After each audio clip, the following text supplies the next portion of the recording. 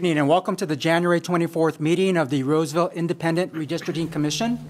This meeting is now called to order. Will the clerk please read the roll call? Borowiak? Here. Cuthbertson? Here. Frank? Here. Griffith? Here. Ledwig? Here. McPhail? Here. O'Keefe? Here. Sweeney? Here. Wagner? Here. Waldrop? Here. Willoughby? Here.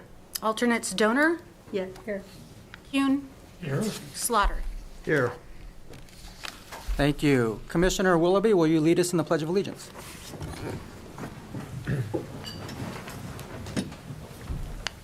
I pledge allegiance to the flag of the United States of America and to the republic for which it stands, one nation, under God, indivisible, with liberty and justice for all.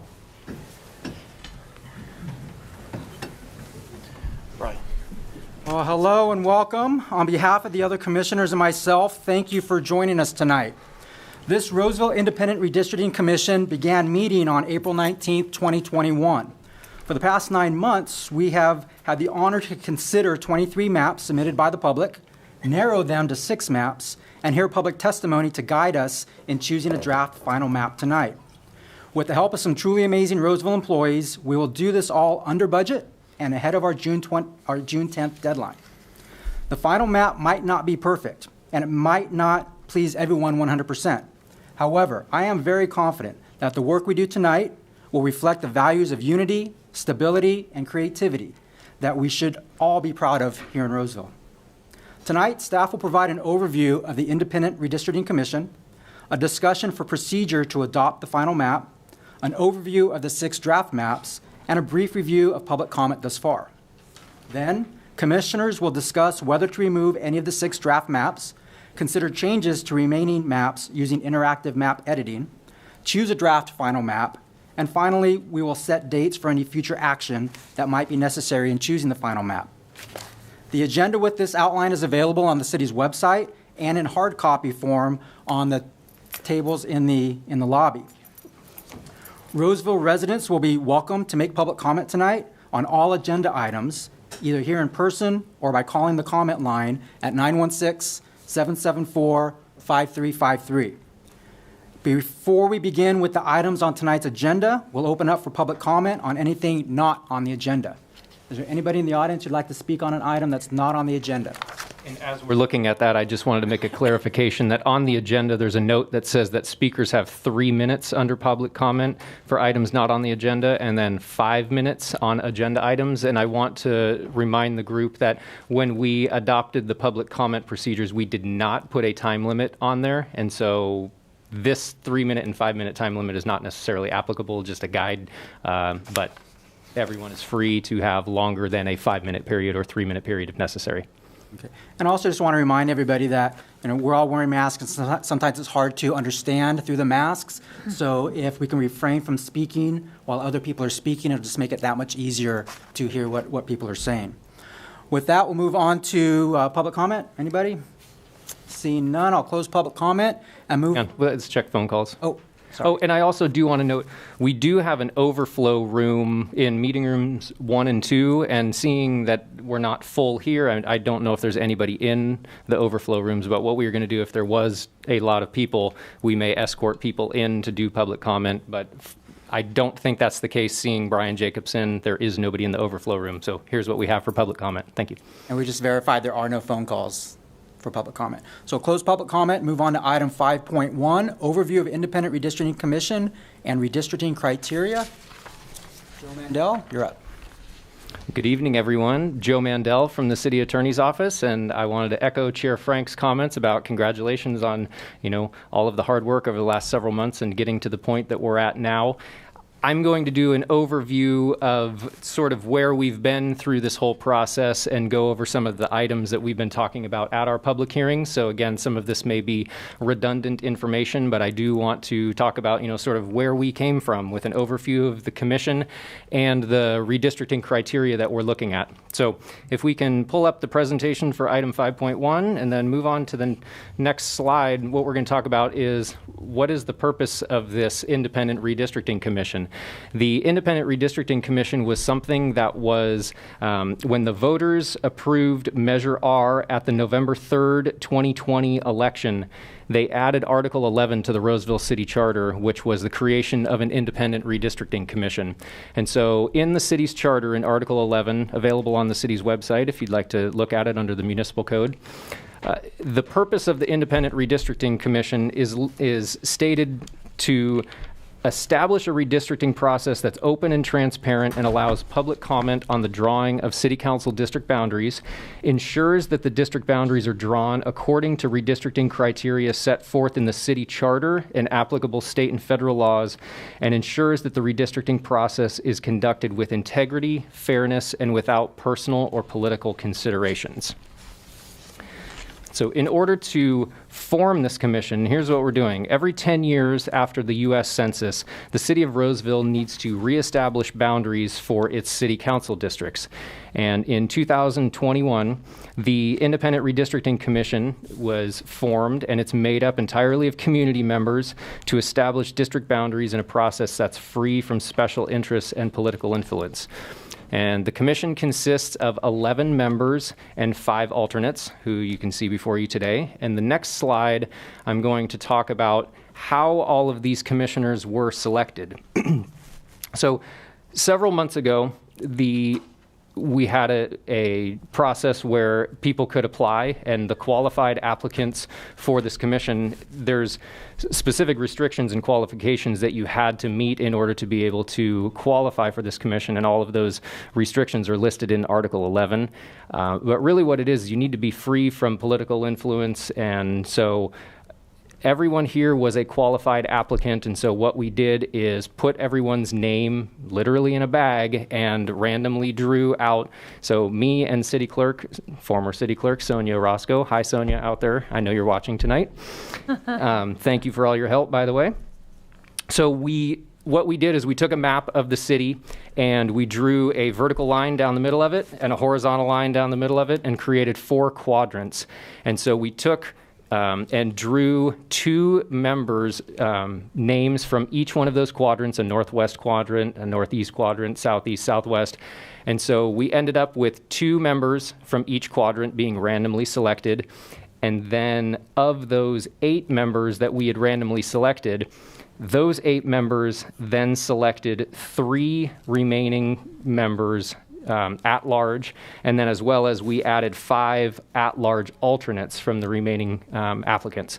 So the final little bullet down there is the selection criteria that we looked at when we were selecting the 3 at-large commissioners and the 5 at-large alternates. So the selection of the remaining commissioners was based on the applicant's relevant analytical skills, ability to comprehend and apply the applicable state and federal legal requirements, their familiarity with the city's neighborhoods and communities, their familiarity with the city's demographics and geography, their ability to be impartial, and their apparent ability to work cooperatively with other commissioners. So far, so good on that part of it. I'm pleased to see that. So moving on. After we formed the Independent Redistricting Commission, we moved forward with selecting a demographer to help us out with that. And in March 2021, the city issued a request for proposals for demographer and mapping software redistricting services. And in June 2021, the commission reviewed the 3 proposals that were received from demographers, and we interviewed them, and then the commission made a recommendation for demographer services. And so in August of 2021, the city executed a professional services agreement with a company named Mowell, Foster, and Alongi, which we know more as their doing business as name of Flow Analytics. So if you hear us say the name Flow tonight, we're talking about the city's demographer, and also the person that we've been working with, the consultant's name specifically is Jed. And so I know that we've been throwing those, sort of loose names around of Flow and Jed, but if that's what we're saying, we're talking about our demographer. And so what Flow Analytics is helping us out with is redistricting election services, preparation of maps, district plan development, and part of the plan presentation and implementation. So we will be hearing from Flow Analytics later on tonight, and they will have lots of great information for us. But moving on with this process so far. After we selected a demographer, we went through several meetings where we did lots of training and learned a lot of information about the redistricting process itself. And so this slide shows some of the trainings that we were involved in. I did presentations on the Brown Act, on Conflicts of Interest, and Public Records Act. When we hired Flow Analytics, Flow had been working or is working with a sub-consultant named Redistricting Partners. Redistricting Partners came in and did a couple of presentations, one on the commissioner's role. We talked about federal and state redistricting laws. We talked about the Federal Voting Rights Act. We had a training on Redistricting 101, which went over all of the redistricting fundamentals and process and how to interpret census data. We've gone through and talked about how we're going to engage the community in this whole redistricting process, and have had trainings on the map making tools and software and that district scenario modeler that we've been using to create draft maps. So with all of that training underway and background, now we're to the point of the commission was trained, and now we need to talk about drafting maps and looking at maps. And so what are some of the criteria that we're looking at when selecting maps? So this language on redistricting criteria comes straight out of the city charter at Article 11, Section 11.09. And you'll see some of this is in outline of A1, 2. This is straight out of the city's charter, but I want to walk through this language because the specific language is important for our further discussion. So this slide shows what the commission shall do when drawing its final map. And item number 1, council districts must be substantially equal in population as required by the U.S. Constitution, and population equality is based on the latest census data that we recently received late last year. Item number 2 on the commission shall draw its final map so that it complies with the U.S. Constitution, the California Constitution, the Federal Voting Rights Act, and any other requirements of federal and state law that are applicable to charter cities. Those are the items that the commission shall consider. Now this next slide shows the items that the commission should consider and uses this criteria in the following order of priority. So there's 5 of these, and looking at order of priority, item number 1 is to the extent practicable, city council districts shall be geographically contiguous. We're going to see this to the extent practicable language in each one of the order of priority criteria, so I just want to point that out. But we will come back to this item of item number 1 about to the extent practicable, council districts shall be geographically contiguous. I want to continue on with that section talking about areas that meet only at the points of adjoining corners are not contiguous. Areas that are separated by water and not connected by a bridge, tunnel, or regular ferry service are not contiguous. And areas that are separated by a rail yard or a highway are not contiguous. On to item number 2. To the extent practicable, the geographic integrity of any local neighborhood association boundaries, or local community of interest shall be respected in a manner that minimizes its division. And in this item, we have a defined term of community of interest. And so a community of interest is a population that shares common social or economic interests that should be included within a single district for purposes of its effective and fair representation. And it's important to point out that communities of interest do not include relationships with political parties, incumbents, or political candidates. Moving on to the redistricting criteria in order of priority. Number 3, council district boundaries should be easily identifiable and understandable by residents. And to the extent practicable, council districts shall be bounded by natural and artificial barriers, by streets, or by boundaries of the city. Item number 4 in order of priority, where it does not conflict with the preceding criteria in the subdivision, council districts shall be drawn to encourage geographical compactness in a manner that nearby areas of population are not bypassed in favor of more distant populations. And then item number 5 is the catch-all of any other commission adopted criteria that do not conflict with the other requirements and criteria listed in this section or with state and federal law. And I'd like to point out that there are no other commission adopted criteria so far with regard to this item number 5. Moving on to the next slide, we've talked about what the commission shall do in considering a final map and the orders of priority, and these are the shall nots. You shall not adopt council district boundaries for the purpose of favoring or discriminating against a political party, and the commission shall not consider the place of residence of any individual, including any incumbent or political candidate, in the creation of a map. So that is the end of my presentation for the overview portion of it, and I'll turn it back to Chair Frank for any questions. Thank you, Joe. Are there any questions from commissioners on item 5.1? After public comment, I will return to see if there are any comments from commissioners on this item before we move on to the next item as well. So, having said that, is there any public comment on item 5.1 of this commission? Are there any phone calls with public comment? Closed public comment. Are there any comments from commissioners? Okay, we'll move. Yes. I would just like to remind everyone of one of the most helpful things that I learned or was reiterated to me during the process when we were being trained about the different selection criteria is the cracking and packing term in terms of gerrymandering or protecting a community of interest. And so I just want to emphasize that when we went through these trainings, and for anyone who's tuning in at home, we were taught about the importance of protecting a community of interest and how it can harm a community of interest if they are split up in a way that makes them too small. And so when we're talking about communities of interest, we learned that they have to be mappable.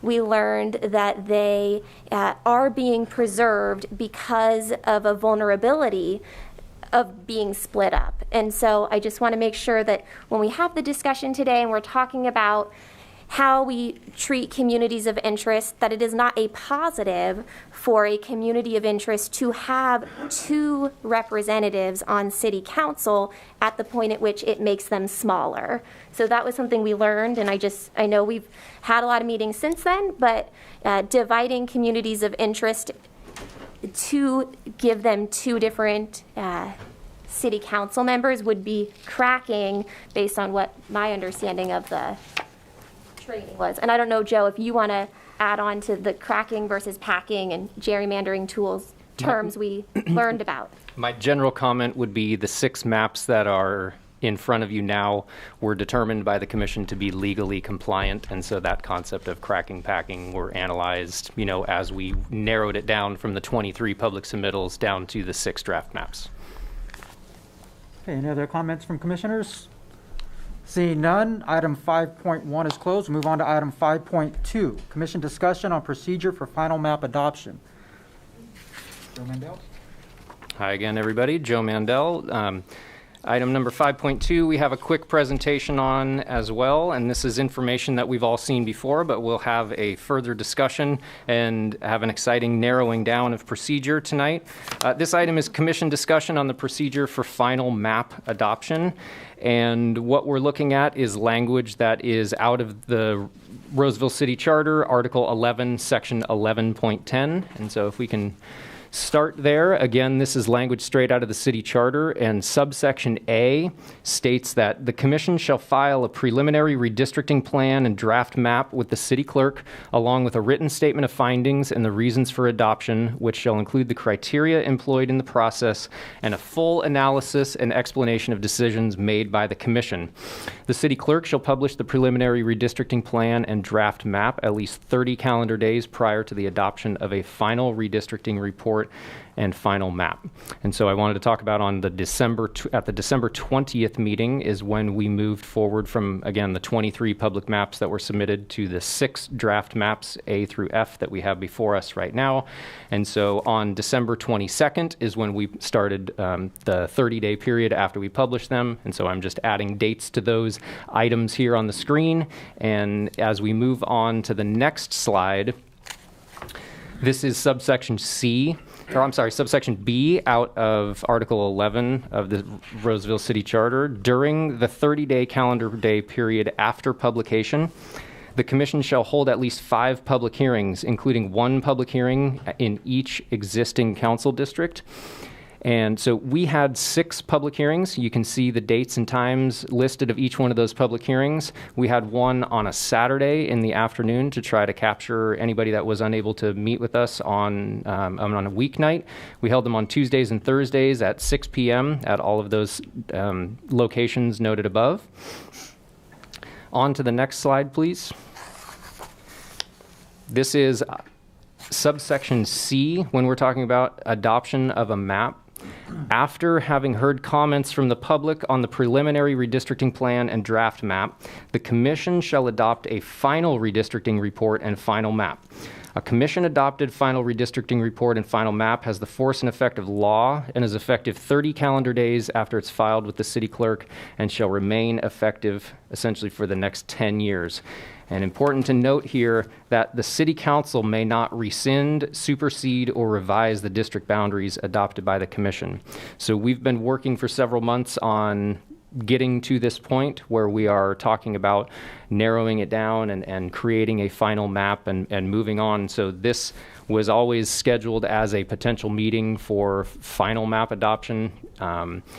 We obviously have items we need to talk about on the agenda tonight about how we want to narrow that down. And so I highlighted a couple of areas in my staff report for this item 5.2 that I want to make sure that we go over tonight to sort of narrow down process-wise how we want to handle this before we even talk about actual interactive map drawing or potential line drawing.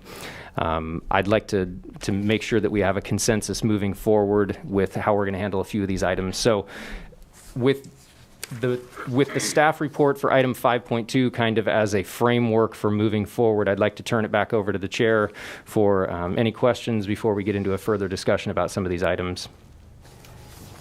Are there any questions from commissioners on the presentation? Again, we will have further conversation on this Correct. item. So just to confirm, before we have our discussion, we'll get public comment on this item and then we'll have a discussion? So it's only questions right now? So generally what we've been doing is questions from commissioners, public comments from commissioners. Correct. Basically, I will give my presentation on each one of these things. Then the commission can ask questions of me. We'll open it up for public comment to receive any public comment, close public comment, and then after public comment is closed is when the commission can have a discussion. And if there's any motions or anything moving forward out of this, that's where we will sort of take that information. Again, we'll need to make sure if any motions are made throughout the night to move anything forward that we clarify that for the record, have, who made the motion, who seconded it. We're going to be doing roll call. So that is how we'll move forward sort of process-wise. So back to you, Chair Frank. This item is open for public comment. If anybody would like to speak to item 5.2. Is there anybody on the phone lines? I think she's on. Okay, nobody on the phone lines. Again, anyone in the audience? I will go and I'm sorry, you're asking about our opinions on the various maps? if you'd like to speak publicly, not on various maps, just on item 5.2 in we're going to be discussing in a few minutes the procedure of how we will choose the maps. Okay, And so if you have any thoughts on the procedure. okay. Will you have comments after he talks about the procedures, or is this the only? Yeah, I think that'd only be fair. Okay. Because we're not, yeah. Again, after he's done, we'll do questions, public comment, and then commissioner questions, or commissioner comments. All right, we'll close public comment for now, but we'll open it up again later. Joey, would you like to continue? Yes, I am going to find the language real quick. So the first item in my staff report is related to this question about the interpretation of the language in Article 11, Section 11.09B1, which we're talking about geographical contiguity of the districts. And the language states, to the extent practicable, city council districts shall be geographically contiguous. Areas that meet only at the points of adjoining corners are not contiguous. Areas that are separated by water and not connected by a bridge, tunnel, or regular ferry service are not contiguous. Areas that are separated by a rail yard or a highway are not contiguous. So I wanted to point out the difference between what our language in the city of Roseville's Article 11 of our charter versus what state law in California Elections Code Section 21621C1. That California Elections Code, if we did not have any different language in our city charter, this would essentially be a cut and paste of the same language out of California Elections Code, talking about, to the extent practicable, council districts shall be geographically contiguous, and then it talks about the areas of separation. When the Roseville Charter Review Commission went through and was drafting this language, they added that additional sentence about areas that are separated by a rail yard or a highway are not contiguous. You will note that there is no additional language after that or before that to clarify anything. So we have to work with the interpretation of areas that are separated by a rail yard or a highway are not contiguous. And so a comment came up at the last meeting, and I know you will hear a comment tonight as well. The commission also received a letter talking about that, the concept of the rail yard separating the districts and whether or not that creates a problem with regard to with regard to geographically contiguous. And so I want the commission to be aware of the city attorney's office has analyzed this language about areas that are separated by a rail yard or a highway are not contiguous. And in all of the draft maps moving forward, it is our opinion. We have reviewed this opinion with outside counsel. We have reviewed this opinion with Flow Analytics. We have reviewed this opinion with Redistricting Partners, that the draft maps that are before you do not have a separation by a rail yard. They are all connected in some way or another by a road, and they are not necessarily considered separated in that sense of the term. So I'm going to stop there. I know we're going to receive comment. I want to turn it back over to the chair for comments, questions, and public comment. So again, on the issue of geographic contiguity, are there any questions regarding Joe's legal opinion of what that is, or any other questions for Joe regarding geographic contiguity? Just a clarification, Joe, there's two items mentioned in that sentence, highways and rail yards. Rail yards is mentioned first. Does that matter? Are they equal? With regard to the highway, I believe when we were drawing the maps, there was no possible way to contain all of the district on one side of the highway. True. From a standpoint of statutory interpretation, whether one is in front of the other, it's a rail yard or a highway. So to me, I look at that as equals. The language beforehand about areas that are separated by water and not connected by a bridge, tunnel, or ferry service are not contiguous. As I'd mentioned earlier, the language that we have in our charter is nearly verbatim to what's in the elections code. We just have that additional sentence about areas separated by a rail yard. So there is no case law to assist us in that interpretation, but what I can look at is the case law associated with areas that are separated by water and not connected by a bridge, tunnel, or regular ferry service. And so in talking with our consultants as well as doing our own research, when you look into the law behind that, it's really talking about islands of land that have no connection at all. And so if we're looking at areas, we did send some information along to our demographer at Flow to do an overlay of the areas where there is a connection point from one side of the rail yard to the other to show that they are not separated in that sense. And so we have that information. I know the commission has talked about that or seen that information. And so I'm going to turn it back over to the chair and any other comments. We'll continue with any questions regarding I have a contiguity. comment. Sure. For the purposes of that sentence, we're talking the rail yard, not the railway. Like, not the whole thing, but just where all of those tracks meet? Is that, So would when we that be talk the about rail the yard? Are we talking about the UP rail yard across the street? And I think I asked this question at the last meeting, is where does it start and where does it end? Did we have anybody come back with that information? I do not have a specific boundary of where the rail yard begins and ends, no. Okay. But it is not, I can confirm that it is not the railroad in that Okay. sense, yes. Okay, thank you. And from my understanding, are there 4 ways of getting from one side of the rail yard to the other? You've got going over Foothills Boulevard, under Washington Boulevard, Yosemite, and Tiger. So there are 4 ways to either walk, bike, drive. We don't have a ferry service to get across, but is that correct? Fourth one? You've got Foothills, Yeah. Washington, Yosemite, and Tiger, that you can get from one side, any one of the maps, you can get one side of a district across the rail yard. Okay. And that is also more ways to get across the rail yard than the other side of 65 to get across 65. Right.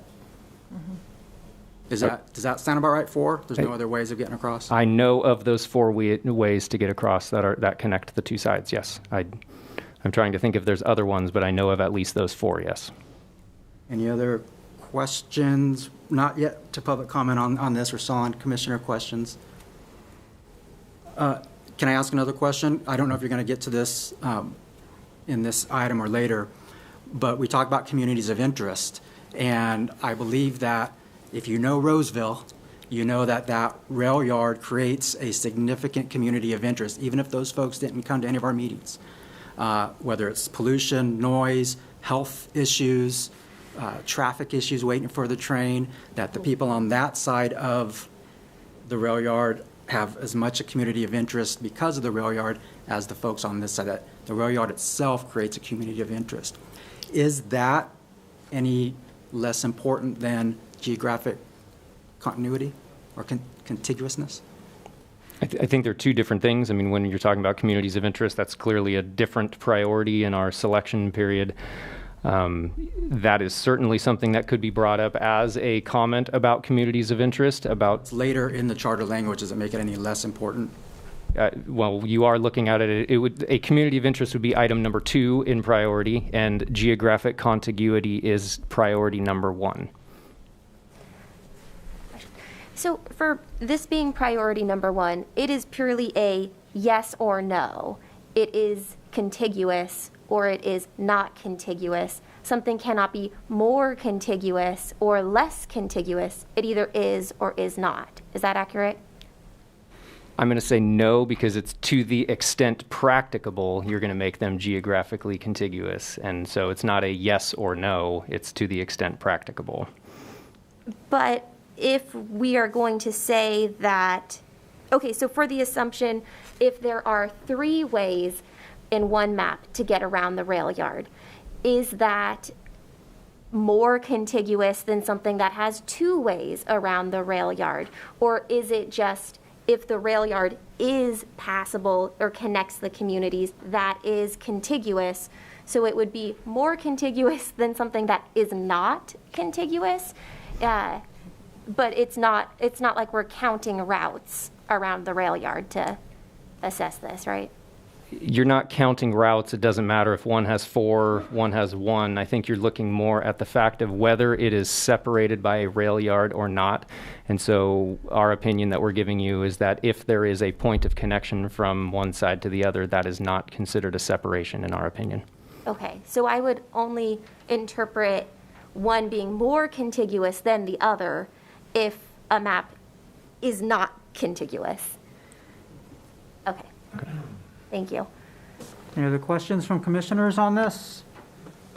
And again, you'll have an opportunity after public comment to make commissioner comments as well. We'll go ahead and open it up to public comment on item 5.2 regarding geographic contiguousness.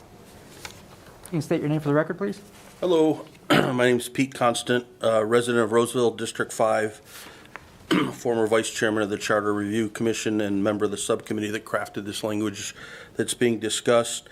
I agree with almost everything the city attorney said, except that a very specific way of looking at interpreting language is by looking at legislative intent. And this provision exists for a reason, because it was an issue that was brought up after the last maps were drawn. It was an issue that was discussed by the Charter Review Commission.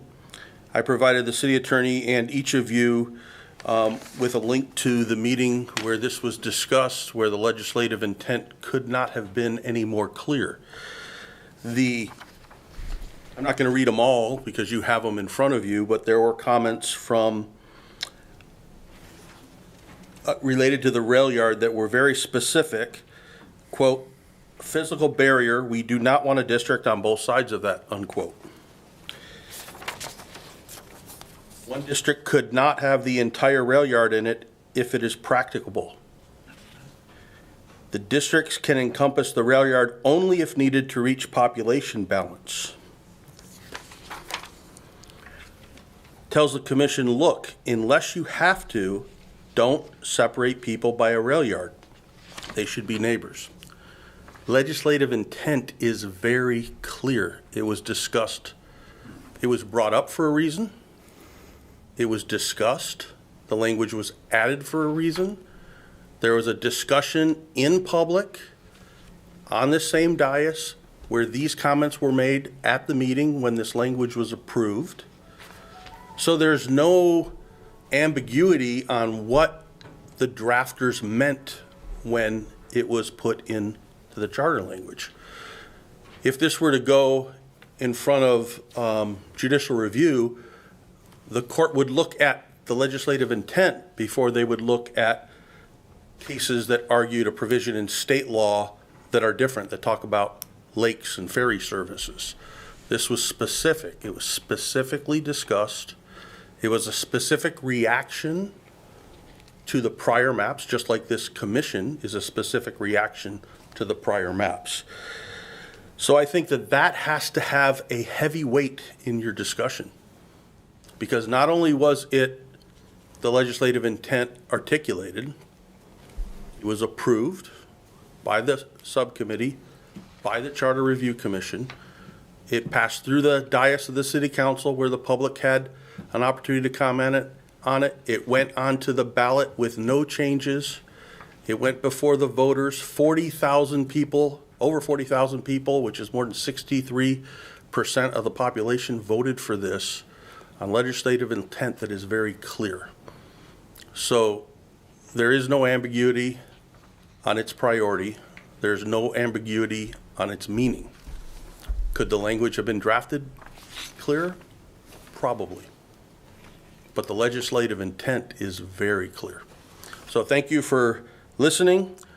I also want to thank you for serving on this board, because I remember when we crafted the language for the qualifications and the selection process for this board, there were a lot of naysayers that said, you'll never fill this board. You'll never be able to get people who want to do it. You'll never get people who are qualified to do it. All the people who are qualified to do it are going to be excluded because you put so many exclusions in there. But just like in this other case, I think we prove them wrong, because we have a great commission that's had great discussions and is moving along with all 6 maps far better than the maps that are in place now. So I obviously have my opinions because of my experience in working with this. But thank you for being here. I appreciate your work, and I'm glad that we didn't make the qualifications so difficult that you guys couldn't be here. Thanks. Do the members of the public like to speak on this part of item 5.2 regarding geographic contiguousness? Are there any phone calls? Okay, we'll go ahead and close public comment and open it to commissioner comments. Who'd like to go first? Joe, can you speak to legislative intent? I can speak to legislative intent in the sense of when you are looking at statutory interpretation and how to interpret a statute. Mr. Constant was correct in his statement of there is no ambiguity here. This language is clear as written, and so it really comes down to, if you're looking at statutory interpretation of clear language, you do not get into legislative intent. And so my comment is that we would not even look into legislative intent, and what you are essentially looking at is whether or not there are areas that are physically separated by a rail yard with regard to this sentence. I will give the comment of the commission is certainly welcome to entertain a motion if they so are inclined to determine that any maps that are separated by a rail yard are not considered contiguous. That is certainly an option for the commission before you, and that's why I wanted to make sure that we address this item early on in the process. But it is our opinion, again, in the city attorney's office, we've discussed this with our outside counsel and with our consultants, that areas that are connected by the roadways that we've discussed are not considered separated in our interpretation. Comments or questions from commissioners? Say that based on the maps we have before us, if we use the rail yard and Mr. Constant, pardon me, definition, then there's only one map where it separates the districts on each side of the rail yard. So that's something we should discuss, because that whittles us down to just one map. Because I know we were told going into this that all the maps met the contiguous clause. Regarding the legislative intent, as the Vice Chair of the Charter Review Commission mentioned earlier, that I and actually there's 4 of us in the room today that were on that, we're up here for that. And the night that we talked about this particular language, there were 4 of us up here, and the Vice Chair was serving as the chair. After his presentation, I asked a question. You don't want to have a rail yard dividing a district? Question mark. Now, in the letter that was given to you today before our meeting from the Vice Chair, it implies that I made a statement.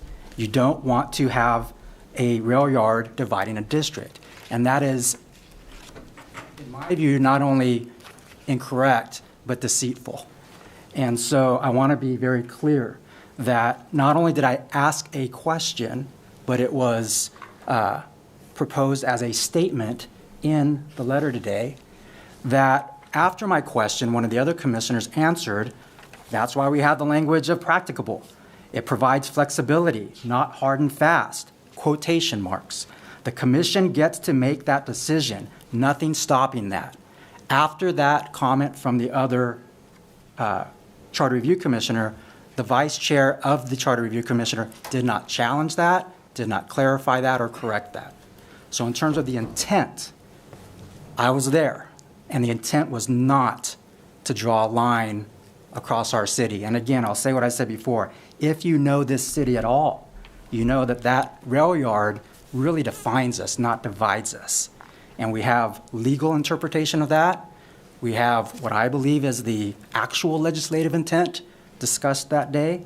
The language itself was originally discussed in a subcommittee that I had asked for reports on during the public meetings, and those reports were not provided, and after several requests for that information.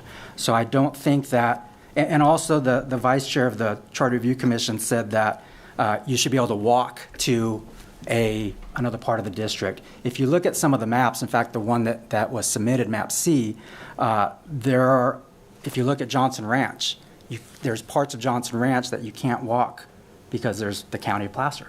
And so it divides us politically. So in terms of intent, I'm not convinced at all that this language prohibits us from going forward with all 6 of those maps. We're not restricted just to the one, in my opinion. Can I add a comment too? I would also just go back to what Joe was mentioning about you start with the clear language as it is written, and the fact that this is the language that went to the voters. And I think that, we are Roseville voters. We read this language and we've made it this far to interpreting, is there a way around the rail yard to be contiguous? So if we're going to consider, you know, the charter and the fact that it had such support from Roseville as our mandate, I think it's good to go to the clear language, as Joe mentioned, as our first way to look at it. Any other comments from commissioners? I have one more too in regarding to that. We're talking about the rail yard, but it's not been given any greater emphasis in this language than a highway. And now we have two highways to deal with. It's completely impossible to make our districts only on one side of I-80. I mean, we can put most of it there, but not all of it will fit in there. And then 65, you know, that's just going to cut off a little tiny section of the north end of the city. That's nowhere close. It's what, 5,000-6,000 people. So these are not practicable, but they are good boundaries to use for visual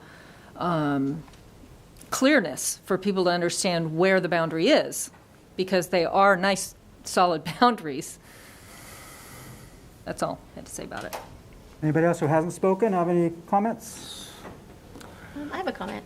I listened to the Charter Review Commission video recording that Mr. Constant sent to us. Thank you for sending it. It was really helpful for me to be able to see what was said at that kind of, I think it was about 58 minutes or so into the meeting. And one of the things that I kind of took away from it myself was that the language where it says to the extent practicable was put in there for flexibility. I heard that from two commissioners. I heard that from you, and then I heard that from Mr. Garrett. And so that was helpful for me to go, okay, there's some flexibility there. Like, we're not completely tied down. So that's all I wanted to say. Anybody else? All right, let's see, where are we? Do we have other points? We had questions, public comments, and then do you have other points regarding item 5.2 still? With regard to item 5.2, if we're done with the conversation about the rail yard, we can entertain a motion one way or another, whether to determine, you know, that draft maps A through F are not separated by a rail yard or highway and are, you know, contiguous. We can move in the direction, as Mr. Constant states, of narrowing it down to the two maps that meet the interpretation that he's stating. Really, this is just a respectfully disagree on interpretations at this point. And unless there's any further questions of me, I mean, the commission can move on with further discussion about this if they have any, or we can move on to the next item in our, you know, sort of priority of discussion about future items. And also, I was just told that there is a phone call. We did close public comment, so I'm not going to reopen it for the phone call. There's been several minutes since public comment was closed. But if they want to stay on the line, we're going to open up public comment for anything else that you're going to go through on, because you have more for 5.2, correct? Correct. And I also just want to remind everybody, this is the college professor in me, please turn off your cell phones before you come to class. And that goes for all of us up here as well. All right, Joe, you're up. Okay, moving on. Again, I'm just referring back to the staff report that I have for item 5.2.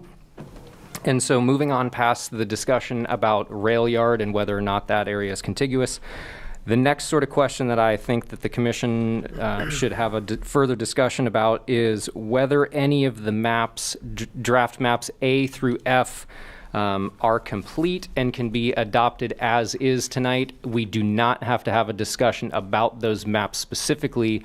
What I'm trying to get at is, if we were to adopt one of those maps as is tonight, in the event we get there, how are we going to do that? Do we want to talk about doing that by ballot? Do we want to talk about doing that by motion? Do we want to talk about doing that by a ranking system? You've received public comments on a point value system that you can attribute to each map. And so I would like the commission to have a further discussion about it. I can give you my recommendations if you'd like to hear it, but I will turn it back to the chair for any questions of me. Question is, or The question to us is, if there is a map that we don't make changes to and we want to adopt tonight, what does that process look like? Yes. And then, am I right, we'll have another conversation if we want to make changes to maps? What does that look like? Yes, absolutely. And that's moving down throughout this process. I just want to start with, before we even talk about potentially changing maps, I want to talk about if we don't ultimately change a map, how I don't want to go backwards, and, if there was something that we wanted to have a decision about earlier on in the process. So again, I could, my recommendation or comment about this item is that you are an 11-member commission. There are 5 non-voting alternates, and in order for this commission to pass a motion, 6 people need to vote in favor of it. So in reality, the way that the process is written right now is currently, if a motion is made, seconded, we go to a roll call vote. If there are 6 yeses in favor of something, then that item or that recommendation in the motion would move forward. And so if there is an interest by the commission in doing that in a different way, or if there would be, further discussion about something beyond just a motion and then a majority vote, I feel like this is the time that those comments should be made. Any questions from commissioners regarding what Joe said? Just to like to clarify the process that you just described, Joe. At what point in there would there be discussion amongst commissioners? A motion is made and then there's discussion after that? I just want to Can I clarify. talk? So if there's a motion, then there's a second, and then I would have the person who made the motion advocate on behalf of their motion. And we would open up to anybody who wants to give a counterpoint of view. If there's another discussion, another comment from an advocate of that motion, they can. We'll just kind of go back and forth. If anybody wants to amend the motion, they can make a motion to amend, and then we would do kind of the same thing on that amendment. That amendment would then become a part of the main motion. And after we are satisfied that every side has had their opportunity, then we'll go ahead and vote by majority vote of the 11 members, not alternates, correct? Correct. And the question is whether that would be by roll call or if we would have a ballot. And by the way, maybe you can answer this. A ballot is not a secret ballot, right? I mean, everybody will know how we voted. Correct. There is no secret ballot. The whole point of the balloting system is really just when it would come, if we did ballots and then determined whatever the ballot is going to figure out, at that point, a motion would be made about whatever that main item is. So if you do it by motion and then not ballot in any way, it may just go a little bit faster. I just wanted to let the commission be aware of, without any other discussion on how we would handle this, in my opinion, it would be just a motion, and then a motion that would get a majority of 6 people in favor of it would pass that motion to move that along. And also, by the way, the chair does not make motions. So if I want to see anything, I may ask somebody to make a motion. But if you don't make that motion, then it doesn't go any further. So I know we're kind of separating out the discussion around if we pass a map as is versus the discussion around if we pass a map with modifications. If we want to make a point about kind of both as an umbrella, is that okay? If it applies to both, just bring it up in the first section? I think it's possible to move forward maps as is for further discussion.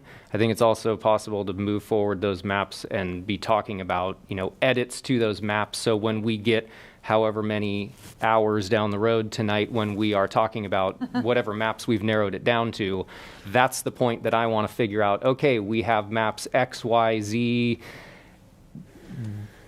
How do we want to narrow it down? Is that going to be, again, ballot, by motion, and again, our recommendation is to do it by motion.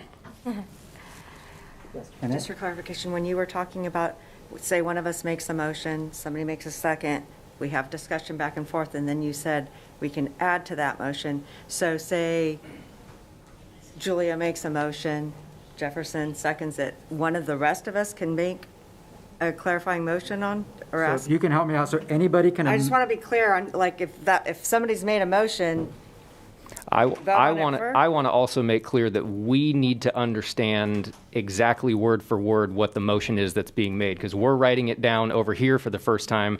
There's no recommendations throughout all of this because I don't know what you guys are going to do tonight. So we need to make sure that if motions are made, we have them written down verbatim. If they're going to be amended, going back to the person that made them, there can be whoever made the motion, if we're thinking of amending the motion, throughout the discussion, we can get to that point. But if someone else wants to ask the person to amend their motion to include the further discussion, that's when we can clarify items so that we have a very clear motion out on the table so that Helen and I can follow it enough. Can you also clarify the role of public comment from the time that a motion is made and the time that the vote occurs? Is there public comment during that time?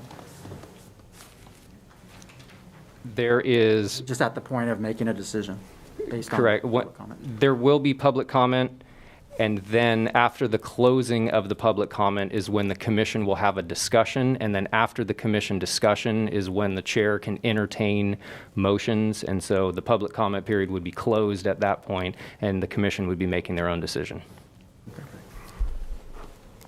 The questions for Joe regarding this process?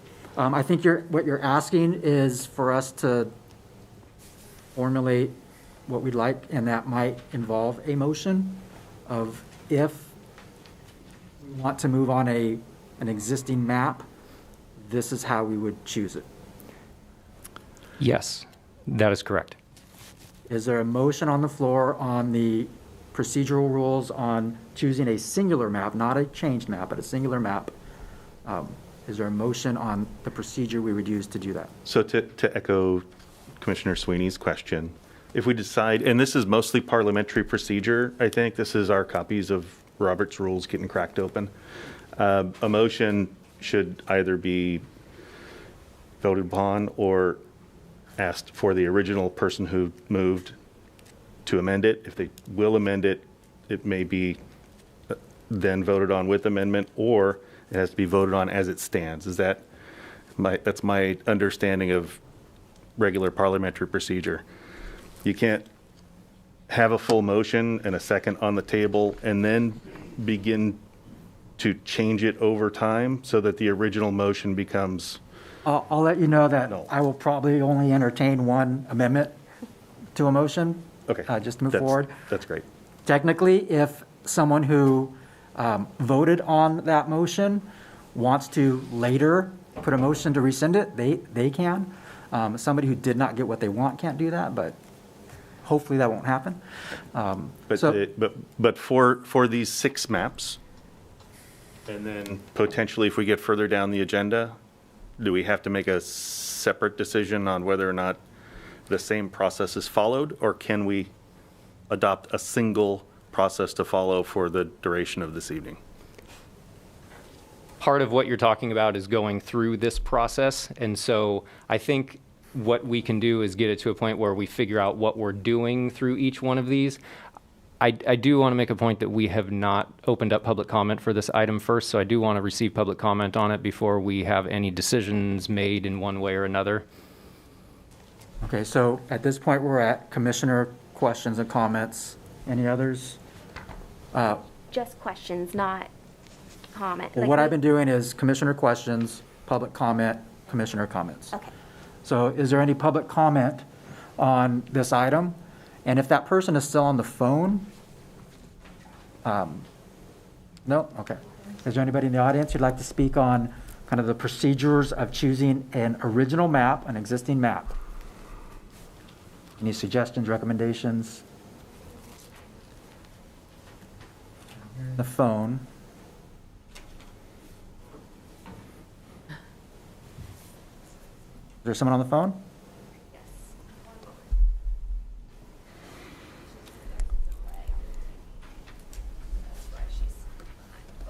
Would she like to speak now? Yes.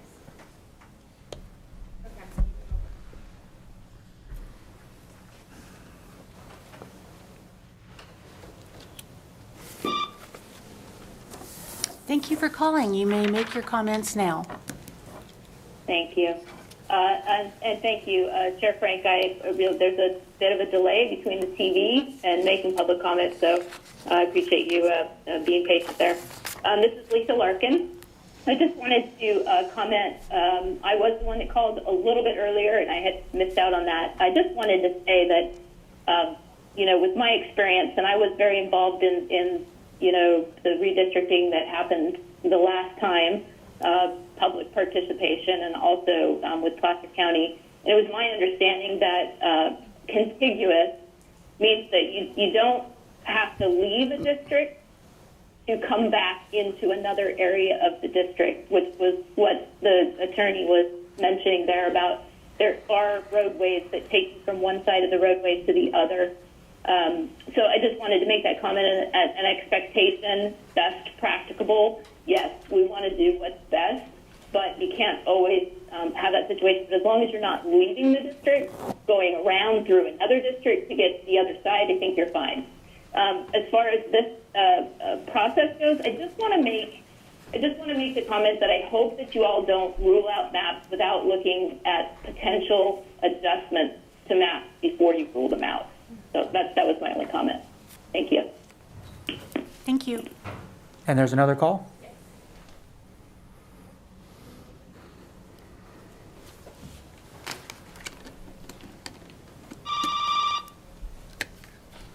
Thank you for calling. You may make your comments now. Thank you. First of all, thank you for giving people the opportunity to call in because we working people, it's hard. So here's my comment.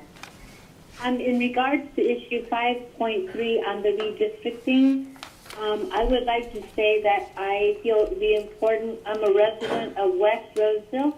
Pardon me, ma'am. We're not on to item 5.3 yet. We're still talking about item 5.2, and I just want to make sure that we stick to the agenda items in order. So if you have a comment about item 5.2, we'd be interested in hearing that now. Oh, no, it's item 5.3. If I can ask that you call back during item 5.3, and that would be a more appropriate time to call. That would be fine. When would be the right time to call for that? Because I've been on hold since 6:05. I'm not sure, depending on how long this item 5.2 will go. Okay, so order of magnitude, maybe 15, if you had to guess. Can we call her? I don't know. I'm happy to call her. Well, we'd have staff do that. But. I'm very happy to leave my comments. I don't need to be present in the meeting. They should be taken at item 5.3 instead of at item 5.2 right now. This is not a timely item. I'm very sorry about that. Okay. But if you don't mind calling. When we open up the next item, this is item 5.2, and when we open up the next item, 5.3 for public comment, that is then the appropriate time to call and comment on item 5.3, which is related to an overview of the draft maps. Right. So at what time should I call? Watching on TV? I don't think she's watching. You're not watching it live stream? Or on the website. No, I don't have live stream. I just have telephone. Can I ask, do I have the ability as chair to allow her to, because we're actually spending more time on this than what can she just speak? No. No? I'm very sorry. How about if she calls back and Can you call gets back and put then just stay on hold again? Until then. Well, I'll try to see if I can get on the live stream then, okay? Very much. We truly appreciate that. We could also accept comment anytime if you wanted to send in your comment to the city clerk's office via email. We can accept that comment at any time as well. Okay, I'll try one of those methods. Excellent. So much. We're sorry that, doesn't always. Apologies for that. Jive with everything. No worries. Thank you. Thank you very much. Any other telephone calls? Okay. Mr. Reed, what can we do for you tonight? Good evening. Yeah, Jay Reed, Johnson Ranch. So this is a comment on the procedure for adopting one of the 6 maps as is. Is that correct, Joe? The discussion now is what we're talking about for if we were to take one of draft maps A through F and adopt it tonight as is. What's that procedure? How are we going to do that? Yeah. How? So I'm confused then, Chair Frank, about why you would include an amendment in that procedure. If you're adopting a map as is, what would that amendment look like? He was talking about an amendment to a motion. If someone were to, I make a motion to approve whatever map, and then if there's Someone wants further to amend discussion, it and someone say, wants to actually, I'd amend. like to amend it to include these two maps as is. So it's a. But not a change to the map at this point. Yeah. I appreciate that. Thank you. That's clear. Any other members of the public like to speak on this item? All right, so Again, we don't need a formal motion on this item. If there's a consensus among the commission one way or another about how you would like to move this forward, again, hearing nothing else, my comment is if someone makes a motion, that motion is seconded and it's approved by 6 ayes, then that motion is going to pass based on our current procedures of this commission. So if you want something to be different. did I close public comment? Can you or did you? Did I? No. Okay. Yes, Mr. Cho. I'm sorry, I must be confused as to what the process is, because if you go on with the way that you're suggesting and do not allow public comment to talk about the maps, and you go ahead to adopt one, then how is the public going to comment on that? So again, if you look at the agenda, we're deciding how we're going to choose, but we're not actually choosing until after we get public comment on each of the maps. All right, so. We still want to hear from you all. Okay, thank you. For Okay. sure. All right. And we're just discussing what are some options on, after we've heard public comment on each of the maps, then how do we decide? Is there a motion or a consensus for I still have a question. approving comment. a singular map or maps, original maps? If we decided to do like a little, a vote, order of priority, and then discuss it, the results, and then make a motion, is that something we can do? And this is just, I mean, I'm just asking. Priority of a map or priority of the selection process? You got a list of all 6, and everybody goes, this is my number 1, number 2, we count them up, we get, how many get 1, how many get 2? Whatever we decide, is this still a possibility, or are we at this point making it our only way is to make a motion, to vote one way or another? I would say the way that I've sort of broken this down is I'm trying to create a bunch of sub-points where we are just now talking about if we're going to adopt a map as is, how would we do that?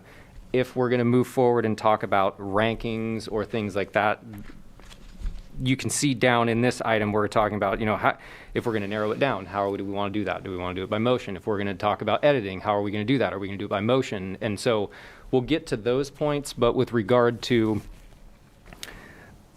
whether or not we want to rank, we certainly can do that. That is another option now out on the table. If someone doesn't want to make a motion, but instead we want to rank, we can give everyone a piece of paper. You can write down your rankings in favored order. We can, tabulate everything, figure out whose favorites are what, and have that discussion.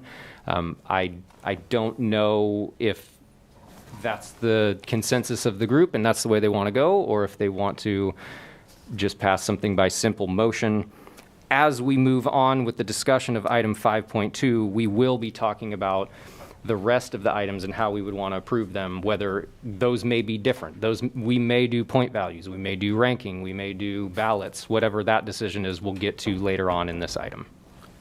Chair Frank, can I make a motion that if we decide to pick one map tonight, that we will follow staff's recommendation? I don't think he has a recommendation, does he? Do you have a recommendation? Yeah, he did. My recommendation was really just based on the background of this is an 11-member voting commission, so 6 members in favor of one motion would pass that motion. So if there was a motion, there was a second, then we go to a roll call vote and you get 6 ayes, that motion is going to pass. And so a suggested motion might be, and I don't want to put words in your mouth, that we could choose an original map or maps, original, without changes, by majority vote, by roll call vote. I think so. Just the process of make a motion, someone seconds. I think given Just the way you described that process, Chair Frank. So there's a motion, not yet a second, to create a procedure of approving an original map or maps, or I guess it would be map. Map. But we could choose original maps to narrow it down. So I'm one just- map, okay. one So map. there's a motion to create a procedure to approve an original map by majority roll call vote. Is there a second? Second. Does majority roll call vote mean She calls your motion name. second? Yeah, okay. Correct, then, yeah, No. correct. Okay, then yes. I second. So there's a motion and a second. Anyone like to speak in, to advocate for that procedure? I think that's the procedure that will facilitate the most discussion amongst us. Okay, anybody who would like to speak against that Can I ask a motion couple questions? of the motion maker? Yes. Yeah, well, and what it would look like. So then, this is just for the final selection, for moving something forward. How do we, as a commission, say yes, or just happening to take it separately? It's an unchanged map, and likely we would then pass the same protocol for a changed map. But either way, it's basically saying, we're going to do a roll call vote to make a final selection. Yes. Is that? Yes. Yeah, but the discussion, the narrowing down, the line drawing, that will all still happen. It's just for final decision. No, what you just described is a different agenda item. Yes, and if I can clarify that, we will be talking about the rest of those Okay. items. This is just strictly to talk about if we don't edit a map at all. Okay. And we want to adopt one as is tonight, how do we want to do that? And then, so to your point, as we move through the staff report here and sort of the flow of how it's going to go, all right, if we move on and start talking about changes and edits, how do we want to do that? How are we going to? This motion doesn't preclude us then from making other procedures about changes? Just for the This one. is just for an if we choose original map. Cool. If we choose, we have that procedure in place. Can I ask a question of the motion maker? Yes. Can you explain why you believe a roll call vote would be better than a written ballot vote?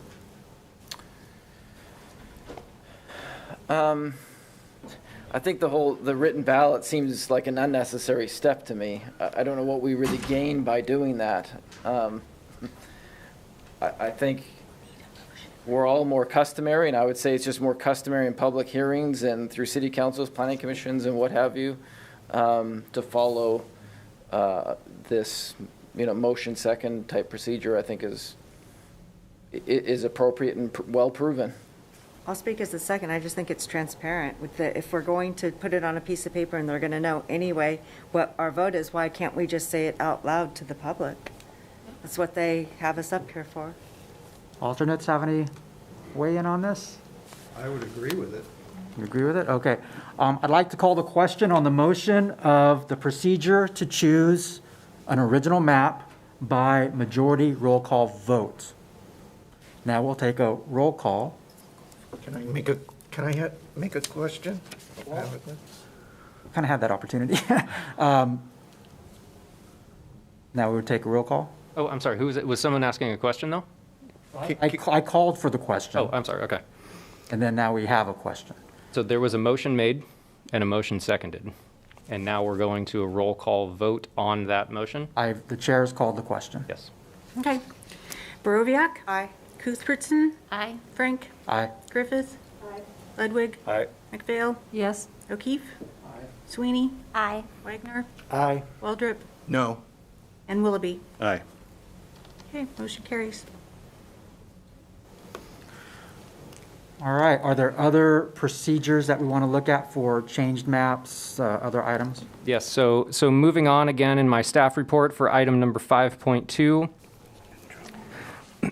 So if no map can be adopted as is without further line editing, how does the commission want to handle the interactive line drawing session in item number 5.6 in an open and transparent manner? And so some of the preliminary items that I'd like the commission to have some discussion about as well is we currently have 6 draft maps before us tonight, and if the commission wants to narrow that down to less than 6 maps for further discussion and potential editing, in item 5.5, how do you want to handle that? Some of the same discussion that we had before of if you want to narrow something down from where you're at, my comment is If you don't do anything different, it would be by simple motion and second, and we would have, 6 people in favor of it would pass a motion to narrow it down to X number of maps if the commission decides to narrow down those maps at all. So this discussion is really talking about how do you want to narrow it down to less than 6 maps? Do you want to do the same process of by motion? Do you want to do it by ballot? Do you want to do it by ranking? Do you want to do it by point value system? If we do it in some way where we, take tabulations or points or something like that, we might have to take a short recess to tabulate everything before coming back and giving you those results. But that is definitely an option. Any questions regarding this this topic? Again, we're looking at if we want to narrow down from 6 to any lesser number, what's the procedure we use? Similar to the discussion we just had on choosing an original map. And we don't necessarily need a motion for all of these items that we're discussing. I'm just more looking for consensus of the commission and having an open and transparent understanding of what we're going to do to select items moving forward. The motion just certainly helps clarify things for the record. Andrew, I apologize for not allowing you to speak before to your question. Would you like to go first and ask? Well, my question was for you to reread the motion, because I think you said original map, as in it won't be edited. And That is true. That's what we're talking about. now, or the first. When we made the motion, it was about an original map, not edited. Now we're talking about whether we want a procedure to reduce the number of maps, and then we'll also have a conversation about the procedure. So we're not locked into the one? Not at all. Or, okay. Only if we're going to choose an original map. If we're going to make changes, then we come up with another procedure. Do you all feel at all like we need a different procedure for each one of the things that Joe's going to go through? I don't. No. I don't. Is that enough consensus for you? If I can clarify then that everyone is comfortable moving forward with, basically simple majority on the passage of a motion to, whatever we're going to do on those items. If we're going to move maps forward, if we're going to make changes, some of the items that I would like to discuss further, I do have a couple more items, but if the group has a consensus of they would like to approve these by motion and majority motion, then... And I just want to clarify, by roll call. By roll call, correct. And so if we had any other, guidelines or norms that we want to be applied or principles applied to the selection process, would we do that now or when we actually talk about maps? I would talk about that when you're talking about maps and before a motion is made to approve one map or another during the commission discussion is certainly when you can, whatever that is that you want to bring up, so that when someone is bringing a motion, they will have whatever comments you're making to consider.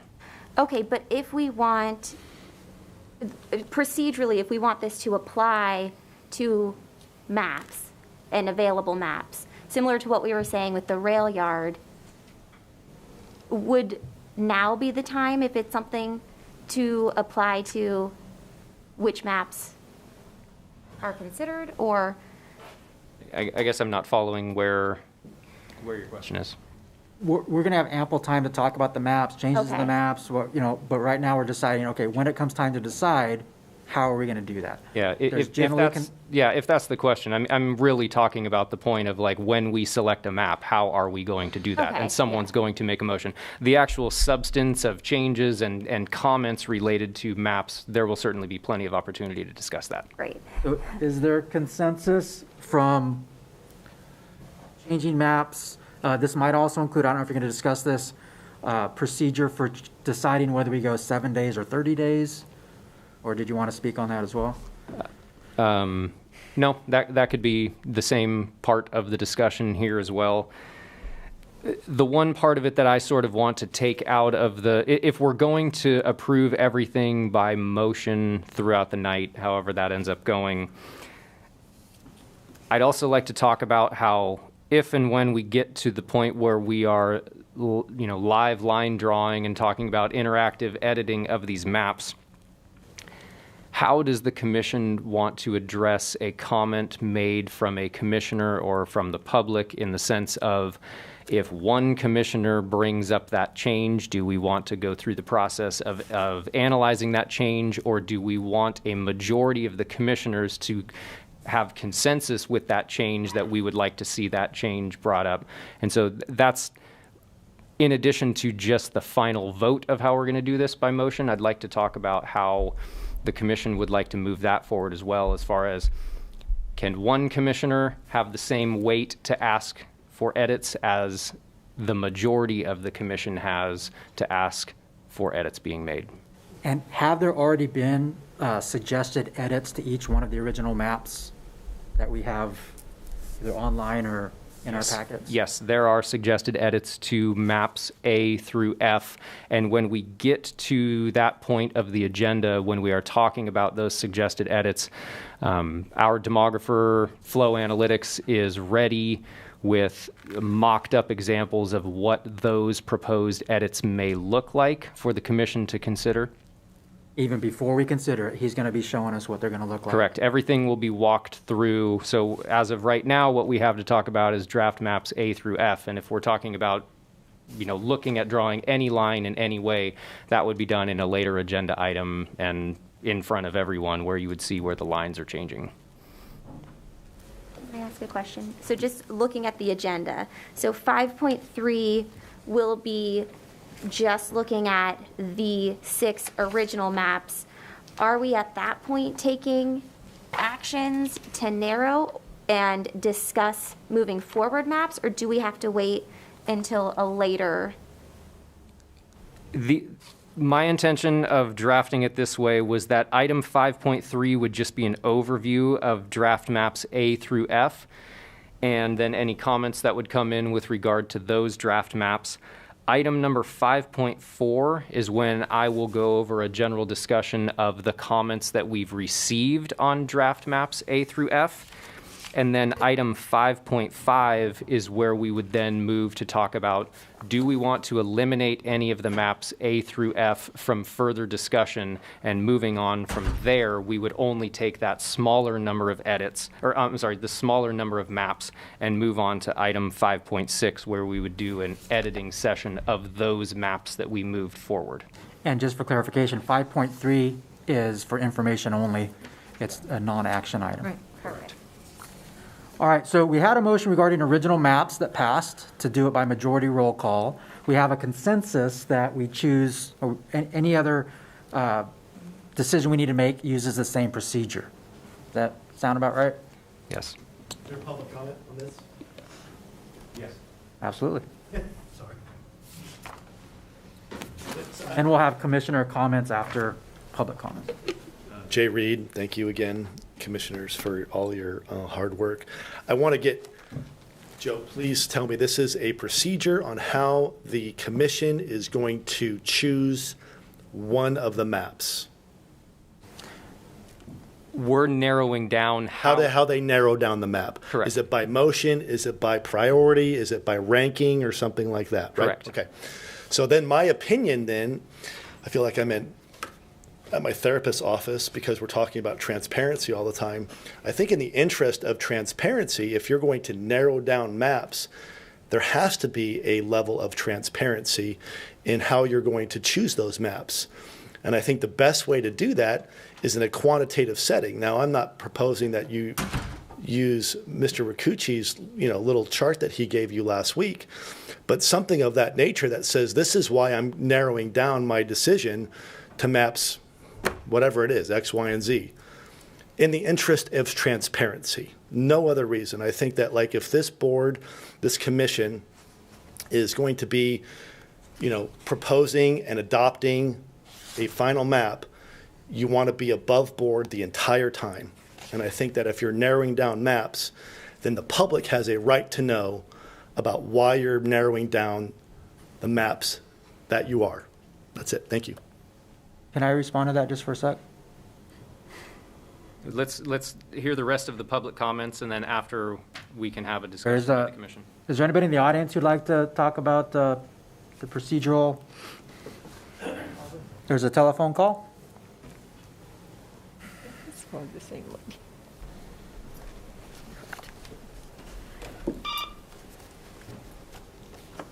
Thank you for calling. You may make your comments now.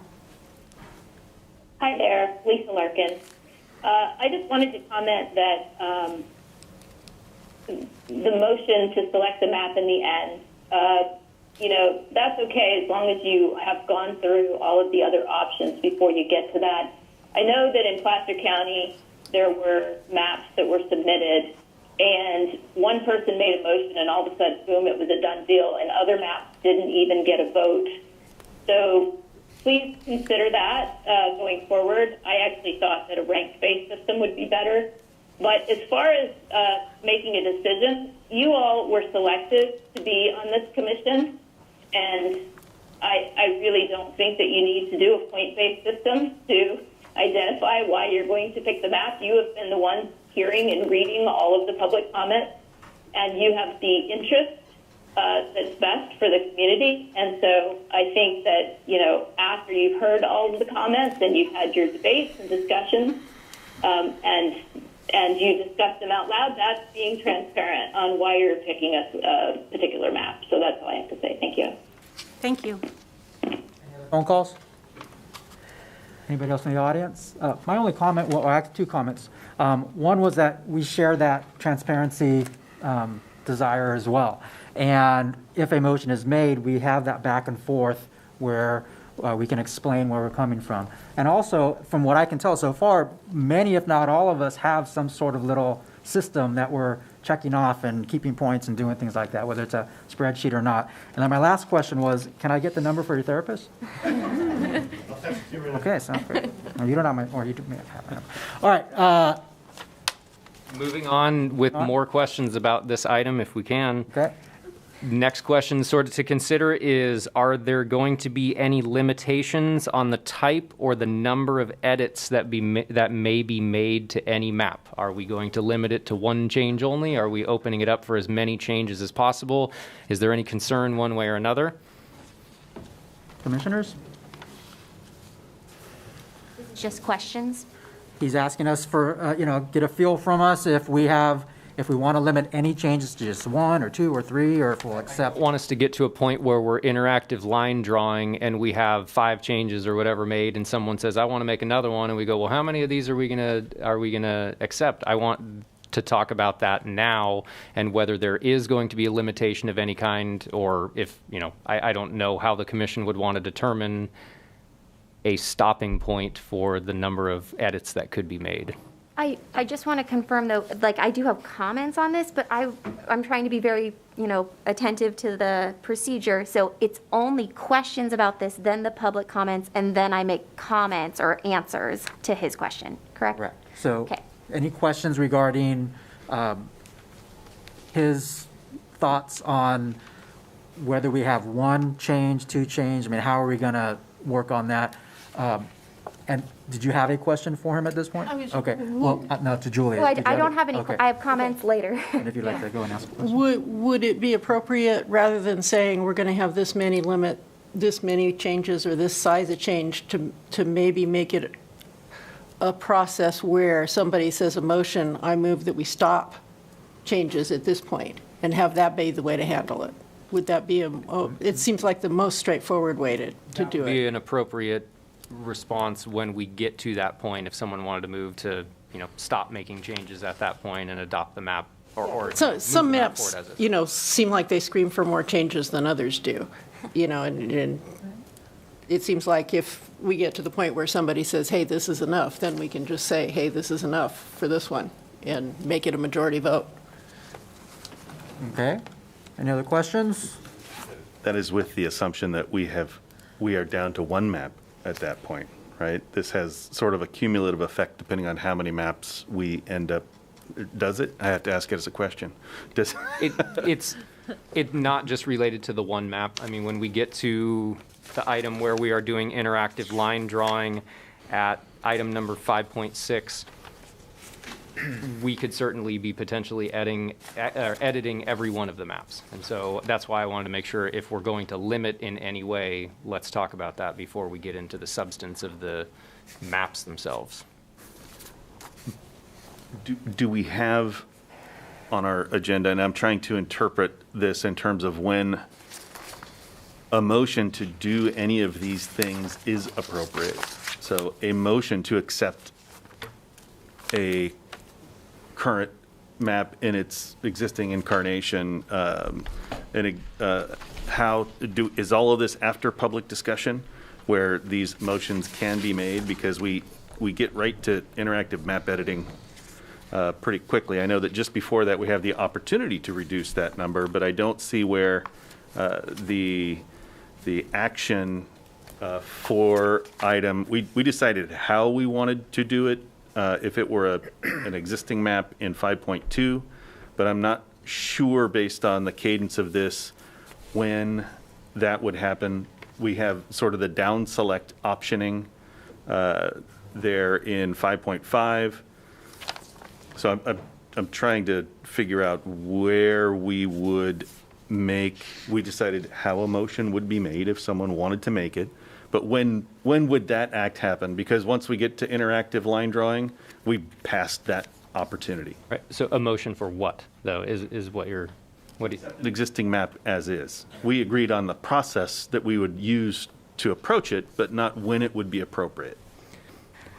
So I think maybe item 5.5, if we say we're going to reduce these maps to 1, then, and without any changes, then, and we vote yes, then we really don't even need the interactive maps because we've chosen a map without changes. The interactive maps is kind of just to give us an idea of.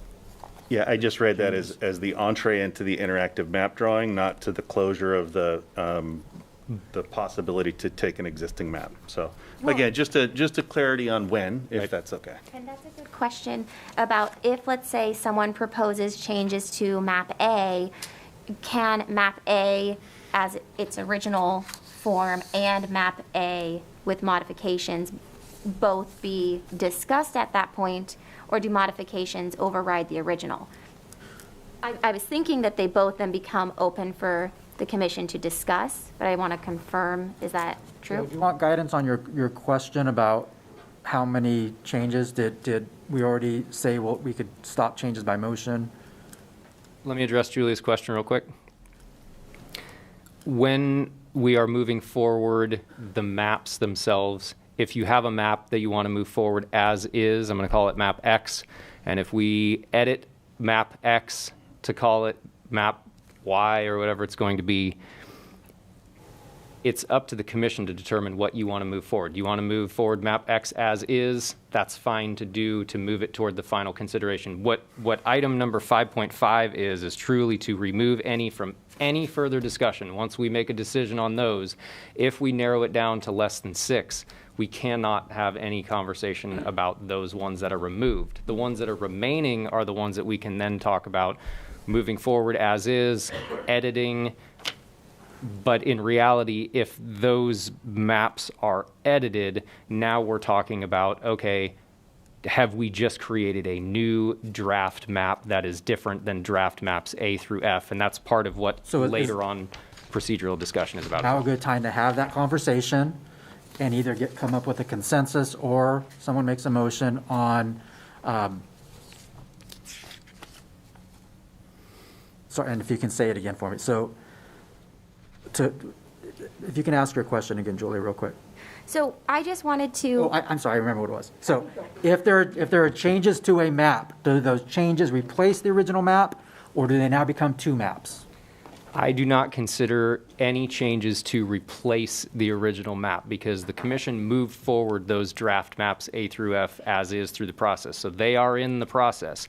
Now, if we are going to edit those lines in any way, you're potentially creating a new draft map. You're not replacing the existing map. Potentially 12 maps. Potentially 12 And so maps. then the changes that we've already seen, those are going to be best addressed under 5.6. They're not part of our original 6. Correct.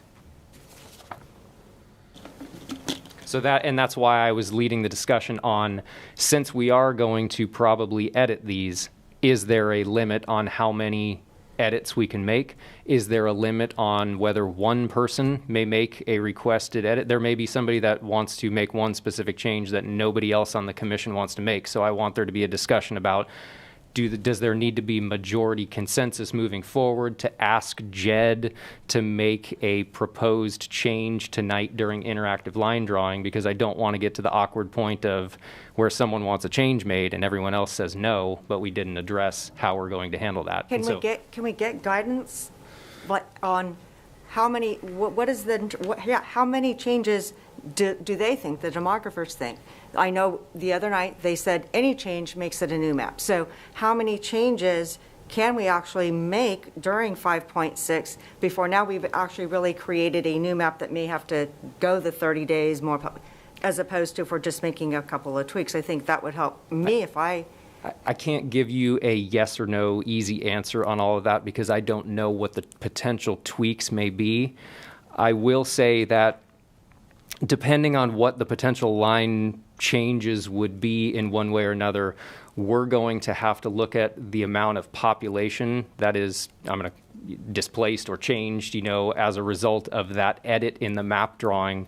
And so we're going to need to look at that population number, and if there is a certain amount of population, we'll get to that point where we discuss that. But if a population is changing, then we potentially maybe at a point where we're interpreting this as a new draft map that's open for another 30 days. If it's moving a line to accommodate open space or go to the edge of a corner where it's just a commercial center, or if it's to include a park, if that's how we're moving our lines, those types of things are not going to involve population changes. And so that's why I can't give a specific answer until we get to that point. But I would say if we're changing areas where people are living, and certainly the more people that we are affecting, the more likely you're going to be creating a new draft map in that sense. And the suggestions that have been made so far are online, and we also have paper copies of them? Is that correct? Correct. In the suggested changes from commissioners as well as the members of the public? Yes, and when we finish up some of this procedural discussion here and get to the point where we're talking about interactive map editing in item 5.6, I want to be very clear that all of the public comments that we've received related to the draft maps have been forwarded to the demographer. The demographer, in the interest of time for tonight, has essentially mocked all of those up so we can visually see what potential changes are going to be made. We can toggle back and forth to see what the original draft map looks like versus what the tweaked map looks like. Again, I don't know what those potential edits may be until we talk about them tonight, but we'll be able to visually talk about those. When they're introduced, we have copies for everyone, and that information will be available online as well tomorrow. I have a comment. I think it seems like to make things simple, I don't know how others are feeling, that we would have to have consensus before we would make a live line drawing change on each suggestion. So if somebody has a live suggestion, we would have to agree that that was what we were going to do before we had Jed jump in and do it, if there was anything beyond the what we have for the changes. Can someone say, hey Jed, if you move this line over here, what does it look like? Could you do that and say, yeah, that doesn't, we don't want to make that change, move it back? To feel it out, you mean? Right. Okay. And when we get to that item, just for reference, Jed has mocked up a lot of that information already for us. We have the statistics, we have the contiguity formulas, we have the information on, voter deferral. All of that information will be available and on the screen. And Jed also has somebody from his firm working in the background in the event that we have edits. They will be calculating the numbers. We're going to try to make this go as quickly as possible. If we ultimately have to take a recess to calculate some numbers and things like that, we will do that. But I feel very confident that we're going to be able to move forward in a way that we're going to be seeing some changes, and the commission will be able to talk about those potential changes. So we are still trying to, in terms of how many changes we, might cap it at. I don't think that there is I am not going to recommend that there be a cap on changes. you've heard a comment on that there should be a majority consensus to suggest map edits, and I would like to sort of understand where the commission feels on that. Are we, one person can make a suggested edit, or do we want a consensus of the group? My take on it is a consensus of the group to make suggested changes. I don't want to put words in everyone's mouth. Can we just say consensus allows us to move to adjusting something to make it a quick show of hands, and we've got a majority to be able to then get a line redrawn? And that's not to commit to that redraw. It's just to see what it looks like. Just to see what it would look like. Let's do that. Yes. All right, we'll just kind of look around the table. If you guys are all nodding your heads, then I like that. we'll check it out. Group some changes, or does it have to be change by change? We can kind of throw it out there to the group. If everyone's like, yeah, change those 2 lines at once because it's a corner. Whatever the person kind of suggests as the change, parentheses, S. I think that would also help with timing. Yeah. Move things along. Yes, I agree. All right, so we'll just kind of look around, nods of heads. So just to spin off of what Julie said, I think you can always do that, like, oh, I've got these 4 changes in mind.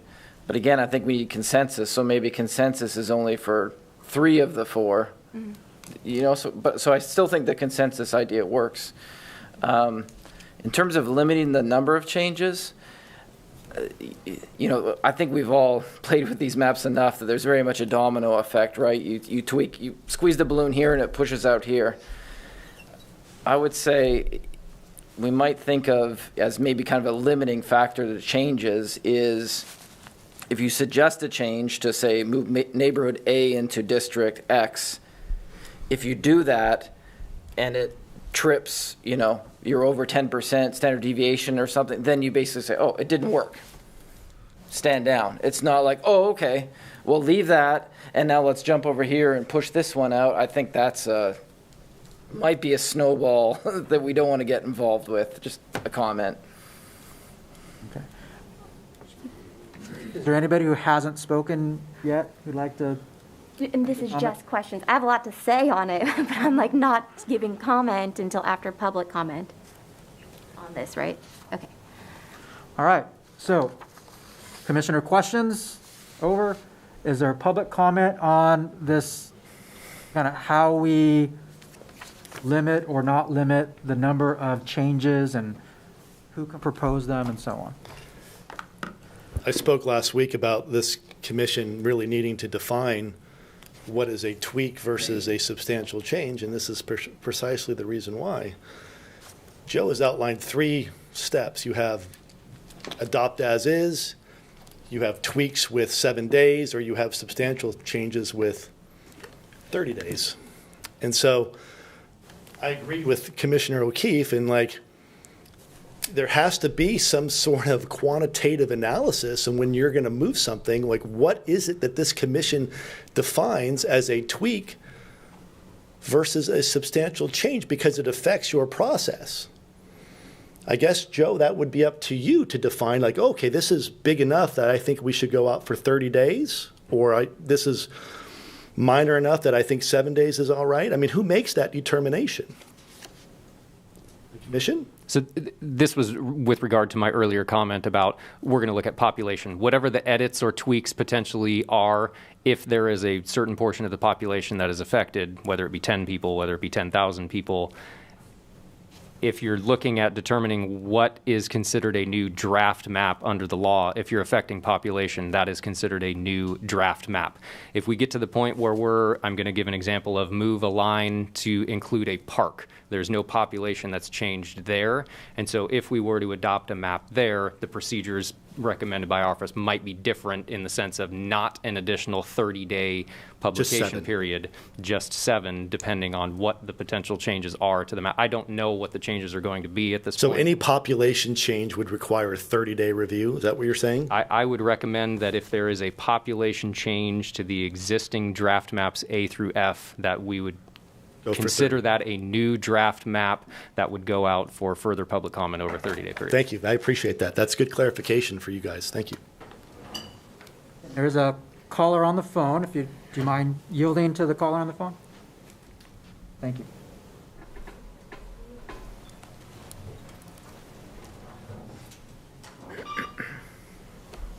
Thank you for calling. You may make your comments now.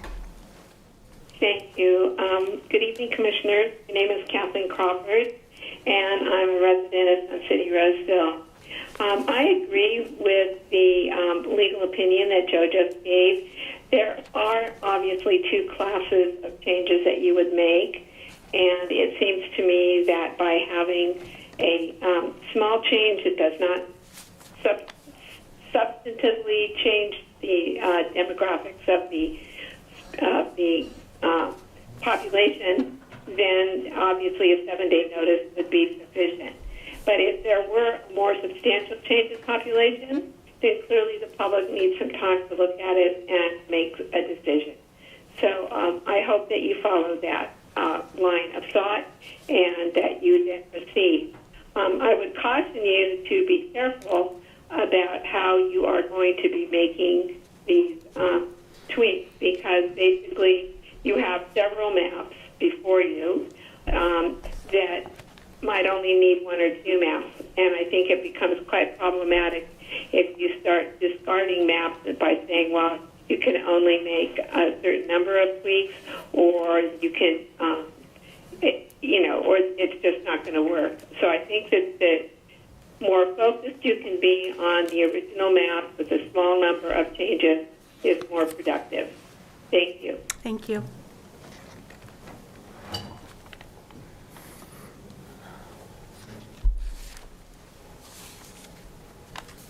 And again, I think you have 6 maps that are significantly better than the maps we have now.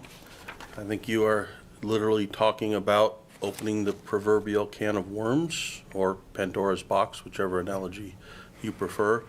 I think one change begets another, begets another, begets another, and you will likely have quite a few maps that will be substantially new, and his legal counsel said he believes that they'll require another 30-day period, and he'll be back here in 30 days wrestling over 12 maps instead of 6 maps. So I think that has to, something you have to really take into consideration as you go forward. And then finally, Commissioner Frank, I think it was wholly inappropriate that you called me out as being deceitful. I was not deceitful. Your recollection and opinion of how things happened at that meeting differs from mine. Had I wanted to be deceitful, I would not have put a link to the video for every person here. In fact, I suggested each person watch the video so they can make their own conclusions. What you did is what people commonly do to get people to not participate in the public process. And you should be ashamed of yourself for doing that. I have been a very involved resident. I've been very transparent about my position on things. I've explained myself very clearly. I haven't been rude about it. I haven't been accusatory about it. But you felt it was important to call me deceitful in a public meeting. You should think about that. Thank you. Any other public comment regarding this? Okay, we'll go back. Anybody on the phone? We'll go back to commissioner comments. I have a comment. Thank you. Yeah, I do think that I like the general question consensus we had to go with consensus when bringing forward changes. I do think because one change requires another change, if you kind of have gamed it out a bit, bring forward the package of changes, so then we're not here all night adjusting lines. But I'm also open to getting feedback and hearing from commissioners, especially after we get public comment with maybe any proposed changes or lines they'd like adjusted. I would like to be able to say, okay, which district gets thrown off here? Jed, show us what it looks like. But again, consensus, if it's too close, go to a roll call and then go for it. So can we get consensus on that? Okay, so we're looking at any other commissioner comments. We do have a phone caller. I'll go ahead and take the phone call.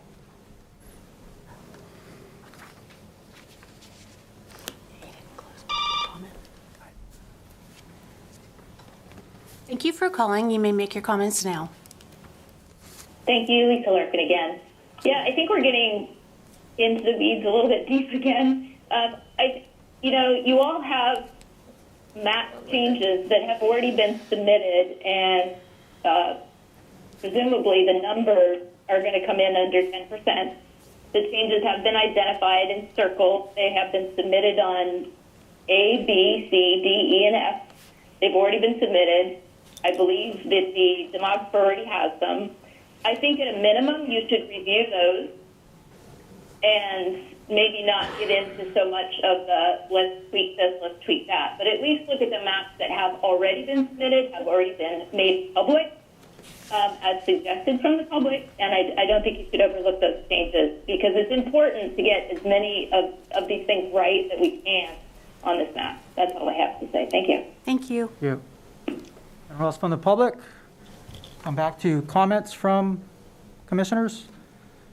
Yes, I would say that we are getting a little too much into the weeds, it seems like. So I agree with that. And I think that, for me, I would look to the demographer giving us feedback on any changes that we agreed that we want to see made or tried.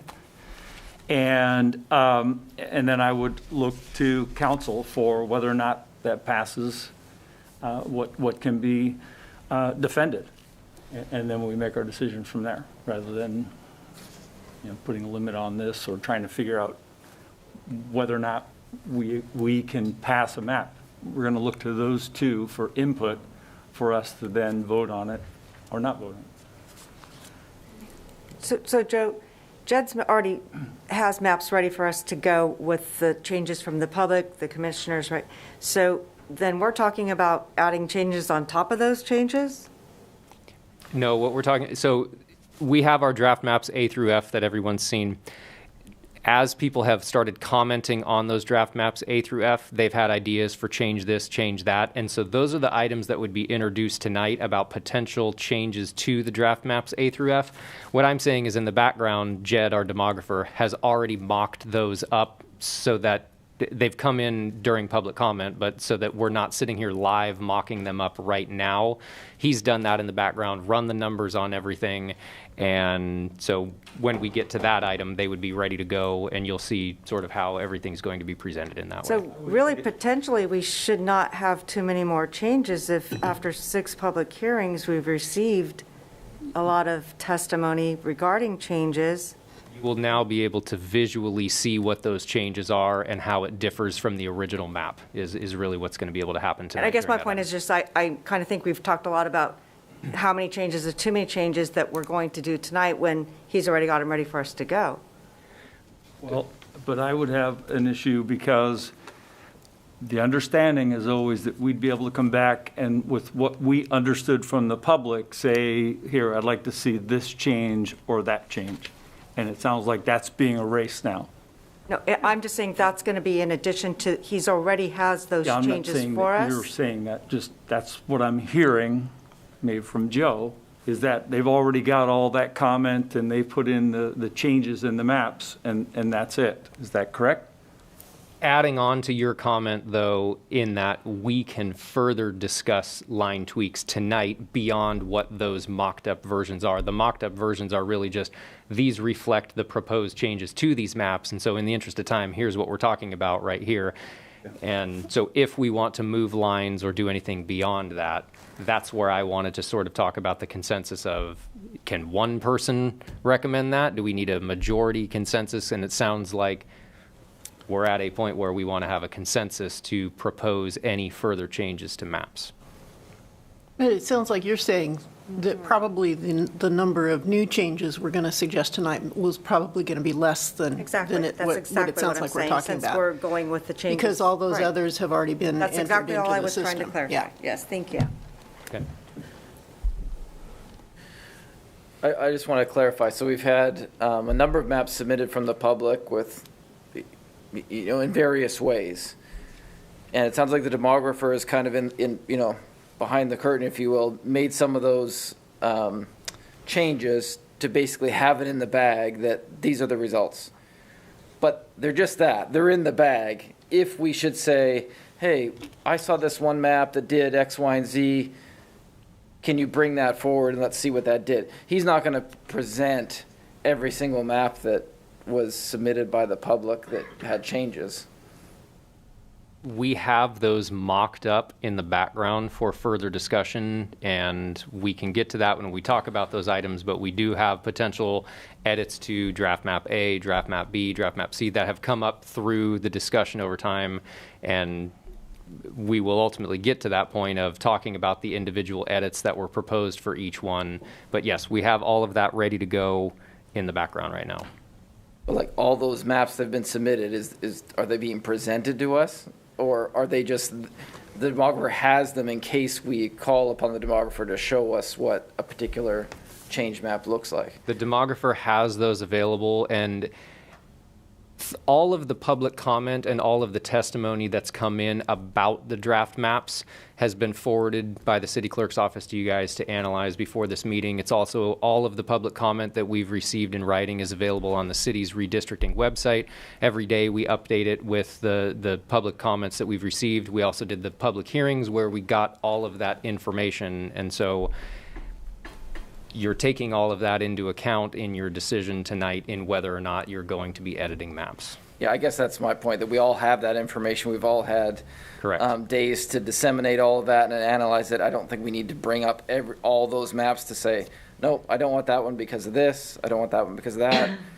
But they will be there should we want to call upon them. Correct. Okay, thank you. Any other comments? So again, can you clarify if changes are made, is it our consensus that the original map stays and the changed map stays? Or does a changed map replace the original map?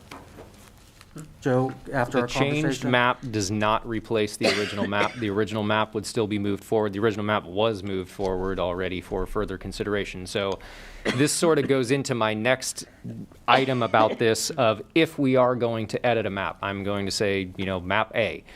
If we edit map A, what does that new edited map A look like? What is it called? Are we calling it map A1, for example, so that now we have, for further consideration, draft map A sitting in the pile, as well as now new draft map A1 sitting in the pile, which is the edited one, if that makes sense. That's where we're moving to tonight. And if someone wants to determine that an edited map is to replace a draft map, that's for a further discussion as well. And I don't think that was the intention. I think the intention was we have the draft maps as is now, and then we will have edited maps as well, which, again, depending on the scope of the changes, could become a new draft map under our charter.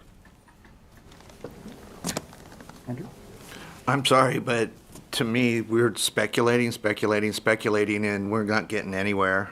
I feel like we need to go through this process, and then when we get to that point where we're talking discussion, then we discuss how we're going to proceed.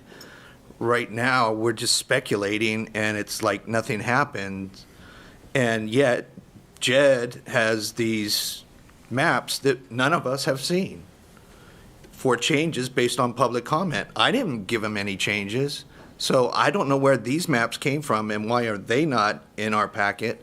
Why are they not available to the public if he's the demographer? I'm just like totally confused as to what's going on.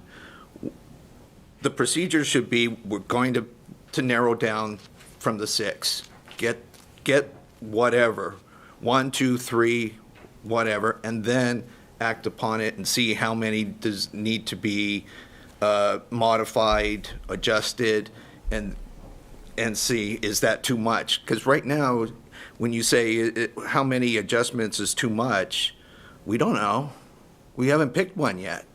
So unless we go through each and every map, do all the modifications, and then pick a map. But then we go through the 30-day process. So it's like I have no idea where we're going right now. It just seems crazy to me. And I came to the meeting ready to go. Pick the one map, make the modifications, vote on it. I thought we'd be done. But this is like very, very complicated for something that, to me, shouldn't be that complicated. We've heard the public comment. We've had 6 meetings, not 5, we've had 6. And now we're in this meeting, we're into it for two hours now, and we're on 5.2, just to speculate on the procedures. I would hope that we could just move on and start getting down to narrowing down the search. Well, let's do that. I think if we have trust in the agenda and that these items have been thoughtfully thought out and they're agendized, that we will get to those points if we can have faith in the agenda. Is there anything else you wanted to discuss in 5.2? And I also, just real quick, how long do you think your overview of the 6 draft maps in 5.3 will go? 5 minutes. 5 minutes, okay. Yes. And I do, just everyone, I do plan on recessing after 5.3. Sorry. If I can comment real quick on Commissioner Waldrop's comment about how we have draft maps available in the background. I understand that the commission has not seen those. I understand the public has not seen those. Procedurally, when we get to the point where we are talking about drawing a map that is any different than draft maps A, B, C, D, E, or F, at that point is when it's going to be introduced on the screen. We have copies of those maps printed and available and ready to go. If we have to take a recess to analyze some of those changes, we can. Jed's going to be able to point out what those major changes are. He's been going through and getting those themes so that we're not here all night talking about all of those proposed edits. So that was sort of our intention, is get it to a point where we're only talking about maps A through F right now. Yes, we may potentially edit some maps moving forward, and until those maps are introduced into the record, we cannot provide them and produce them to the public. I'm telling you in the background, to save time, we've been working with the demographer so that we're not mocking this up live in person and spending a longer period of time on it. So sorry for that item, and I hope that clarifies it. So I don't need to move on with any, this was really intended more for a discussion with the commission to be able to have in the open about how they want to move these items forward and come to consensus. If, Mr. Chair, you feel that this item is done and we can move on, then I'm happy to move on as well. And we've had public comment on this item. We've had commissioner comment and commissioner questions. So we'll close item 5.2, move on to 5.3. Joe's 5-minute overview. Okay. My 5-minute overview on item 5.3 is just that, an overview of the 6 draft maps that we moved along for further consideration at the Independent Redistricting Commission on December 20th. We looked at all 23 maps that were submitted by the public and analyzed those under our redistricting criteria in the city's charter. And on December 20th is when we narrowed it down to the 6 draft maps that we're going to talk about here. Each one of those maps was renumbered or relettered. Instead of being 1, 2, 3, 4, 5, we've now relettered them to draft map A, B, C, D, E, and F. And so I'm going to go through each one of those maps real quick individually, just to provide the visual. So here we have draft map A. Draft map A is formerly public map number 1. This map has a total deviation of 9.5% and preserves 89% of the neighborhoods. And down in the bottom left-hand corner on these items those are the author comments that are in there and this map. These maps were created by our demographer Flo. That's draft map A. Moving on to draft map B. Draft map B is formerly public map number 6. This map has a total deviation of 6.3% and preserves 91% of the neighborhoods. Draft map C is this map. Draft map C is formerly public map number 8. This map has a total deviation of 4.4% and preserves 78% of the neighborhoods. Draft map D is formerly public map number 14. This map has a total deviation of 6.3% and preserves 93% of neighborhoods. Moving on to draft map E. This is formerly public map number 15. This map has a total deviation of 8.3% and preserves 98% of neighborhoods. And draft map F. Draft map F is formerly public map number 25. This map has a total deviation of 6% and preserves 98% of the neighborhoods. So that is all of my presentation for this item on an overview of the 6 draft maps, and I'll turn it back over to the chair for any questions. Any questions from commissioners on item 5.3, the overview of 6 draft maps? Commissioners, are there any questions or comments from the audience members?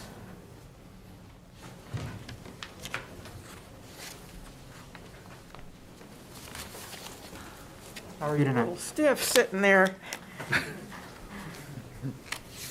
My name is Sherry Scott. I live in West Roseville. I was born and raised in Roseville. I grew up across the street from Woodbridge. I lived out at Granite Bay, so I'm familiar with that area. I now live in West Roseville. I first of all want to thank every one of you for the time and effort and thought you've put into this process. So when I come along and say, here's what I think, it's from a level that you certainly have delved into much more significantly than I have. But I want to say Map A is apparently counting on some growth that's going to continue in that area. And there's been some concern that the growth is going to be heavier than anticipated, and that this district may be a significant deviation from the other districts. Map B is my preferred map. I think it keeps Sun City and the community that it is in and has been for a long time. I do not know the significance of the split of Stone Ridge up in the other corner, but I think it's very important for the community that in Map B that includes the rest of the community. That's where we bank, that's where we go grocery shopping. When we drive east and not to the west. Map C, I think this map is in search of a solution rather than being of any value whatsoever. It just fragments the west of Roseville into an incomprehensible. I know it meets statistics, but it really is not looking at community interest. D, E, and F, I like all of those maps in terms of what they're doing on the east side of Roseville, but in terms of what it's doing to West Roseville, I think is a real shame. So that's my opinion on all of the maps, and thank you for letting me speak. Thank you very much.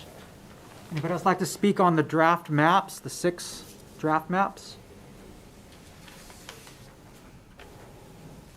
All right, telephone caller.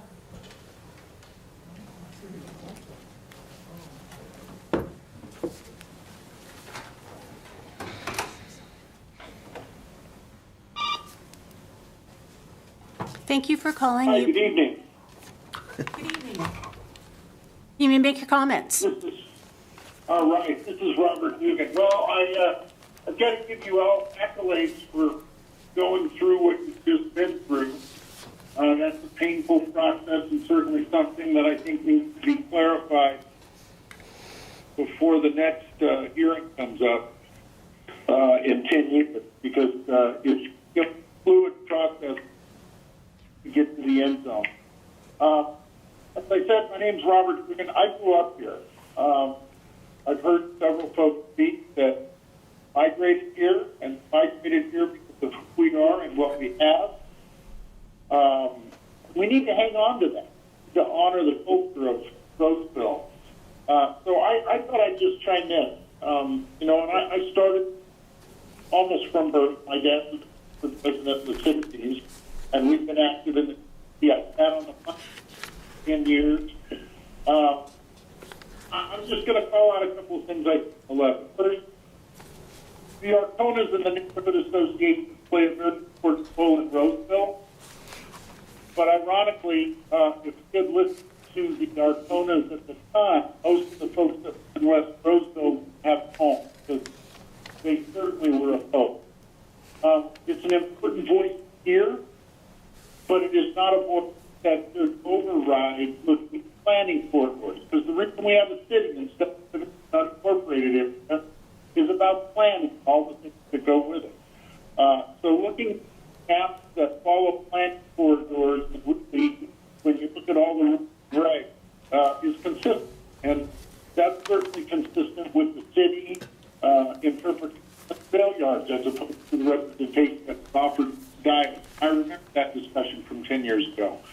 our oldest neighborhoods are this side of the rail yard, and they should be together. A couple other points I'll make, and I'll defer back to you. District elections are a sad thing. They pit people against each other. Just pick a city like Sacramento and look what district elections has done to them. I don't really want to live where I live in Roseville, but we don't get to undo this. So we got to make the best we can, and we got to look at the last our imperfection, trying to work on fixing it, and that is your hard job. So I encourage you to contemplate how we engage a council as looks at corridors. Don't fall prey, but the county fell prey to a bunch of special interests. The maps they adopted were purely for the elected officials intended to punish others. Don't fall prey to special interests that drew those maps, because that will destroy our community. You're going to see it drag our county unincorporated area to the map adopted by the county. It's predictable, it's all get out, and it's clear who is behind it. The last thing I'll throw out is don't disenfranchise voters. Adopting any map that disenfranchises 10, 20, 30,000 voters voted in 6 years, that's unconscious. It's unethical. Move the numbers around, do what you got to do, and I say when I look at and I'm not running for anything else, I have to go with the folks before me when you look at the logical flow and immigration of maps that seeks to keep planning corridors full, seeks to keep life built or life planned communities together. That is a pretty darn good map. The maps that would take 30,006 I'm sorry you can't vote for 6 years, really can't pass muster in a possible way. So that's my feedback. I'm grateful you gave us all an opportunity to present tonight 6 times in the last month and a half. Good luck with your. Thank you. Thank you. Thank Any you. other phone callers? Okay.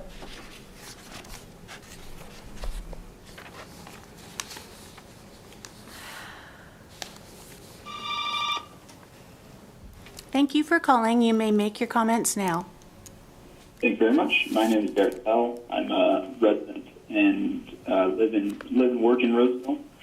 Thank you for taking my comment. It was riveting listening through 2 hours of rule discussion. I actually found it very interesting, so nice job getting through that. I live in the Folsom Road neighborhood, and there's been a lot of comment that the historic neighborhoods around downtown should remain together in a single district. So to that end, maps D and E do that as well as possible. Map A split the historic neighborhood association slightly due to the census tract, and map C doesn't include the Hillcrest and Cherry Glen neighborhoods. So I hope you look to maps D and E. I also feel that map D does a good job dealing with the growth in West Roseville, rather than having a single council district that over the next 10 years will grow by, 12,000 people, that have be split between 2 districts. Anyway, that's my comment. Thank you for your consideration, and good luck tonight. Thank you. Any other phone calls? No more phone calls? Anyone else from the audience like to have an opportunity to speak on this? Okay, we'll close public comment. And Someone. oh, I'm sorry, Mrs. Cho. How are you tonight? Oh, I'm fine. I'm still alive. Well, thank you for giving me the opportunity to speak again. Roseville is a wonderful city as a whole. Actually, we never really wanted redistricting, I don't think, from the beginning. That was something that started in the Central Valley because it was that some law firms saw that there was a minority that wasn't able to get their vote handled in that area, and it was probably true. But in many other cities in California, like Roseville, that demographics isn't there like that.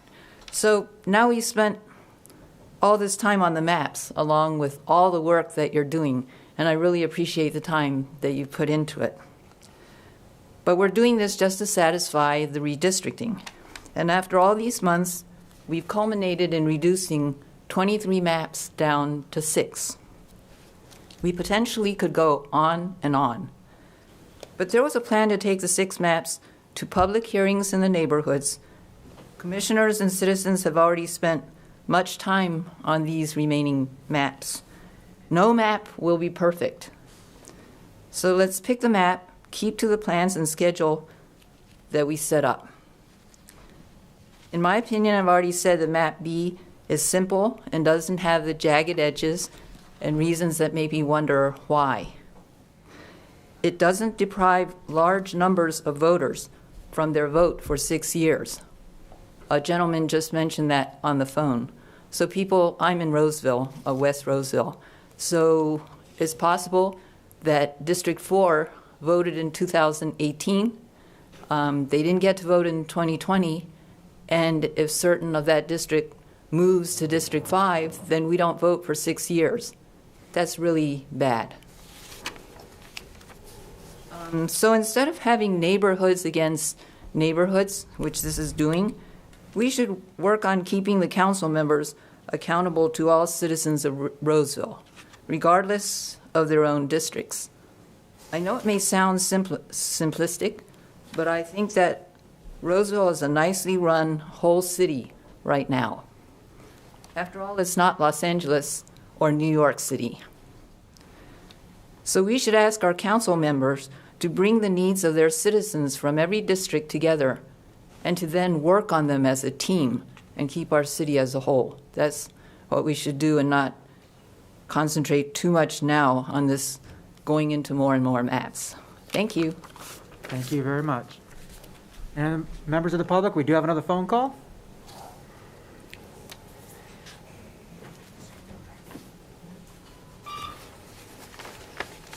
For calling, you may make your comments now. Hi, this is Lisa Larkin. I just wanted, because I keep hearing the same thing coming up over and over again regarding the 6-year, and that's already, there's been gerrymandered comments and smell test comments from the very beginning about jagged edges. But when you look at the maps that were created, those edges are the actual neighborhood associations. So where Highland Reserve crosses over Pleasant Grove, that's Highland Reserve Neighborhood Association. When you look at Pleasant Grove crossing over Pleasant Grove, that's a neighborhood association that's being drawn to keep that neighborhood association together. And the voter issue, everybody keeps talking about 6 years. They don't get to vote for 6 years. Is really a 2-year delay. And that has already been said as well. And so I know you all have heard this on the commission, but anybody that's listening hasn't. And I just like for that information to be corrected when it comes up. And so that's the reason I called in. Thank you. Thank you. Any other phone calls? Okay, we'll go ahead and close public comments. And are there any commissioner comments? Seeing none, we'll close item 5.3 and we'll recess until 8:30. Stretch your legs.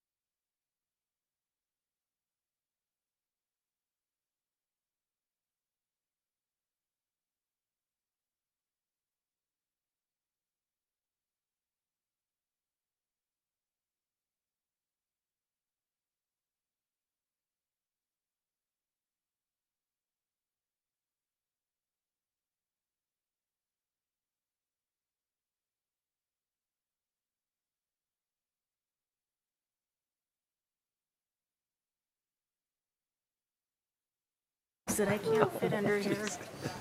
And I've done that, even tried to lower the seats, and No. that's awkward. like a little kid. Right.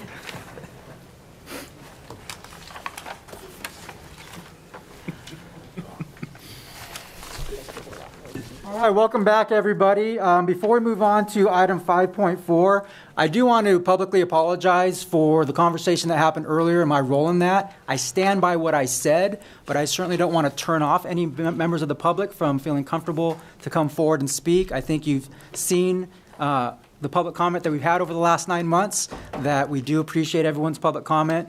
I do stand by what I said, but I do apologize for making an environment where people might not feel comfortable to come up in the future. So I apologize for that. Joe, if you don't mind speaking on item 5.4. Thank you, Chair Frank. Back to our discussion now. And this item 5.4 is to just talk about the public comments that we have received. As I mentioned on December 20th at our meeting, we narrowed down from 23 public maps down to 6 draft maps, and then went forward with the 6 public hearings where we received public comment. We received lots of public comment at those meetings. We received email public comment. We have forms available for discussing communities of interest and community of interest testimony, because that is an important priority. We've received comments in favor of maps. I'm going to call it as is, specific recommendations for maps. We have seen comments on recommendations for edits to various maps. And so this item on the agenda is to really more for the commission to talk about some of those public comments that are received. I'm not going to go over every public comment that has been received, but all of the public comments and all of the public testimony that's been written and sent to the commission has been uploaded onto the city's redistricting website and is available on there and has been being updated every day for the public and the commission to be able to receive. We also send those to the commission every day. And so again, this is an item to discuss any of the public comments received, ask any questions, ask for any further public comment on any of the draft maps, and I will turn it back to Chair Frank from there. All right, thank you, Joe. So do we have copies of all of the comments that have been made, either by email or phone or in person? I don't know if we have copies of all of those comments here printed out at the meeting, but Over time, we've been given copies until Correct. Today's there was a wave of comments that came in today. Are they all online? They are all online. So what we've been doing is when we receive all the comments, staff has been collecting those comments in the clerk's office, and we collect those together, send them off to the commission as here's the latest round of public comment that's received. After we send it to the commission, we forward it over to Brian Jacobson, and Brian puts it up on the website.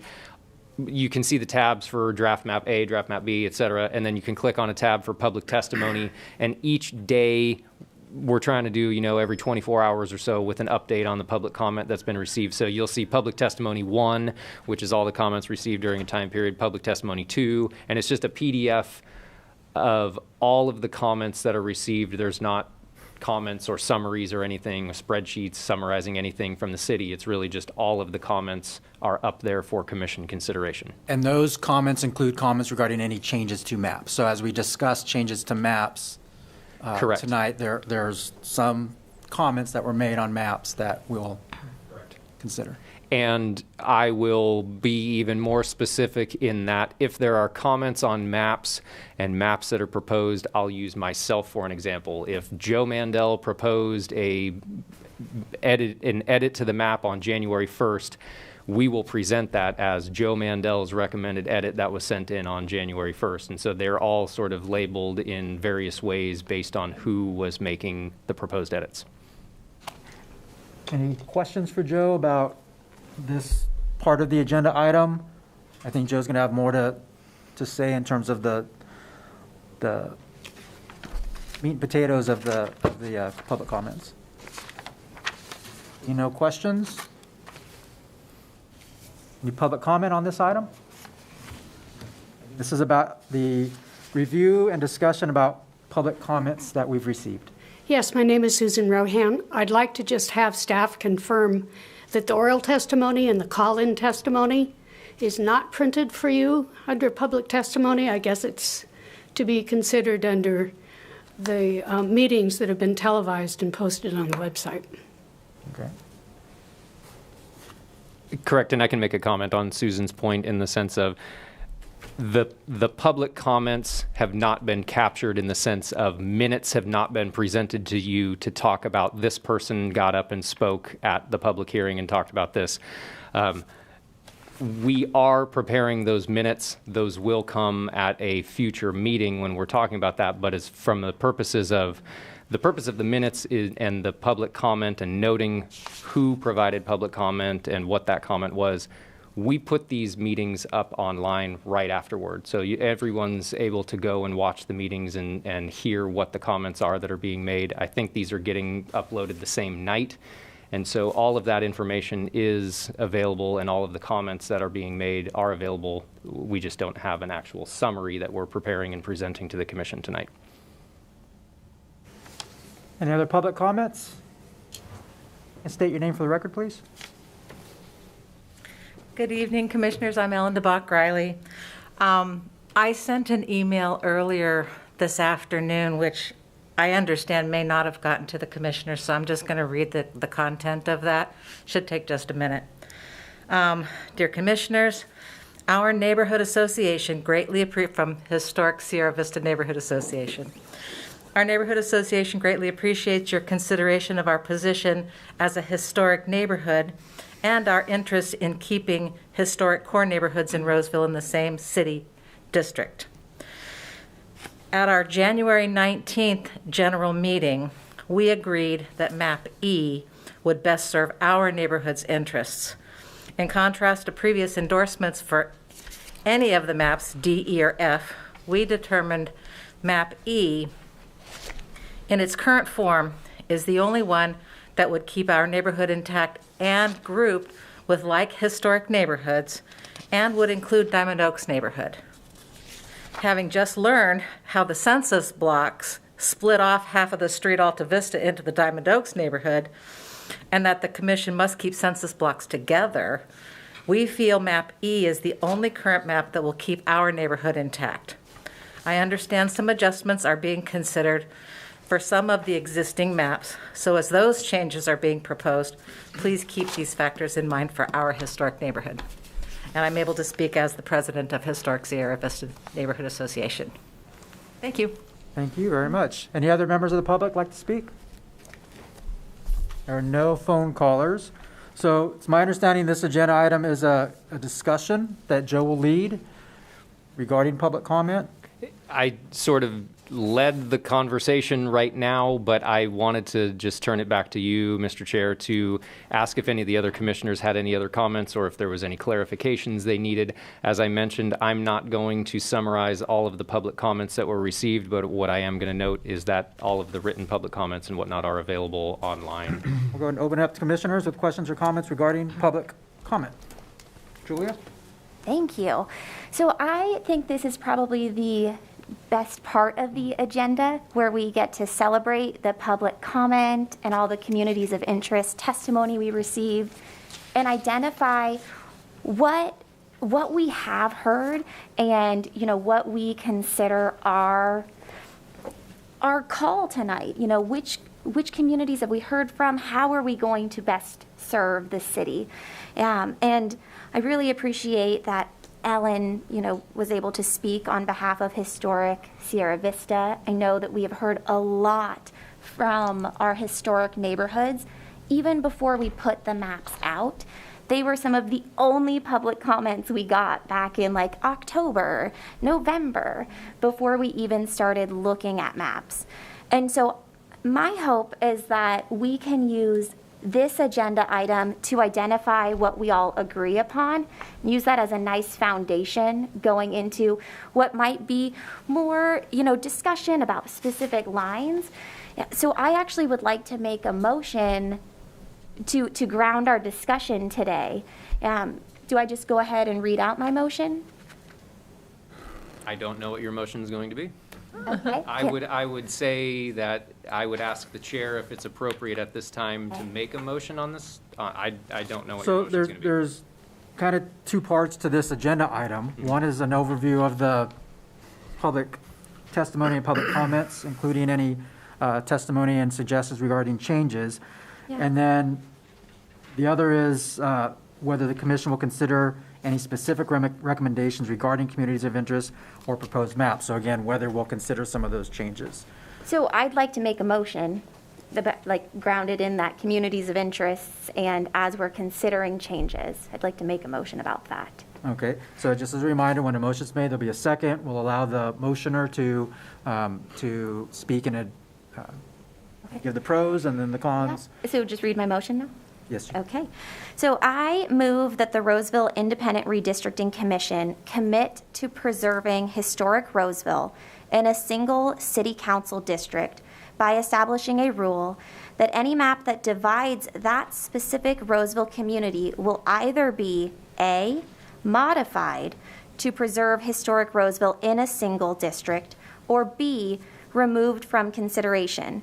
For the purpose of this motion, historic Roseville is defined as the following 7 neighborhood associations: Historic Sierra Vista, Los Cerritos, Folsom Road, Roseville Heights, Cherry Glen, Hillcrest, and Teals Manor. Repeat those, please. Absolutely. Yeah, the whole thing? No, just the neighborhood associations. Okay. For the purpose of this motion, historic Roseville is defined as the following 7 neighborhood associations: Historic Sierra Vista, Los Cerritos, Folsom Road, Roseville Heights, Cherry Glen, Hillcrest, and Teals Manor. Okay, a motion has been made. Second? Second it. There's a second. Julia, would you like to either have yourself or your seconder speak more on the motion? So I think that we can come together and talk about what we agree upon. There might be other parts that you want us to say we agree that this is an important element of a map, but I think we have heard from so many people about the unique needs of historic Roseville. People not having sidewalks when their kids walk to school, talks about street repairs. And so when we talk about communities of interest for the purpose of its effective and fair representation, because our historic neighborhoods are smaller, if we divide them, they don't have as loud of a voice.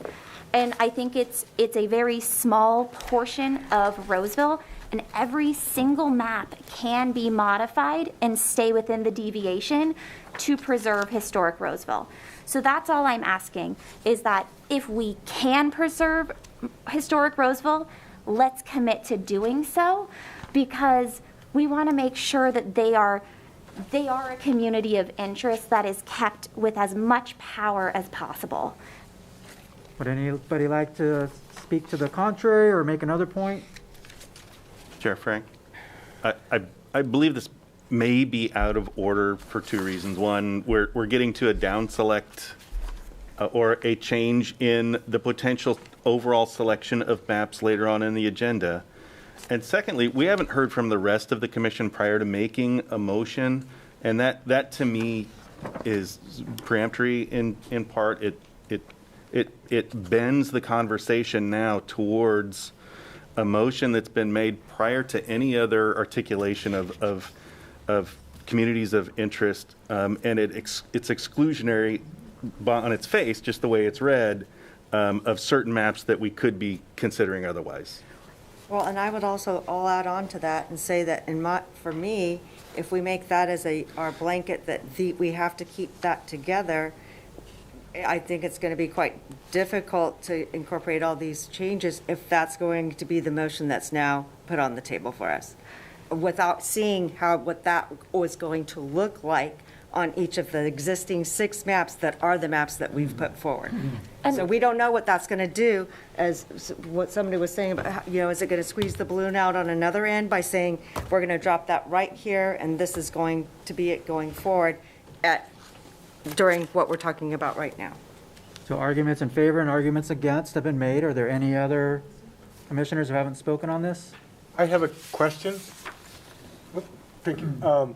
So does this, I mean, if we don't make any changes, does this eliminate certain maps if we do not make changes?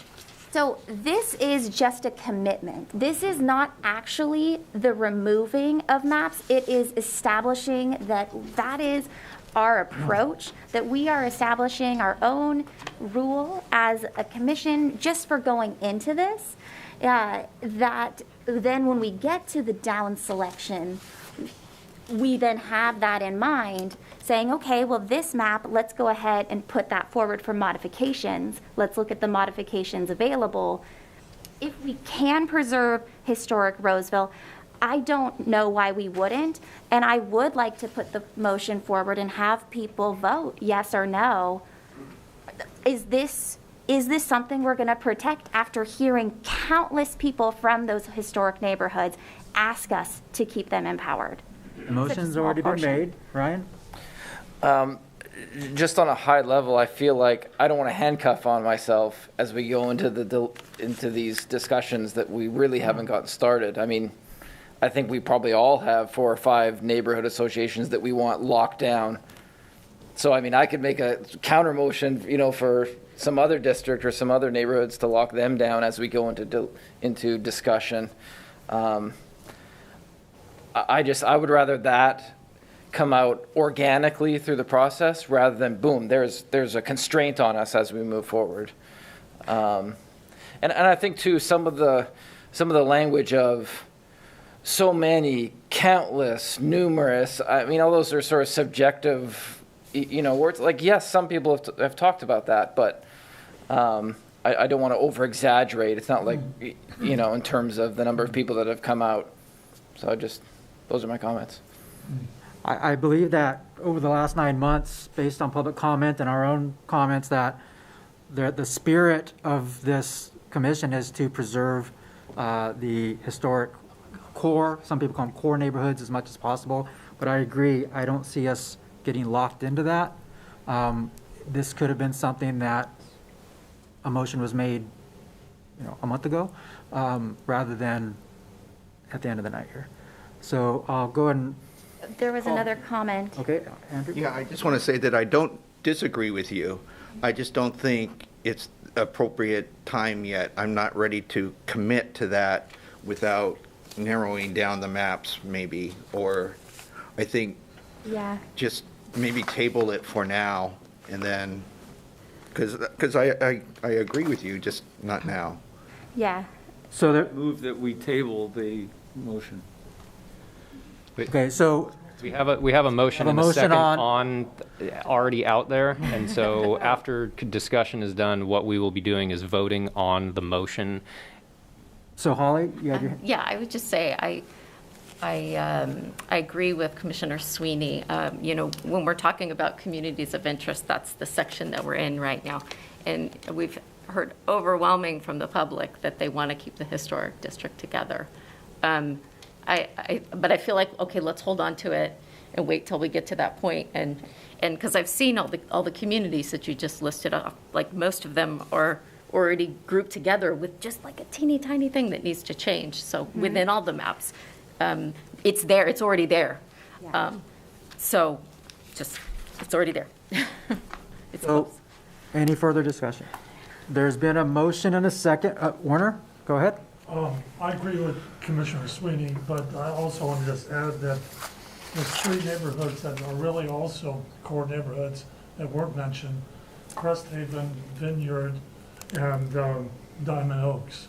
They're all sort of in the infill area that's not in a specific plan. So, I mean, I think to some degree you could consider those a part of the historic core neighborhoods. But I agree with her motion, but I mean, I just wanted that a little bit of clarification. So let me go ahead and review the motion that's on the floor. There have not been any amendments made to it. The motion is that the Independent Redistricting Commission preserve historic Roseville in a single district to include the neighborhood associations of historic Sierra Vista, Los Cerritos, Roseville Heights, Cherry Glen, Hillcrest, Fields Manor, and Folsom Road. The motion will go to a vote. Roviak, No. Cuthbertson, Yes. Frank, No. Griffith, No. Ludwig, No. McPhail, Yes. O'Keefe, No. Sweeney, Yes. Wagner, No. Waldrop, No. Willoughby. No. 2, 3, 4, 5, 6, 7. It does not pass. Okay. Thank you, though, for, again, reminding us of our commitment to the core neighborhoods. So, where are we?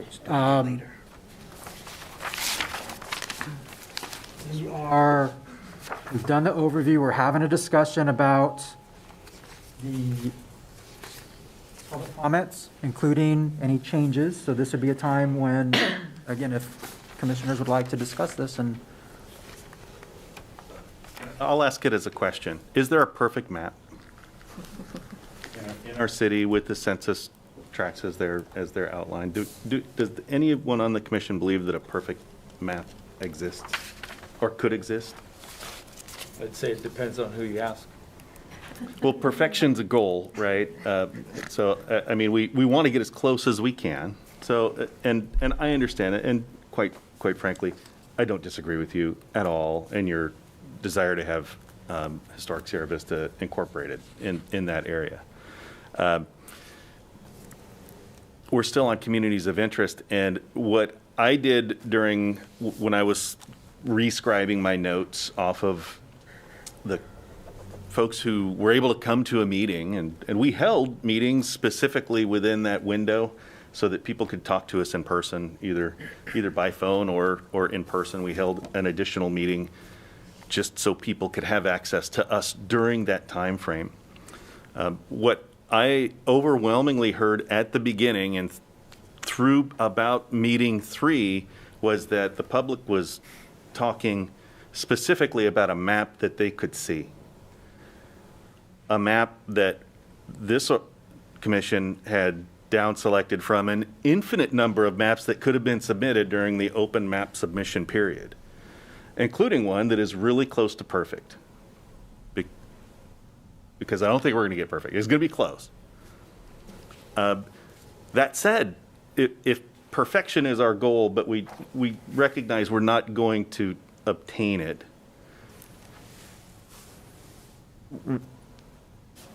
that public comment spoke to me in a few different ways. One of them was that historic Sierra Vista wanted to be included in with the rest of downtown, the original Old Town. And I respect that. I also heard roughly 4 times as many people say they thought that map B was a reasonable map to choose. It wasn't close. Some people came multiple times, so I didn't count them more than once because that would be just one vote. But roughly 4 times as many people thought that the original submission that this organization down selected to for map B was the best choice for the city. That's, from my perspective, that's what I took away in terms of public comment and how they framed their desire to live within the city. So I think that pretty much says it all for me right now. Chair Frank. And again, we can kind of move our way down the row, or if anyone just wants to raise their hand, get my attention to go next. I kind of did this, maybe not to the degree Jeff did, but came up with the same similar, that map B had, was overwhelmingly more the one that folks seemed to think would be as close to the best that we could do, with a lot of them coming close. But I don't know, perfection is very hard to attain. I did agree with Julie. I just didn't think this was the proper place for it. Yeah. Yeah, I did kind of that sort of, tally, if you will, and came up with similar numbers. And the other thing I looked at is there were a few, but the majority of people that spoke in favor of B, it was just that, map B. It wasn't map B with these other changes. But there was a lot of public comment on some possible, I hate to keep using the word tweak, but some small adjustments that could achieve some of the goals that some of the other speakers had. So I'll leave it at that. Andrew, would you like to? Yeah, I'll say that the public comments was very, very important. And you can put it any type of way. To me, it felt like a round table, that we were working together to try to come up with the best map possible, the one that's right for Roseville. And there's different ways to look at it. Everybody put their 2 cents worth in and said which map they preferred. Some changed the maps that they thought were preferred. But I also, most importantly, listened to why. And a lot of the reason why people liked D, E, and F was mainly because it kept the neighborhood associations together. And that is the second on the priority list as far as what we're supposed to be achieving here. I think it can be achieved, but the public comments were, like, to the very end, extremely important to me, because it also brought up the idea from the beginning all the way to the end was about the importance of the vote. And that played a big role into it as well. Will we get to the perfect map? Not the perfect map, but we'll get to what I think is the right map. So, and it may take a modification or two, but I'd like to find out what that map's going to be with the consensus before I say anything about a modification. But I think we're pretty close. I really believe we're pretty close, and that was a lot to do with public input. And I like that we had 6 meetings. I love that people came out. And this binder that I have, about this much of it, is public comments that were written, sent in, and the other parts are the notes that I took from the public comments at the meetings that we had. So we were listening, and I think that's true of all of us. And so when we come up with a decision, I think it will be taking everyone into consideration, and we're going to try to weed out the parts that we really can't control, like school districts, precincts. It'd be great to get it, but those are difficult to get them all. So we have to kind of narrow it down to just what are our priorities and what the charter says, and that's what we'll go by. That's it. Did you go yet, Holly? No, not yet. Okay. Anybody else down the row? Yes? I just wanted to say, yes, I know there was a lot of people that just said map B, but had nothing else to say about it. There was no detail behind it. There was no reason. There was just B. And those to me were people that were like, oh, they were told, you better go to the meeting and say map B, and we don't know what their reasons are. So to me, that doesn't have nearly the amount of weight as someone who fills out an email or the survey and specifies what it is about their community that's important to keep together. Someone who just stands up, or we even got, I think there was an email or two today that just had the person's name and address, and it said map number. No other reason. So I can't put any weight on those. So that's all I have to say about that. So I agree with Karen too, and there were so many times I heard map B that it just seemed like volume. But when we got to the 4th district where I'm from and saw people from my neighborhood and the teachers in that neighborhood that had a lot of influence on my thinking. It's not the volume, but it was the people that I saw in that case. Yeah, so for me, first of all, I thought there was good attendance at all the meetings, good public feedback. I thought it was very respectful and very passionate at the same time. I actually sat through and rewatched all the recordings this weekend. Probably some of you did the same. And I kept tallies on that because I kept hearing BBB. And I wanted to make sure that I didn't hear BBB from the same people all the time, and that gets stuck in my head. So it's actually 2-1 is what I got anyway. I also, the other part of it was, it seemed to me anyway that from the people that spoke that were from, I'll say, the eastern part of the city, and I don't mean east of 80, just east, the eastern half, seemed to be more in favor of B. And those to the west seem to be more in favor of D, E, or F even. And a lot of times when they were in favor of E, they were also okay with D and F.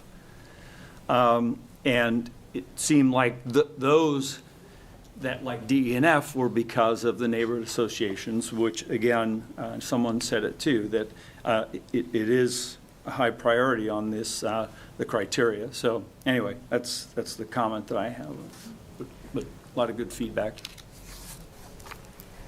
Yes. Oh, is it me? I'm sorry. I actually wrote down what I wanted to say because I don't tend to remember things in the moment. But, we've heard from over like 100 people, either by them standing up and talking to us at a public hearing or an email comment. And to me, that was really exciting to be able to see that we have that active of a community that really has an interest in this process and what we're doing, and that it's important to them. The part that I sort of am getting kind of a sticking point in my head is that some of the maps have that impact to voting, that 2-year gap when people won't be able to vote. So sort of that's been stuck on me a little bit. Is that another priority that we need to consider? But hearing people talk about B and having that be the thing that bothers them, not being able to vote, it's been sitting with me for a long time, and it's right there. And then we've also heard people say that, like, if the city council are doing their job right, they represent all of us, and this process is probably not that big of a deal, right? Like, it doesn't matter that much, And then some people say, well, districts do matter because I want the person that represents me to, live in the neighborhood that I live in, to drive on the street and the traffic that I drive in.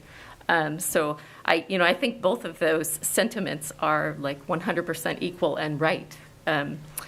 They both deserve merit. And, I looked at like the municipal code because I was like, what does it say about council members?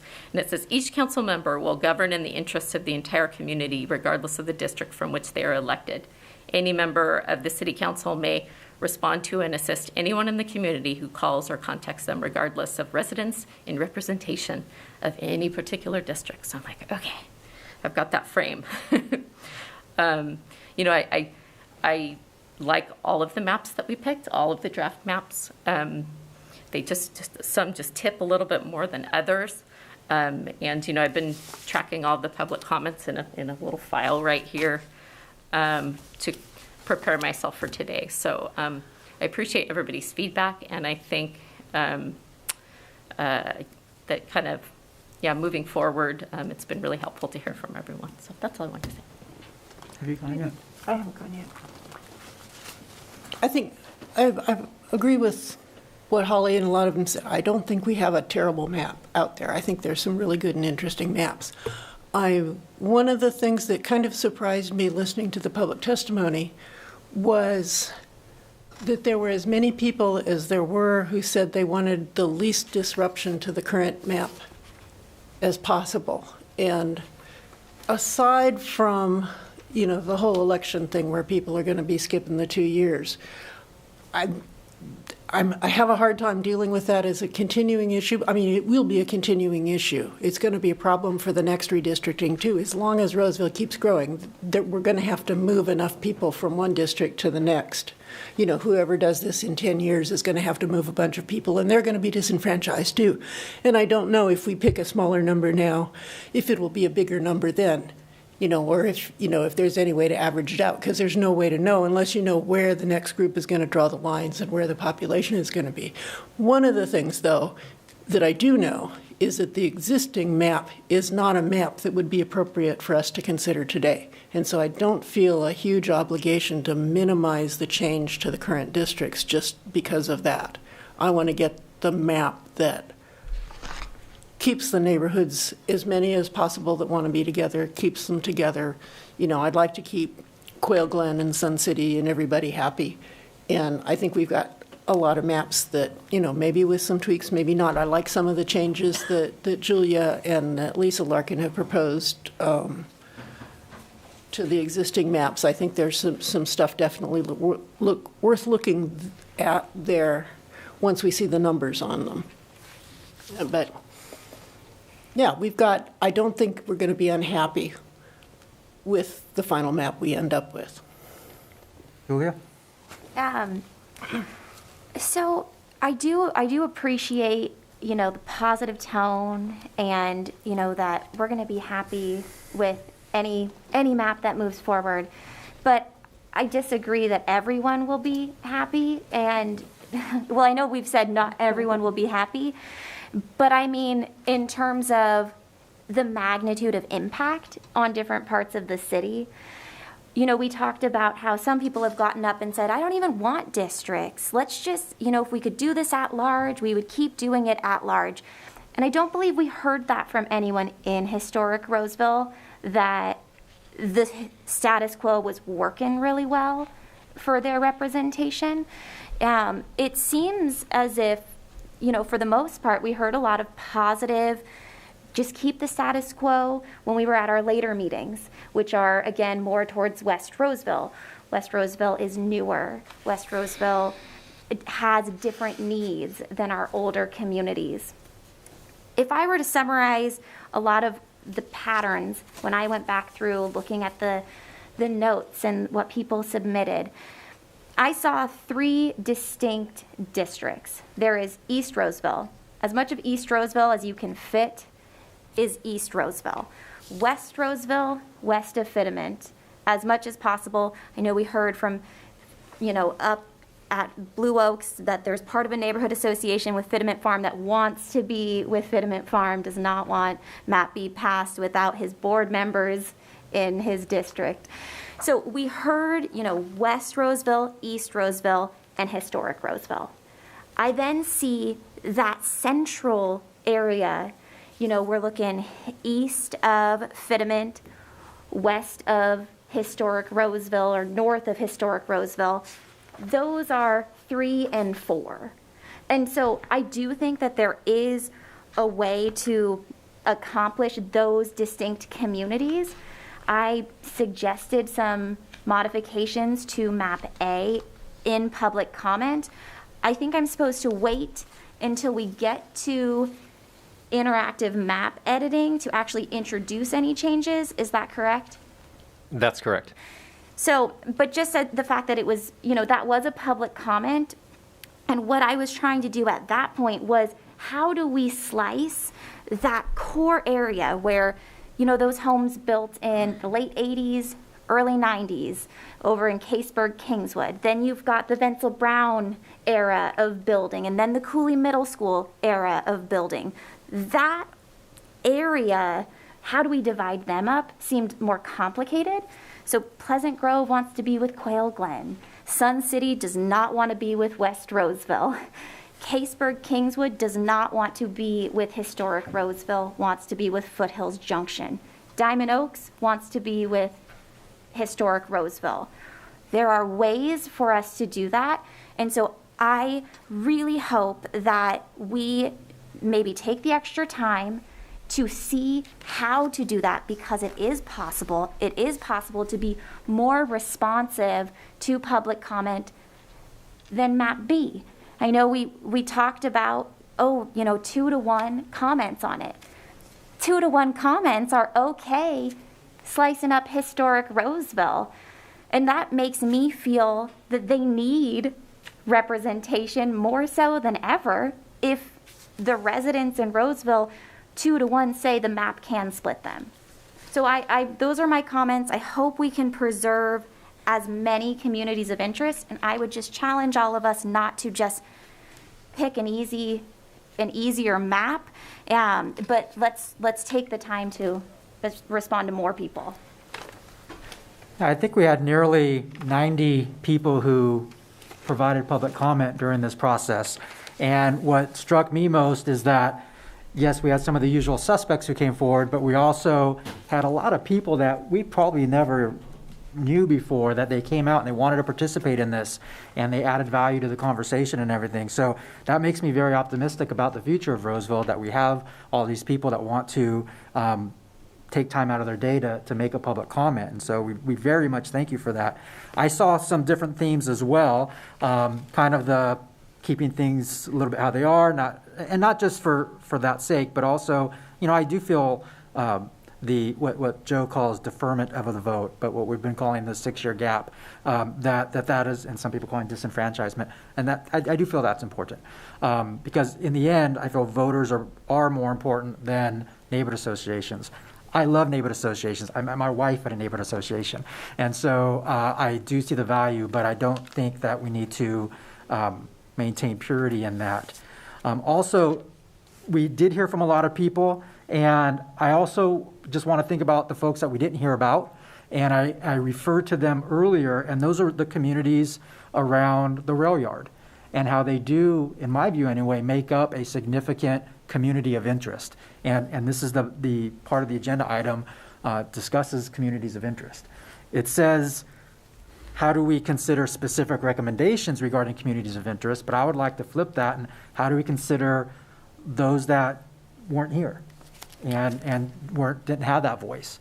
And so again, I think that there is a community of interest, even though there wasn't a form submitted for some of those neighborhoods around the rail yard. And I do know that, again, with the guidance of the public comment and everything, that in the words of Mary Poppins, we will reach a perfectly imperfect map. And I hope that we're satisfied with that. So on item 5.4, or 5.3? 5.4. 5.4, sorry. We've had presentation, we've had commission questions. Have we had public comment? Correct. We have had public comment. Public comment. We've had commission discussion. Is this an action item? No. Okay, it's for information only. Correct. This was the item that Julia made the motion, and that motion failed, but that was the only motion that was on the table. And Wasn't so any more that you wanted to add? There's nothing that I'm going to add, no. So we can move on to item 5.5. Yes. Joe, you're up. Okay, item 5.5 is where we are going to try to narrow this down from our 6 draft maps that we have. So this is the commission discussion on whether to remove any draft maps from further discussion. And so I'm going to turn it back to Chair Frank to lead the conversation in, we have draft maps A, B, C, D, E, and F. Are there any that the commission would not like to move any further? So again, the question is whether we want to narrow down from 6 to any other number. Correct. And that would be based on a motion, which might say, I move that maps X and Y be removed from consideration, and then a discussion about why that's a good idea or why that's a bad idea. And I would want to clarify also that no maps have to be removed through this process. This is just so that as we are moving into item number 5.6, where we are going to edit maps, if there's some that we are not going to consider editing at all, this would be the point to remove those from further consideration. But you don't have to remove anything. This was more intended just to narrow down our process tonight. So maybe think about, again, public comment about narrowing them down. Also think about commissioner comments regarding narrowing it down. I'd like to make a motion to remove map F. Wait. I'm sorry. Hang on. Oh. we're going to get public comment first, and then we would come back for discussion and motions at that point. So right now, I gave my presentation. The commission can ask questions now of Commissioner staff. questions? Open it up to public comment. Anybody in the audience like to speak on item 5.5 on whether or not we should consider removing any original maps from the 6 that we'll consider? Is there anybody on the line? Is there anybody on the line? There's none. All right, we'll close public. What? Phone call.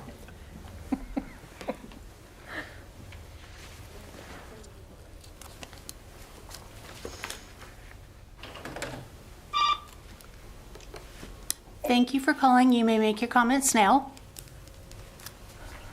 Yes, thank you, Lisa Larkin. I don't think you should remove any maps until you've seen the potential maps that have been proposed. It makes sense to look at those adjustments that have been submitted before you make a decision.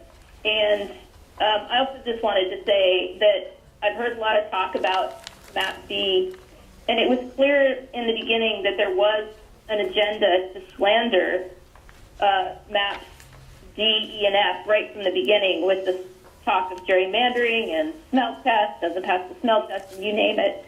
I even read a comment in public comment from somebody from Sun City that submitted in favor of Map B because they said they heard that Map D, E, and F was politically gerrymandered. So when you take those B comments into consideration, please consider that there was attempts to bias people on those maps from the get-go, and just consider that. But I think that you should see all of the adjustments that were submitted before you narrow down a map. Thank you. Thank you. There's another caller.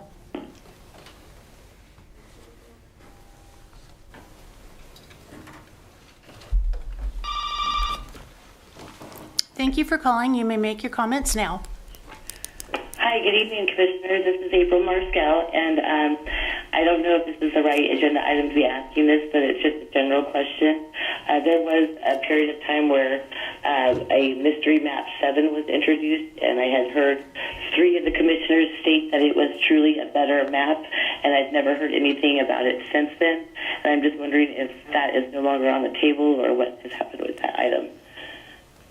I can clarify that item. This is Joe Mandel from the Attorney's Office. That item has not been submitted as any part of the record formally, but at the next item when we are talking about interactive map editing, that proposed map will be formally introduced into the record with the proposed edits that are going to be made. So none of the commissioners have seen it or talked about it in that sense. It's going to be introduced as part of the next item during map editing.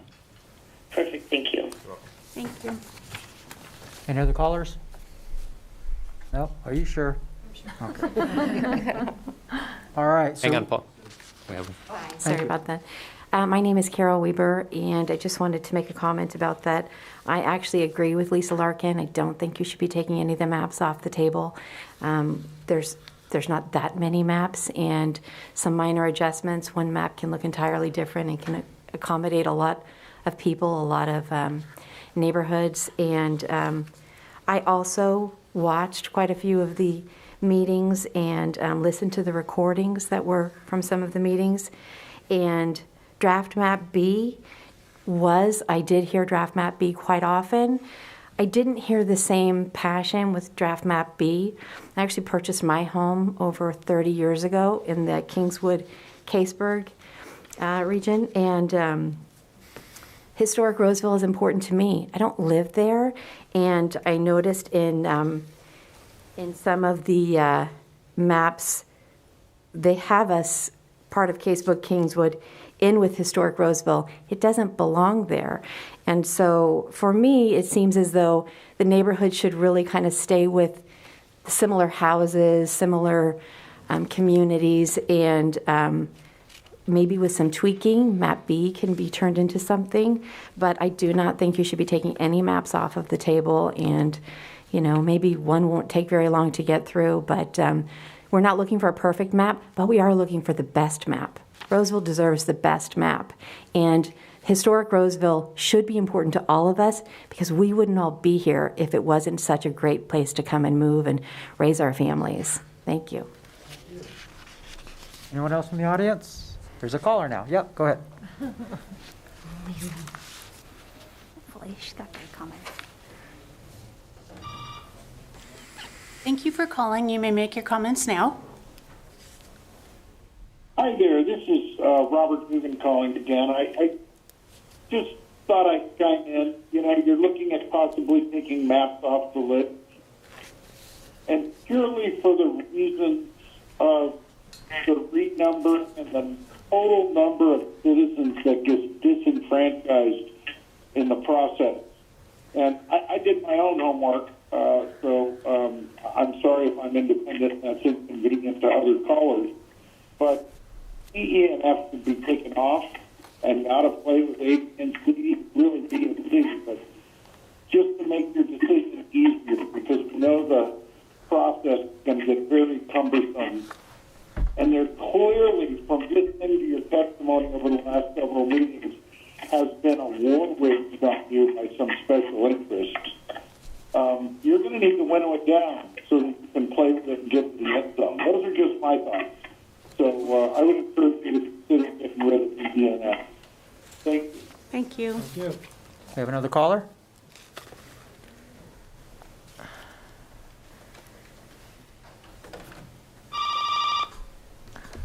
Thank you for calling. You may make your comments now. Thank you, Commissioners. My name is Kathleen Crawford, and I live in Sun City, Roseville, and I don't care whether I'm in District 4 or District 5. I just want to be whole as Sun City for our community.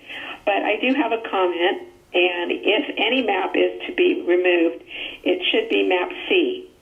And it should be removed based on the Voting Rights Act criteria, that there are no additional commission criteria that were identified at the beginning of this process related to future growth, as the attorney has outlined at the beginning. Therefore, based on the description noted in the map, it was created under the principle of planned growth versus focusing on the critical requirements of the Voting Rights Act. It should be eliminated based on the fact that there are other maps that do a better job of aligning communities of interest, which is the Voting Rights Act requirement. So, as an example, keeping West Roseville whole, or keeping the Historical Business District whole, or keeping neighborhood associations whole. Communities of interest is the second priority, and it should be followed.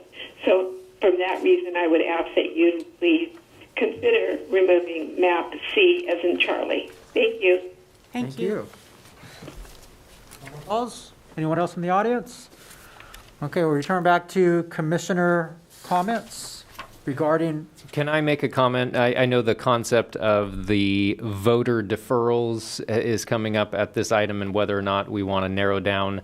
And I guess I'd just like to make a comment of it's a noble goal to reduce the number of voter deferrals, but it shouldn't stand in the way of your compliance with the other priority factors that you have. And really, as long as the vote deferrals are not being created as by some improper purpose, or you're ignoring the other redistricting criteria, voter deferral is something that I certainly would like the commission to keep in mind, but it is not a specifically stated criteria. And so, like I mentioned, it's a great goal for the commission to have to make sure that the least number of people are deferred. But if that is going to be your sole factor for deciding to move specific maps or eliminate specific maps from further consideration, I would not do that just based on that voter deferral item. And I did not formally close public comment, and there is a caller on the phone.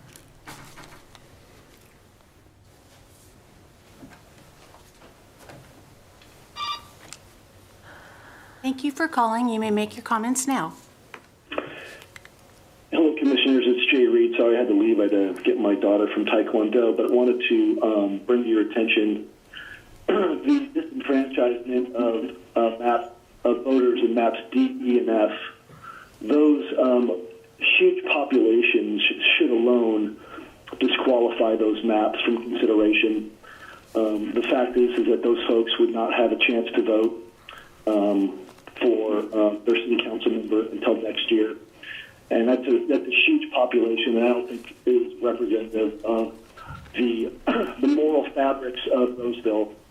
Furthermore, I think that if you were running a racial demographic of those voter demographics, you would have a better sense of what you're really dealing with.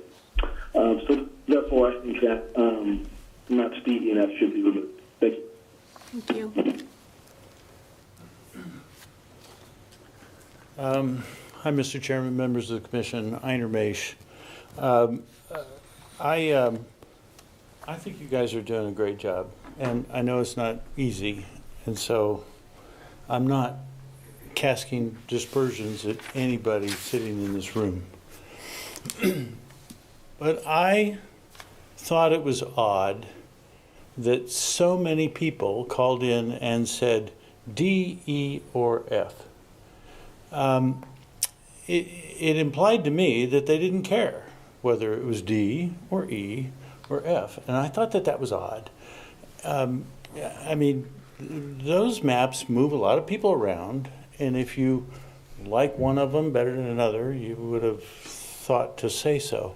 Mr. Wagner was saying that a lot of people said B, as if there was a signal that went out. Everybody should do B. My response to that was, I was reading the same kind of a D, E, or F. Any one of these three would be just fine. As sort of I couldn't anyway. So I did a few calculations on my computer, trying to figure out what D, E, and F all have in common, and they all have exactly. And I mean exactly the same number of people down to the ones column, the same number of people who are currently in District 4 who would no longer be in District 4. And so it looked to me like each of those maps took a different approach to targeting the existing District 4. For what purpose, I have no idea, and maybe it's just a coincidence. But if we're going to talk about, whether or not, anyway, enough said. Thank you. Thank you.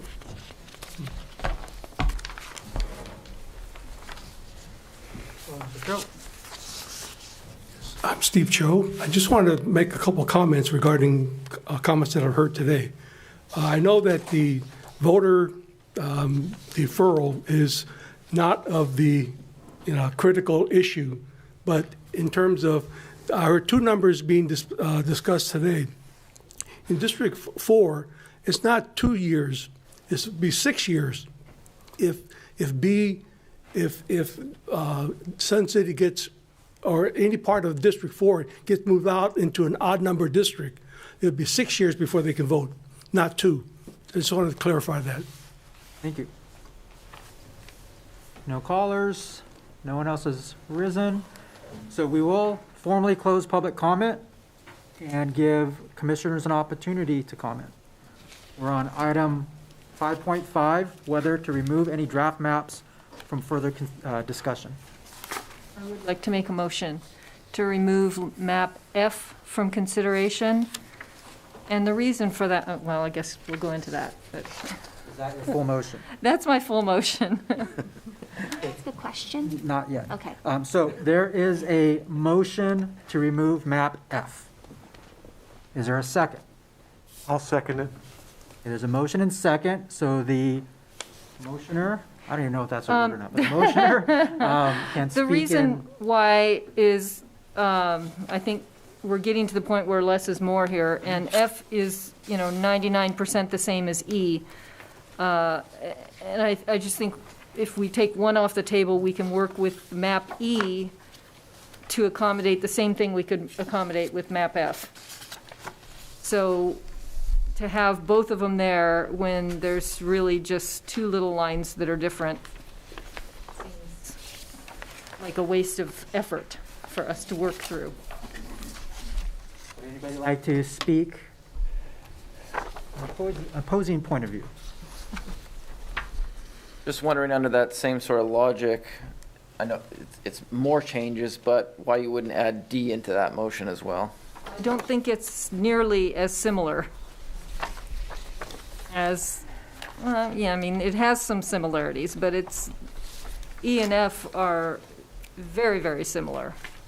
Yes, if I could say specifically E and F, the difference is Diamond Oaks and Vineyard. Those two swap districts. Right. And the one with F is ziggy-zaggy and it's not pretty at all. There you go. It offends me, I guess. It's not pretty. So I do think E is superior to F because it keeps Diamond Oaks with historic Sierra Vista. So E definitely is better than F in that. But I am interested to see the changes that came in from public comment from some of the public. I know there were modifications made to map F. So I was kind of hoping we could just speed through this part and actually just get to see those adjustments. And then we're opened up to people making their motion for which map they want. And I'd rather them all be up for analysis. So that's why I'm opposed to removing F. Just because I think, like we said earlier, maybe a bit premature.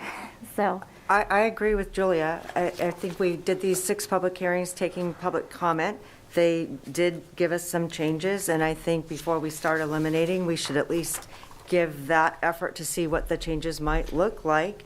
If then we don't agree, then we can start at that point. But I'd like to see the changes. As much as I'd like to get the evening going on, I'd like to see the changes. Is there any comments in support of the motion? Going back and forth?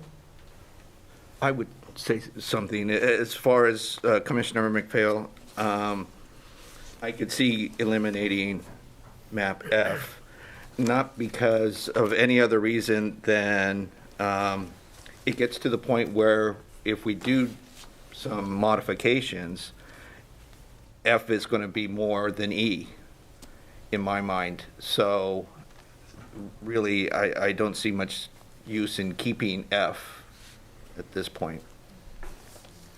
Question. Anybody who hasn't spoken yet that would like to say anything to the contrary? Okay, is it anything that you have? Well, can we consider, so to the point about, any changes to it could make it more like, are we allowed to still look at the public submitted changes if we remove this? As, of F? Yes, so. You're eliminating, Okay. if we're talking about map F and eliminating map F, then any of the proposed edits to map F would not be considered moving forward. Okay. So if you want to consider any proposed edits to map F, I would not remove map F. Okay. So we've had a motion and a second. We've had a conversation about it. So we'll go ahead and call the question with a roll call. Oh, and the motion is to remove map F from further consideration. Baroviak? Cuthbertson? Yes. Frank? Yes. Griffith? No. Ludwig? No. McPhail? Yes. O'Keefe? Yes.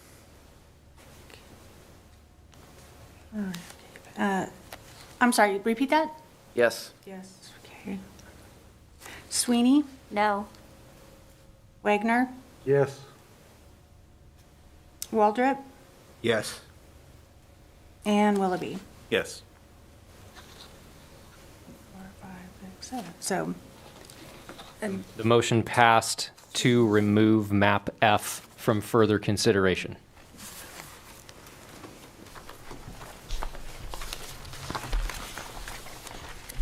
All right. Any other comments from commissioners?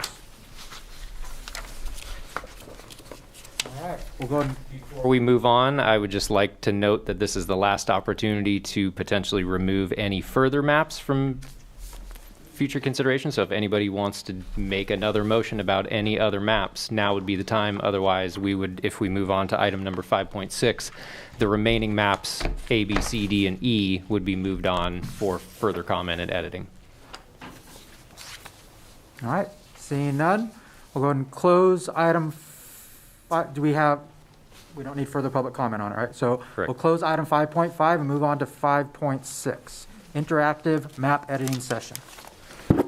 I'm going to set this up as we get Jed, our demographer, all set up in the background, but this is the exciting point that we're ready to hit now, because during this agenda item, the Commission's going to engage in an interactive and live map editing session with our demographer, Flow Analytics. And so again, this is only going to include maps A, B, C, D, and E, not map F, because that one was eliminated in item 5.5. And so again, the intent of this item is for the Commission to discuss and analyze any proposed comments, edits, or changes to the remaining maps, and the city's demographer is going to be making those requested edits in real time and displaying those changes on screen. I also wanted to let you know that the analysis and information that everybody wants as far as the demographics, the voter deferral numbers, deviation, all of those items are going to be available as well. If we need a couple of minutes to calculate those numbers, we certainly will. But if anyone has questions about what those numbers are, if we move a line, please ask, because that's the intent of this item right here. So with that, Chair Frank, I'm going to turn it back over to you, and hopefully we have Jed and Flow Analytics ready to go. So does anybody have any questions for Joe regarding this item, or for Jed Roberts, the demographer, as we move forward? I have a question, Joe, about the charter, and I might feel like I'm going backwards, but I'm not going that far back. Talking about the the quote-unquote disenfranchised voters and that whole issue, and it's clearly of mind to a number of us, and I appreciate what you're saying, Joe, but I wonder if we can't make a formal motion to make that a formal consideration as the 5th priority item, I believe it is, in the list of things that this commission is supposed to look at as a other commission adopted criteria. And it would be the deferred or the 6-year gap. Correct. And you're asking Joe for his opinion on that? Well, yes. I'm going to just say from a process standpoint of where we're at with item number 5.6 and the interactive map editing, that certainly can be something to factor in, because as I mentioned, Jed's going to have that information available for everyone related. We're using the word voter disenfranchisement. I'm using the word voter deferral. That's my way of saying it. We will be able to see that information. So, so if I'm making a recommendation about, do you make a motion right now about it, I would say let's look and see what's changing, if anything. You'll see the numbers as they are now on the draft maps. You'll see the numbers as they are edited.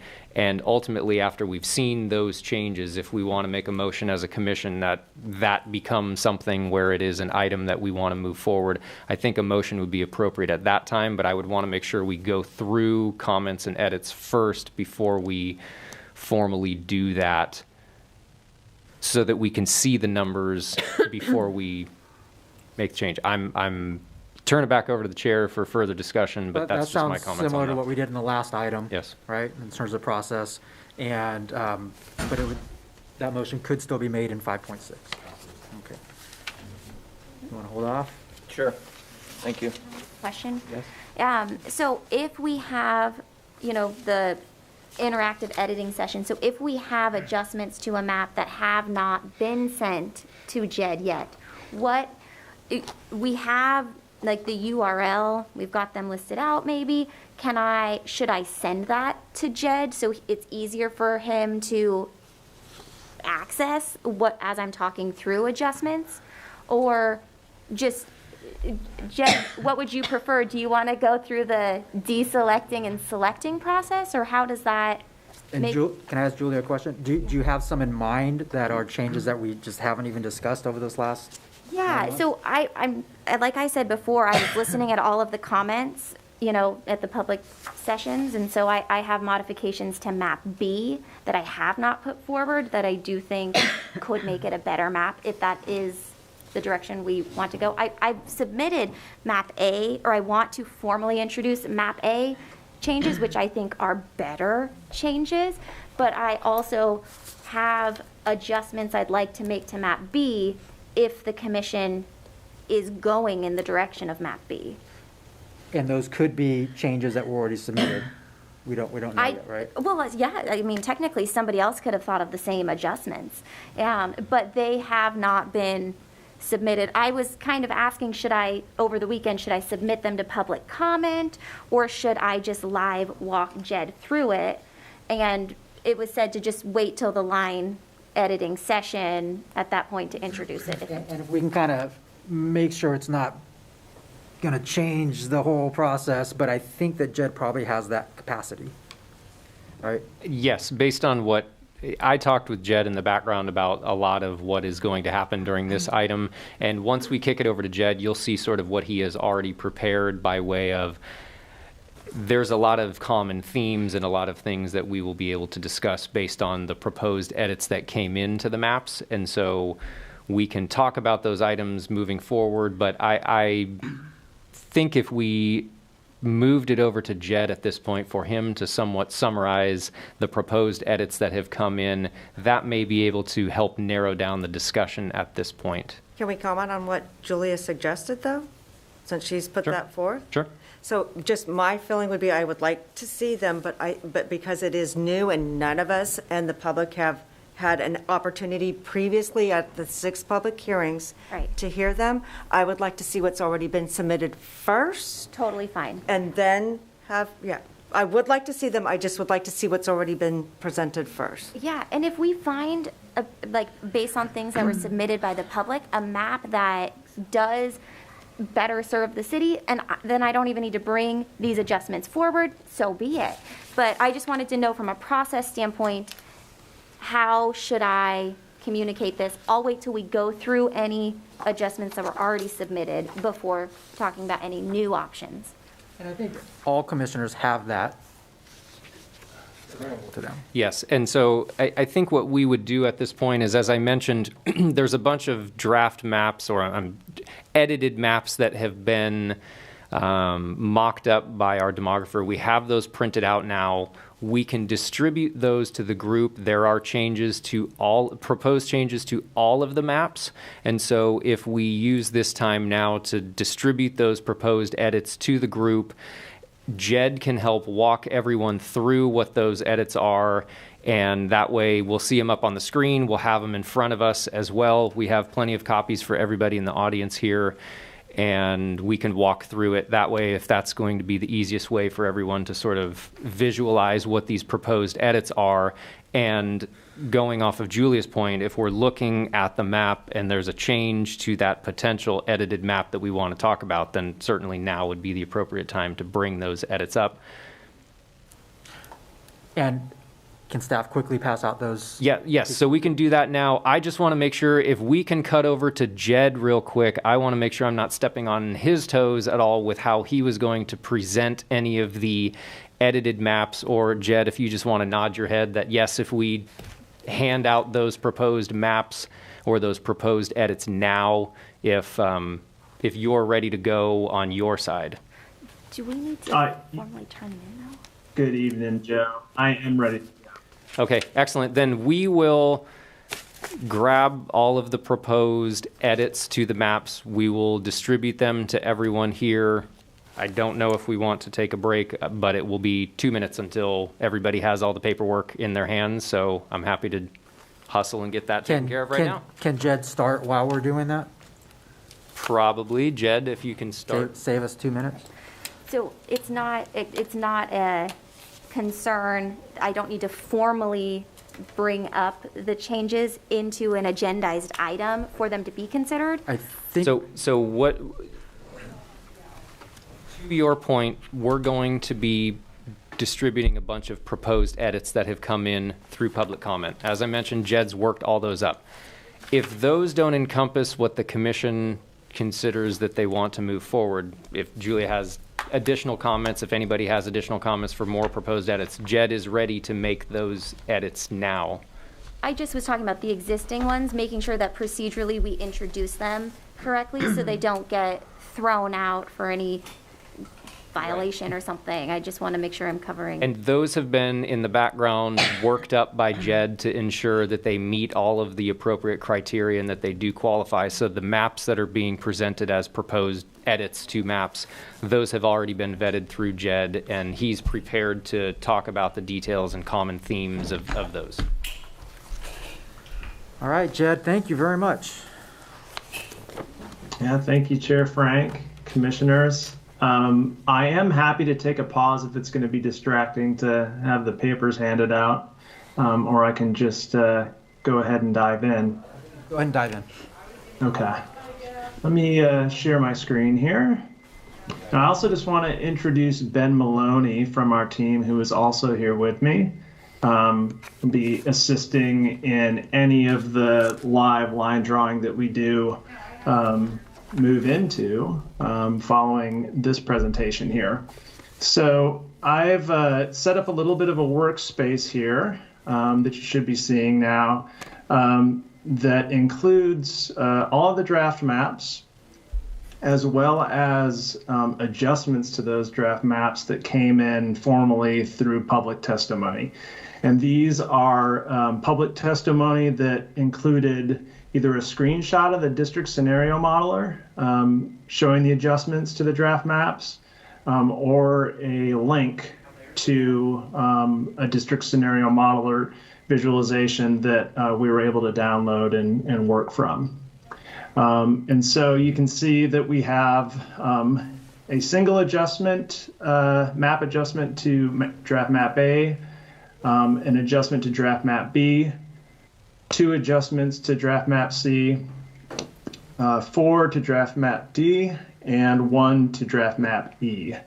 I can just march through these in alphabetical order. Chair Frank, any preference there based on what we've heard so far tonight? The alphabet has worked for me for a long time. Let's continue with the alphabet. All right, very good. Okay, just a reminder, draft map F is not on the table anymore. That's right, yep. Purposefully did not mention draft map F. So I'm just going to first jump down to draft map A just to remind folks what we were looking at here as far as the overall configuration here. So this was, again, the map that was at about 9.5 deviation with a large percentage of the neighborhoods preserved. And I think that, did a pretty good job of preserving the core historic district. The adjustment that came in is here, and I have highlighted or circled here in red the changes. And so compared back to draft map A, we see some movement here between districts 3, 4, and 2. And I can just hop back up to the original draft map A for you to kind of get a sense of what those are. So this is really about Diamond Oaks, Caseburg, Kingswood, and I believe Vineyard here as we... Portion of it. Sorry, a little bit of Vineyard. Yeah, Pleasant Grove and the southern portion of Quail Glen. So here we see that is at 9.0 total deviation. We've got 84% of the neighborhoods preserved, but I do want to note that Sun City and Stone Ridge, those splits involve blocks that have no population.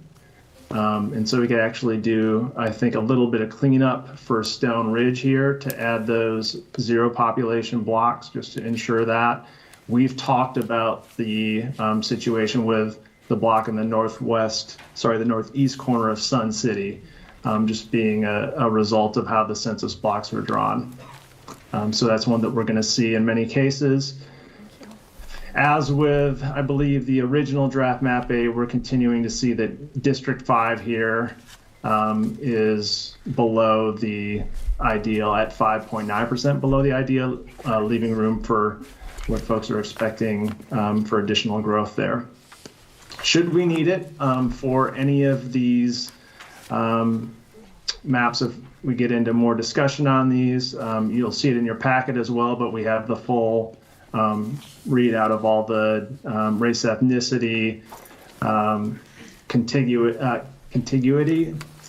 Oh, I've heard it so many times, I'm getting tired. Contiguity, compactness, and then just a comparison to the existing districts, much as you've normally seen. And so that should be in the packet. Now I'm just going to jump back up here. So we will now visit draft map B. And so just a reminder here of the configuration. So we're seeing a little bit of, let's say, a fairly compact District 4, District 3 coming along the top here with some splitting of the Stone Ridge Neighborhood Association, and then Districts 1 and 2 kind of south of the railroad there. And the adjustment that came in here, it's actually just one piece. And what that did was shift many of the blocks that are within historic Sierra Vista into District 2. And you see that remains well below, or at least two percentage points plus below the 10% mark that we need to stay below for total deviation. 89% of the neighborhoods are preserved. And in this case, District 5 is actually 2.5 above the ideal, so not that room for expected growth. So that's the single change that we see there for draft map B. Now I'm going to jump to draft map C. Two sets? And so just a reminder of that configuration here. Started out at 4.4%, which I believe is the lowest total deviation of any of the draft maps that were put forward.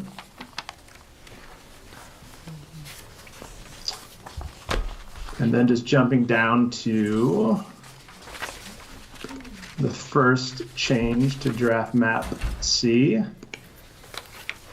So a couple of changes here. You see this largely unpopulated area around Amoroso Branch and Creekview shifting into District 5 from District 4 before. That actually is more of an administrative change, given that there isn't any population or much at all in that area currently. So it's more of a thought, I think, for the long term. And then one other small change here in the Folsom Road neighborhood, which is really just to bring that all the way over to I-80. There was a small gap there that was formerly District 3. That actually brings down the total deviation to 3.7. And both districts 4 and 5 are a little bit below the ideal, leaving some room for growth. And we see about 80% of the neighborhoods are preserved. And a few of those, Campus Oaks and Roseville Heights, the splits that are registering there involve no population. So that's another case where we could make some small changes to those blocks to clean that up if necessary. I'm just going to jump down to the second adjustment on map C here. This one had a handful of changes. And so I think we saw some shifting between really, I think District 3 saw a handful of changes here along its boundaries of 4, 2, and 1, and some shifts that we saw down here with the Cherry Glen Teals Manor neighborhood, and a small change out here between 4 and 5. That left us with 9.4 total deviation, 89% of the neighborhoods preserved, and we have districts 4 and 5 above the ideal population in this case. So I'm going to hop back up and we're going to get into the draft D map series.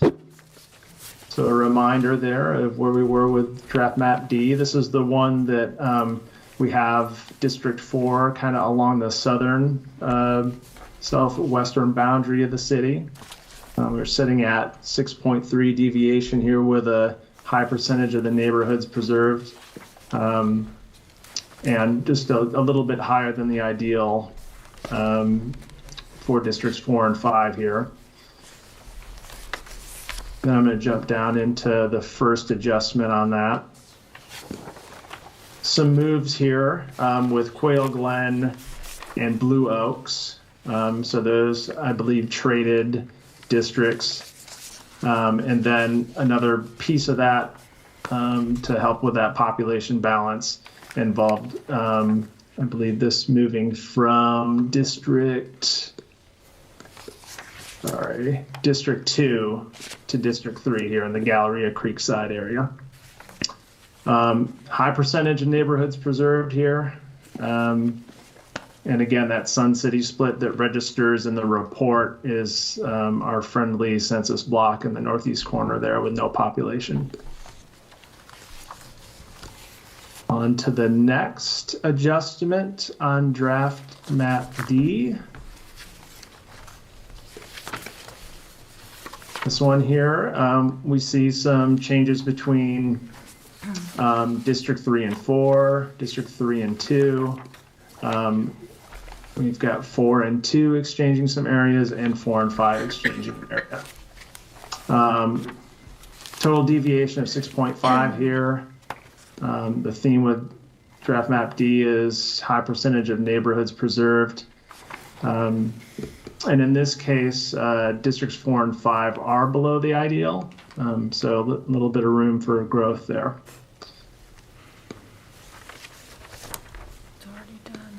Next, for adjustments to draft D. This one's just a simpler variation on, I think, the first adjustment that we saw. This one, however, does not involve a change to Galleria and Creekside from the original draft map D. It's just swapping areas between Quail Glen and Blue Oaks here. 7.8% deviation. And similar to the original map D, we have districts 4 and 5 a bit above the ideal.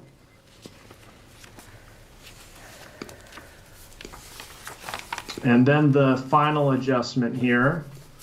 This is kind of another version of some of the changes that you've seen kind of combined. So these are all kind of playing on a similar theme. You see, again, the Blue Oaks and Quail Glen changes, this time combined with Pleasant Grove moving districts from the original draft D, Galleria and Creekside, which we saw before, a piece of Highland Reserve, and then a little bit of a smaller piece of the Vineyard Hilltop Circle, I think transferring from District 2 to 4. Little bit lower percentage of neighborhoods preserved here. 8.0 total deviation. In this case, District 4 is below the ideal and District 5 is a little bit above the ideal. So that is the series of changes to draft map D. And then final series here is just with draft map E. So just a reminder here. 8.3 deviation, high percentage of neighborhoods preserved here. District 5 is a little more than 2% below the ideal. And then just jumping down to the adjustment here, just a swapping of a couple areas here. So Highland Reserve has a portion of it now with District 2 and Pleasant Grove. North of, I believe that's Pleasant Grove, the road there, north of that area, moving into District 3. See 7.1 total deviation, 93% of the neighborhoods preserved.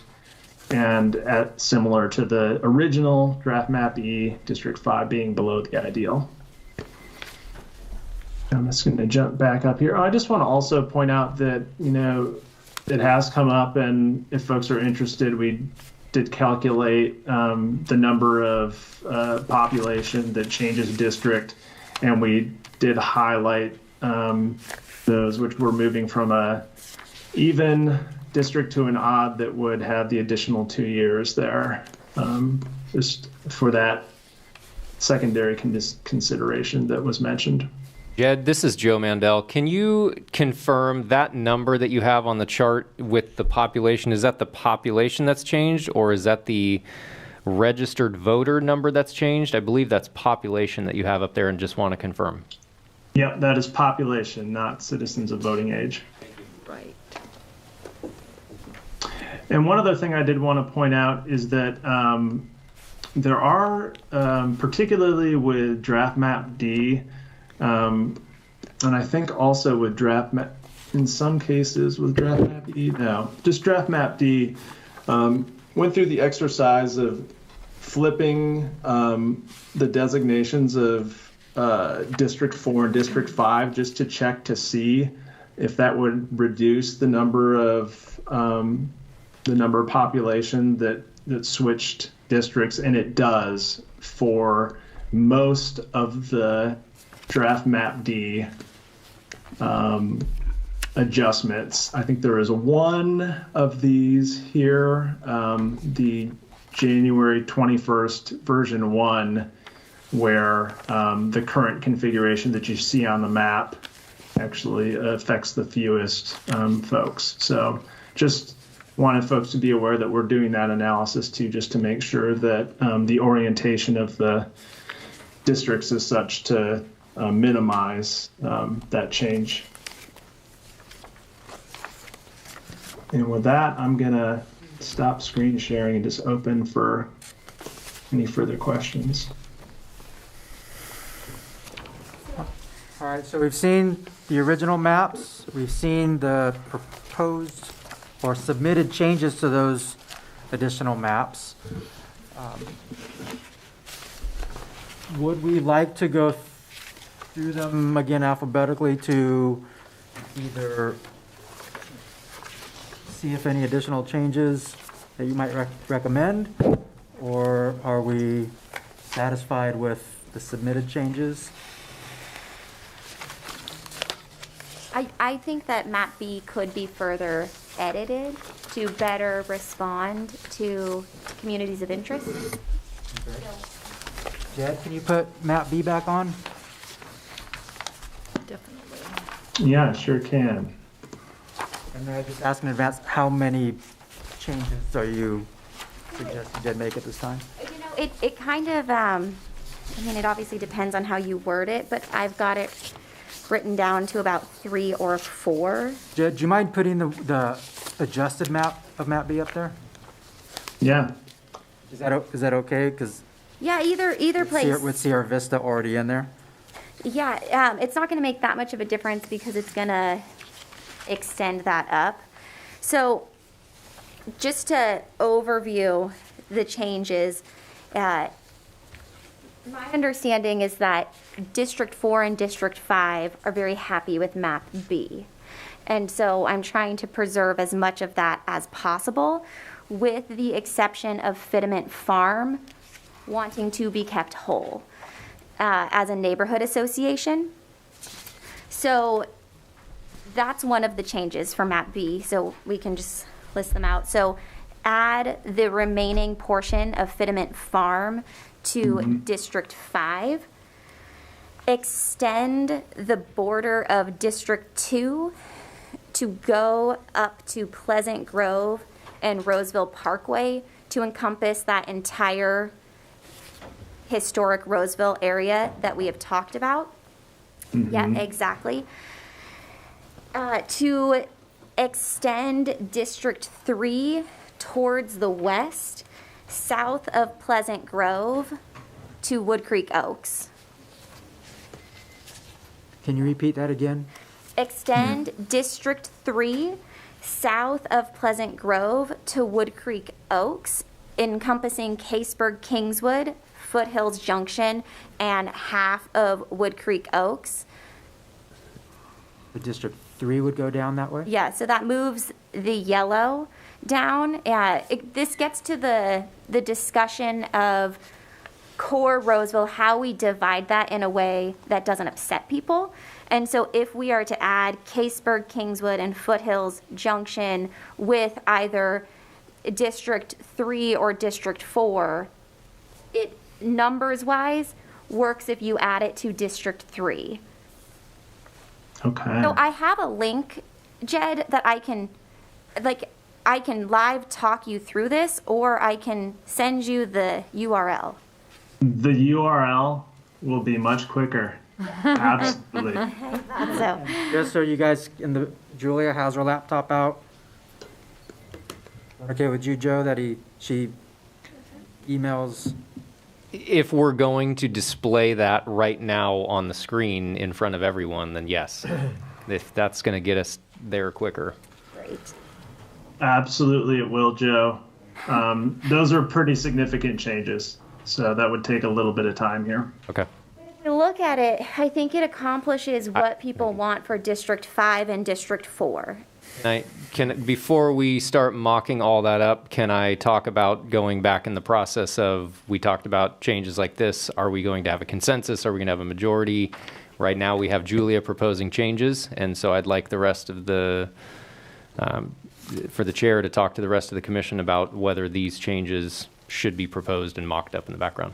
So I think we discussed that we're not putting a limit necessarily on how many changes, but if somebody wants to move to stop making changes at any time, they can so move. Commissioner Willoughby? Well, I feel like I should have brought my laptop so we can continue to present more and more maps. And I appreciate what you're doing, Julie. I do, but we're now well past the time threshold that all of the public had to potentially submit that map and have it chosen on December 20th. I'm sorry if I sound frustrated. I'm probably a little low blood sugar, but it just, this continues on. At what point will we stop entertaining all new maps? I don't foresee it ending. I hope it ends tonight, but I feel like we're continuing to play this out, and at some point, maybe it's just, I'll move that we don't accept additional maps beyond those that have been submitted and viewable by the public. That's a motion? I'm not sure it's appropriate yet to be making motions on that. We have not heard any public comment on this item either, so really now these items are being discussed at this point, and if we want to take public comment on it before making a motion of any kind, that would probably be more appropriate. Okay. Jed, do you have a visual of it? I do.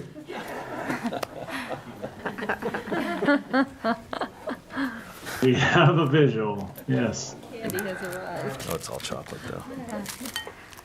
This is what the Sweeney amendments to map. What map are we on? B. Map B would look like. And Jed, can you confirm whether these do or do not meet legal requirements?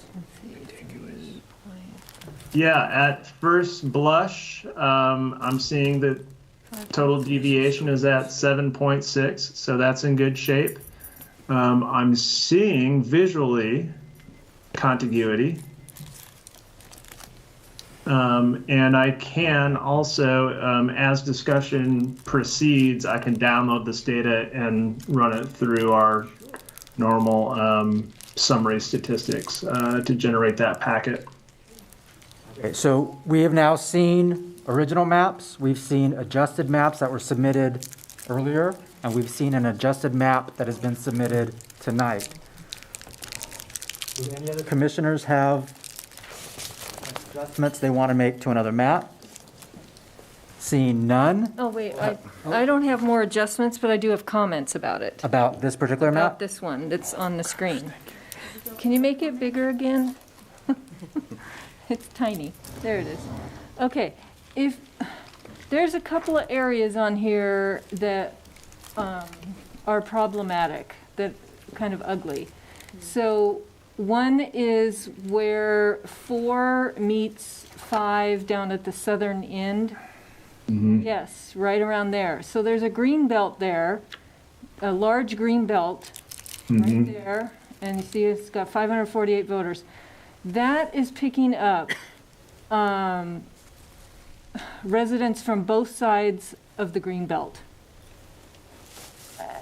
I just don't think we want to do that. So in other words, the community at the bottom that's got the orange zigzags, there's a bunch of cul-de-sacs there that would be in District 4, and, you know, right across the street from them, they're in District 5. So just to explain, that is the neighborhood association. So those are just the lines of the neighborhood association. So if you pick up Junction West. Julie, I'm going to interrupt you just for a second. I want to go back to our process. Still, I So just don't we've had public maps and adjustments submitted. We've had a commissioner tonight submit an adjustment. Now I think we should go through each one alphabetically as commissioners and decide whether we want to accept those changes or not. Go through all of them, A through E. Do we want to accept those changes or not? And I want to re-ask this question. Can a motion say if we accept these changes, it eliminates the original? Can we still do that? If you're going to eliminate an original, don't assume that you have met the criteria for, publishing that map. That your edits may create a full new draft. And I think we heard from you that we're likely to go with 30 days, even if it's one population change. But if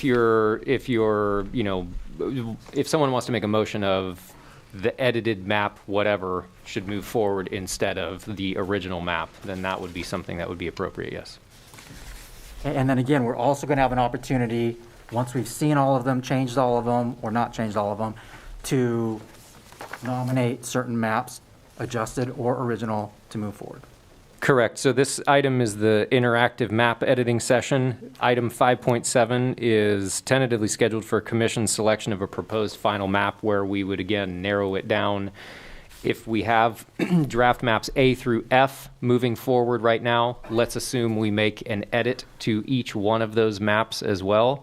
So then you would essentially have 10 maps to be looking at as you move forward toward a proposed final map. And if you determine that an edit is better than the original one, that's the point that you would be able to narrow it down as we funnel down to what are the remaining maps that we want to have that we are considering.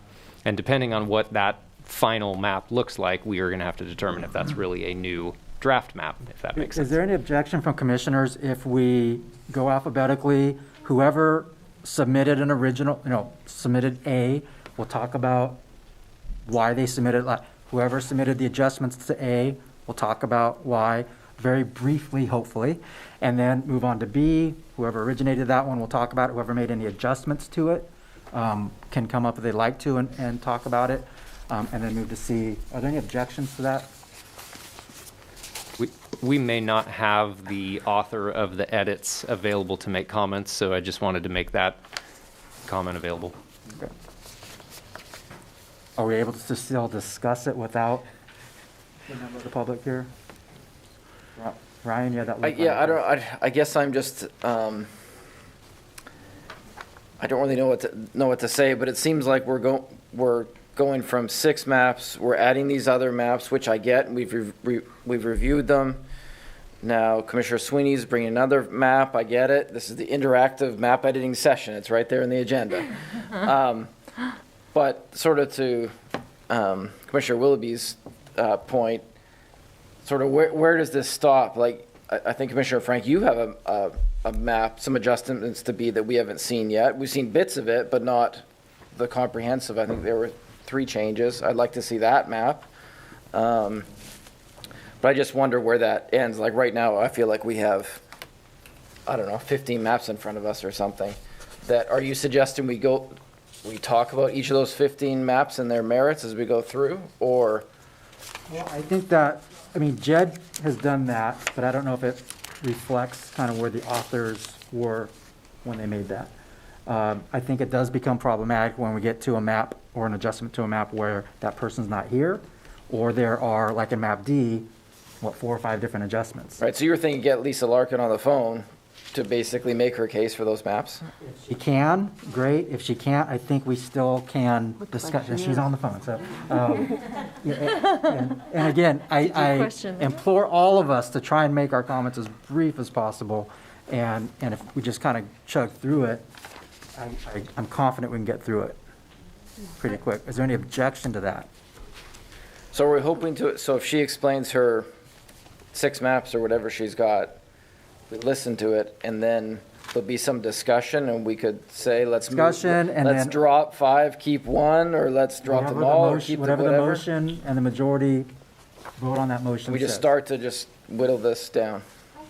I would don't know. I would say that a majority of these adjustments are too much, and that it's going to mean another 30 days and 5 public hearings. I think we've agreed that that's going to happen. Possibility. Yeah. But the one that I like the most doesn't have that much. Okay, well then let's go through them. Okay. And if you wanted to make a motion, you could. But we're going to kind of move on motions. Any objection to that? Not additional comment, but any objection to that process? Can you state it once more for me? Yeah, I'm not sure what. We start alphabetically. Whoever submitted an original map or an adjusted map have a minute to explain why they made those adjustments, and then we move on to the next map, B, C, D, and E. With specific reference to charter language or benefit to the community, or a community of interest that's expressed itself in our public meetings. I think if the person who submitted it can do that, they can. If there's any questions for that person. Respectfully, Chair Frank, if they're not, then we're pre-December 20th again, just kind of game theorying out what Tableau will do. So if he's already said that all 6 maps with the adjustments are doable. I'm not saying they're not legal. I'm saying we've gone through the legal process to do this once. We're now, once again, in, the idea that we would get 4 iterations of nearly the same map.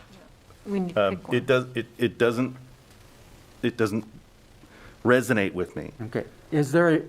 Would anybody like to, rather than going through every single one, make a motion for the discussion about a specific map from the people who? Well, why couldn't we just, when we have multiple versions of something like this, have a brief discussion about which one is better, and decide if version A1 is better than A, then let's call that A1 and move on to B, for instance. And then we start looking at B, and we say, well, what are the flaws? What are we trying to fix? And are they doable? And then we look at the options that have been submitted and decide whether to leave it as is or take the. Again, I'm just looking for some consensus on starting that process. I'd love to just start that process. I guess I don't. I'd like to see if anybody shares my thought that when we talk about tweaks and new maps, that this B is a tweak and everything else I saw was a new map. And I think that staff, our lawyer said that anything that changes population, we should consider as a new map for 30 days. I don't think we're really talking about 7 days anymore on any of these maps, unless it's an original map. But I believe there are flaws on map B and B1 that need to be overcome. I would love to start that conversation. Okay. So you can.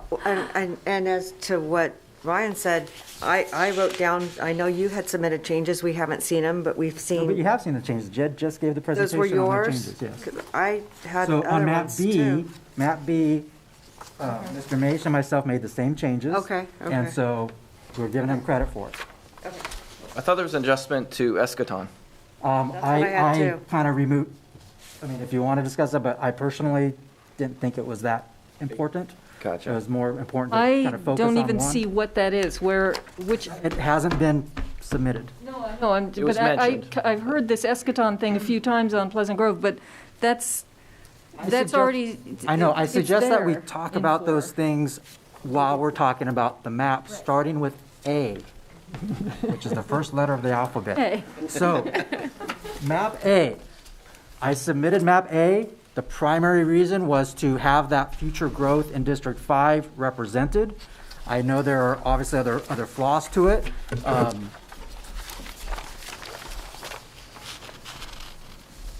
It has a large deferred voter ratio, and it divides District 3 by through industrial. So you have almost two parts of District 3. Again, this is the map that I drew. So the primary emphasis was the growth out in the western side. Deficiencies, I would argue, are large deferred voting, and that even though it's not part of the charter, but that division along the industrial area between District 3. Julia, would you like to talk about the adjustments you suggested to map A?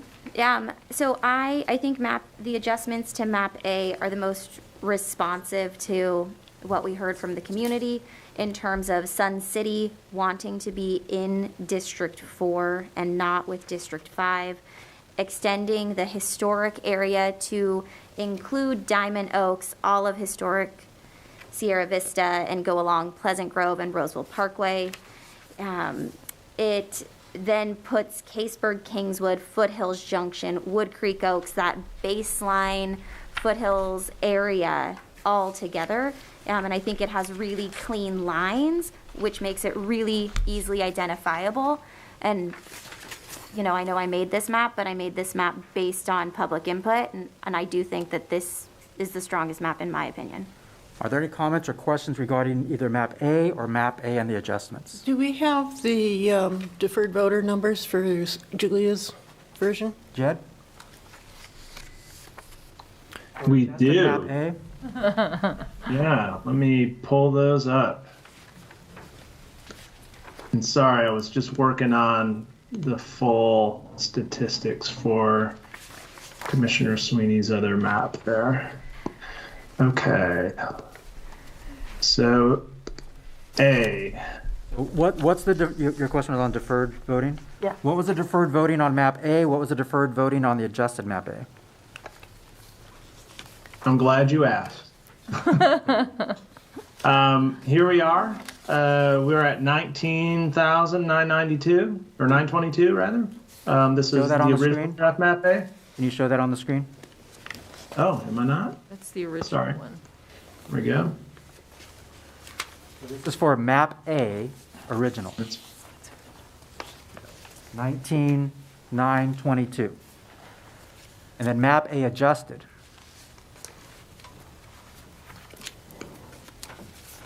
25,670. That's right. Are there any other questions regarding map A or adjusted map A? Comments, but not questions. Comments or questions? Yep. I'm not all that thrilled with A for a couple of reasons. But at the highest level, like going back to the 100+ public comment that we had, I can't think of one person off the top of my head that wanted map A. Maybe there was 1, 2 that I've lost in the 100. So I'm a little bit resistant to go to, let's start with A and tweak it a little bit when the public basically told us they don't want A. A couple things in particular that I see on both A and the adjusted A. I come back to the Blue Oaks, Sun City, Campus Oaks, Pleasant Grove, Quail Glen area. I don't know how anyone can look at that and say we need to break that up at all. Like, I almost see that as a constraint, like historic Sierra Vista in sort of the older part of town. I think we've heard countless public testimony about how those neighborhoods all work and function together.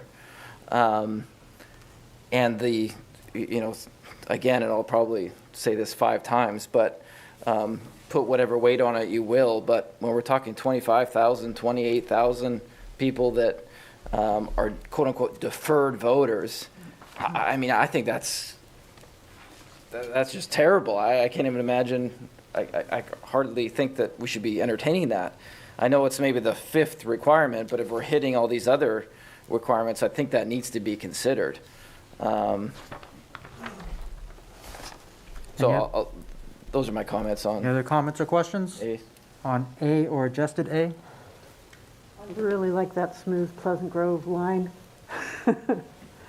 Just as aesthetically, there's several maps where the border between 2 and 3 runs along Roseville Parkway, along the road, and then Pleasant Grove and Roseville Parkway. And there's a couple of maps where that happens, and I think it just makes a really clean, visible, identifiable border. And just in and of itself, I do like that when it happens. And what street was that again? Pleasant Grove, where it runs from the Pleasant Grove neighborhood area, instead of breaking it, it runs across on a curve over toward Harding and Roseville Parkway. Any other comments on maps A or adjusted A? Seeing none, let's go ahead and discuss map B. Again, where's my map B? I submitted map B. This one is primarily to keep the deferred voting low. The splitting of Stone Ridge, again, I live in Stone Ridge. I belong to the Stone Ridge Neighborhood Association. It was kind of 50-50 split in terms of whether we wanted to be in one district or be split into 2 districts. Caseburg is split into 2 without giving too much away, but I think we already know. The Maish adjustment puts Sierra Vista into District 2. So that's my description of map B original. Would the author of the adjustments to map B like to come forward? He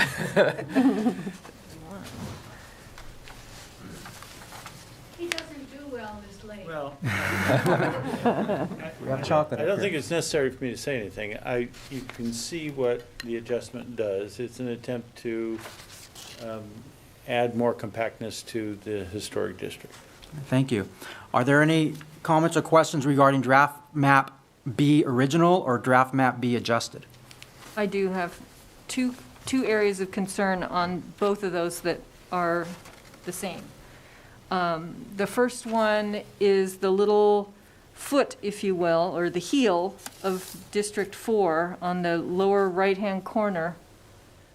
And if we were looking at the map where we could drill into it, I mean, you see how it's like, again, I don't like the zigzags because it's picking out some houses in a neighborhood, and by the way, that's a gated neighborhood right there. Heritage Oaks, I think it is.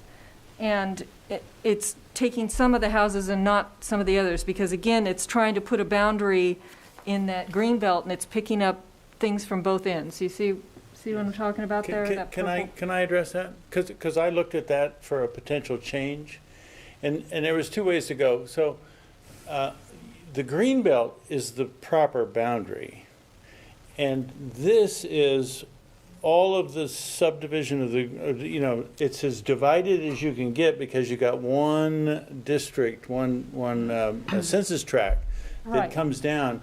If you take that census tract and move it down, you end up pulling a whole bunch of, much greater number of houses from above the green belt to below than this does below to above.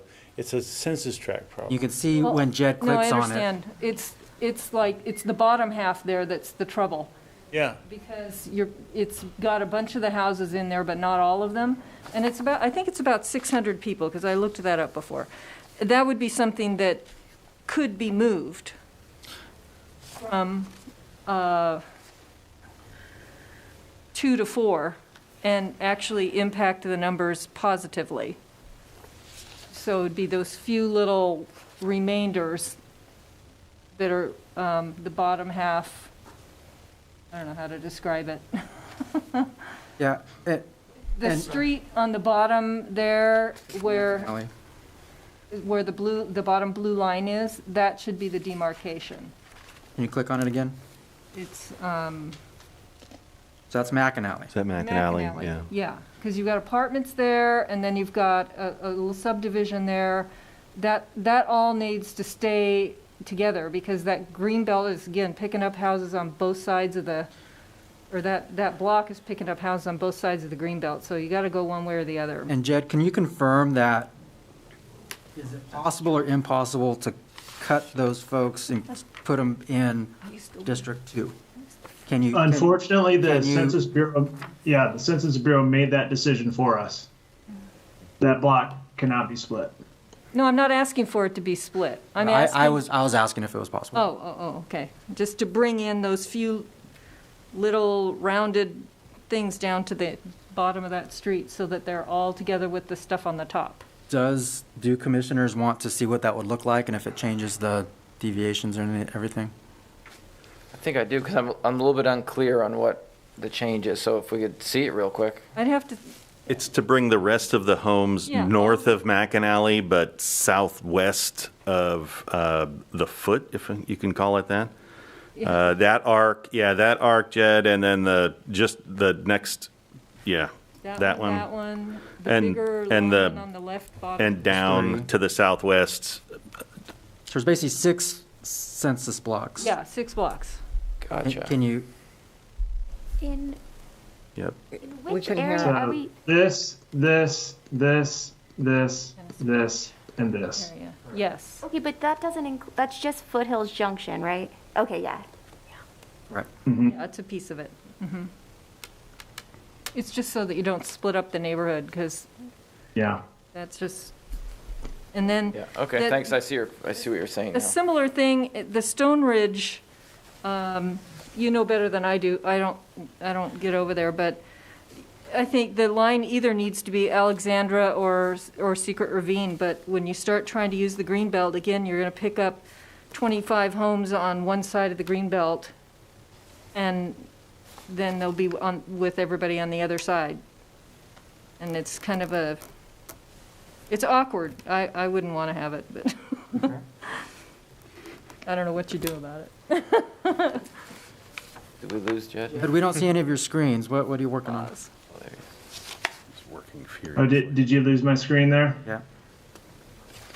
I'm working on the thing that we were talking about real Yeah, quick sorry. here. And just as we're discussing these, even with adding Sierra Vista to District 2, north of Alta Vista Avenue actually stays in the census block that is Diamond Oaks, and then the south part of Alta Vista is in District 2. And then, of course, there's the question of adding the census block that includes the cemetery, the high school, and then the homes that, in my opinion, are more like the homes to the north of them rather than the homes in the rest of Sierra Vista. Lily Cross and that area. Is it? Yeah. And the only other Upper Reserve. problem with this map, really, that's a big problem, is that Caseburg, Kingswood is split up. I mean, we Would did be in hear the from a lot of center. people about it, even in public comments given today, that Caseburg Kingswood doesn't want to be in District 2, that we were divided the last time. Foothills Junction, Caseburg Kingswood, Historic Roseville. Caseburg Kingswood right now is represented by District 5 and District 1. Like, talk about a division of a neighborhood. And, when we're talking about 90% there, who's the area that gets divided again, but the one that has District 5 and District 1 currently representing it. I don't think, I can't support map B in the way that it's splitting up Caseburg, Kingswood, and old Roseville, historic Roseville. Alta Vista, we've been told it's part of it. I think we have to have that other side of the census block in there. We have to have Roseville High School in there.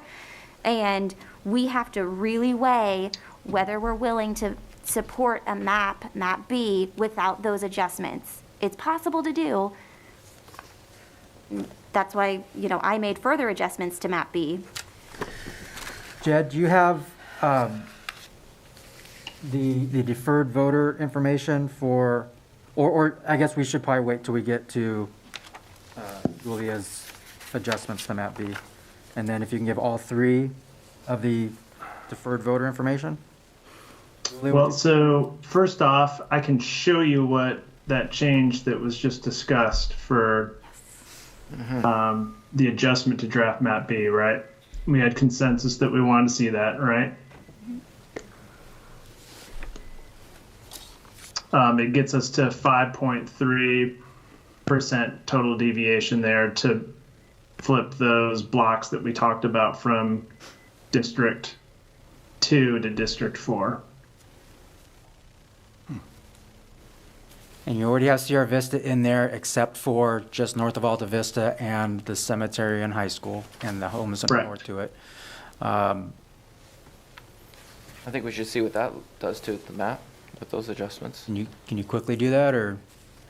Yeah, so what I can tell you, having played around with this a fair bit, is that this 419 district and this 512, those are going to push 2 over.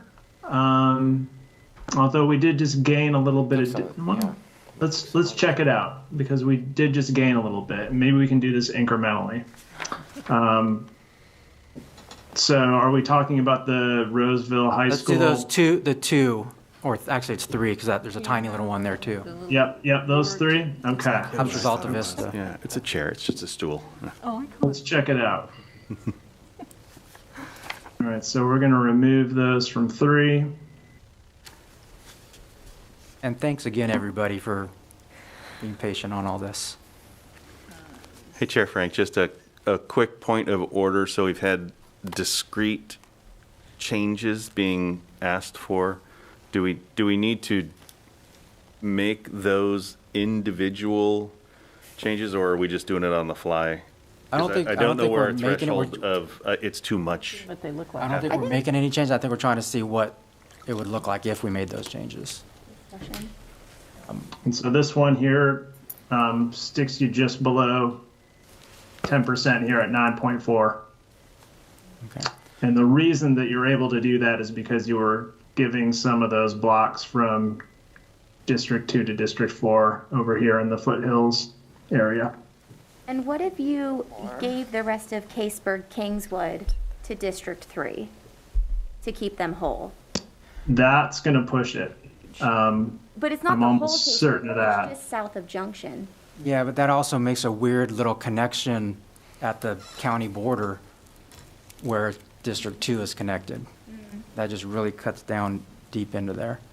Yeah, well, I mean, I really don't think that area is part of it, but, which is why, I guess. Julia, what do you think about adding all of Caseburg into District 2? No. Anybody else have any thoughts about that? All right, do you want to go ahead and discuss your adjustments to District, to It map just B? takes, or do you want to keep going? Well, I mean, there is one other, on that one, similar to that change we just made of the boot heel, just to the left of it. You could gain a couple of hundred more, but I don't think that's going to be enough to be able to do anything with Caseburg. It would allow for that Roseville High School move, probably. It's a couple of hundred. And I'll be honest, I played around with this a lot too, and we could ask Jed to keep doing it. I know, It's really, it's. It's a whack-a-mole thing. That's exactly what it is. So, are there any more comments on original A, adjusted B? Would you like to present? Yeah, my Adjusted- adjusted B. Adjusted B2? Adjusted B2 is just a continuation of that process we were just doing. So it took Diamond Oaks into, use that clean line Mary mentioned about Pleasant Grove and Roseville Parkway. It preserves more neighborhood associations in that it's got Blue Oaks in entirety, Fitiment Farm in entirety, separate districts. It's got Junction West in entirety, except for a block that is not contiguous with the neighborhood association, that's kind of floating up. So I did want to call that out. It looks like it's 100% together, but there's like a random block. Wood Creek Oaks, then, yes, this is it, yeah. So it doesn't look as pretty. Okay, so it should have Wood Creek Oaks only. It looks like there's one orange there that's supposed to be purple. So it's supposed to be along the neighborhood associations. Okay, so maybe it's just not possible. So I think that this actually, it looks not as nice, but it is more responsive to what people told us about historic old Roseville.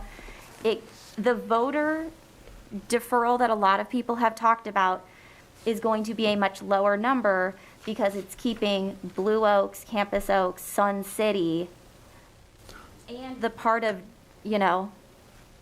that District 4 area pretty together. I know it looks like the Wenzel Brown area is then going down to the Caseburg Kingswood area, but the progression of the city was that Foothills, Caseburg Kingswood area, then the Wenzel Brown area, Highland Reserve, then Blue Oaks.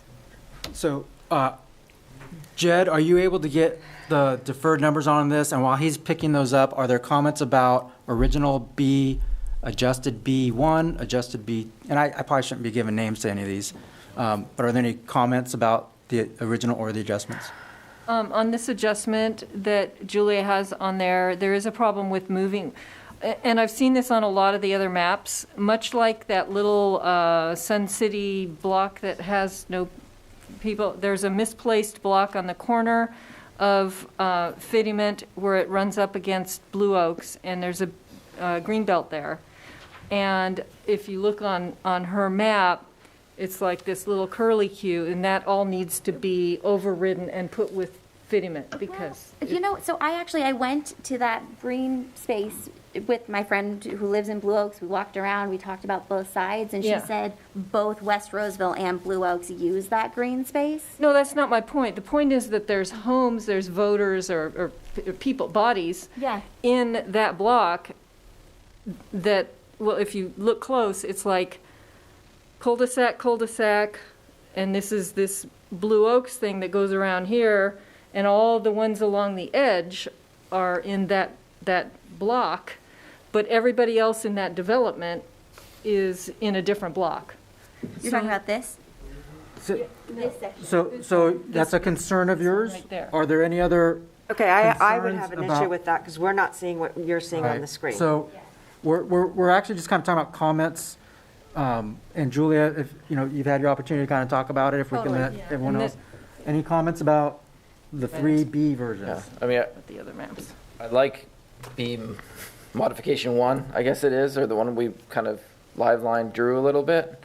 The map B second adjustment, to me, it doesn't, I feel like we're losing the compactness of it. There's like, you're starting to create like little, I appreciate the intent, but sort of little slivers to connect bigger areas with other areas. It doesn't look nearly as, it's contiguous technically, but I think it loses a lot of its compactness and not as easy to understand. Andrew, any comments about any of the B maps? This was the map that I would have chosen, and I like the adjustment, and it's as simple as that, really. Which adjustment? Which adjustment? The putting the historic Sierra Vista The in. first adjustment? Yes. Ollie? So I'm sorry, Kind of can work our way I down. just qualify? Okay.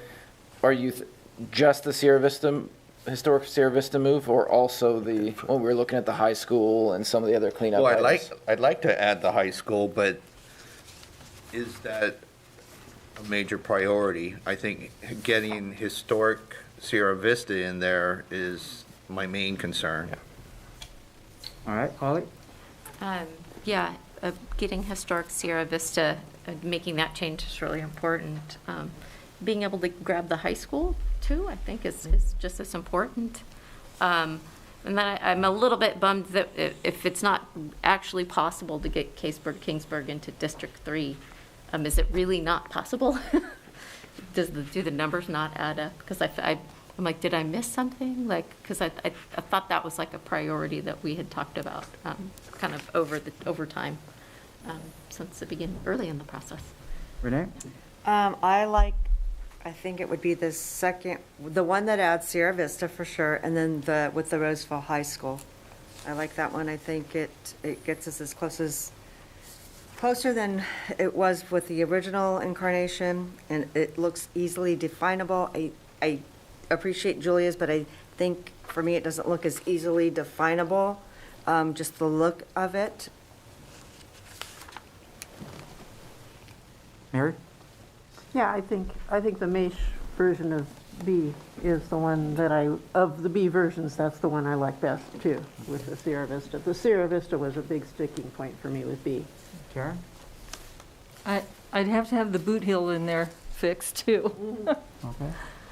I actually appreciate Commissioner McPhail's idea of bringing the foothills into a more understandable and reasonable shape. It allows us to do some of the other things, potentially including the high school. Without the high school move, the deviation is stellar, among the best that we've seen.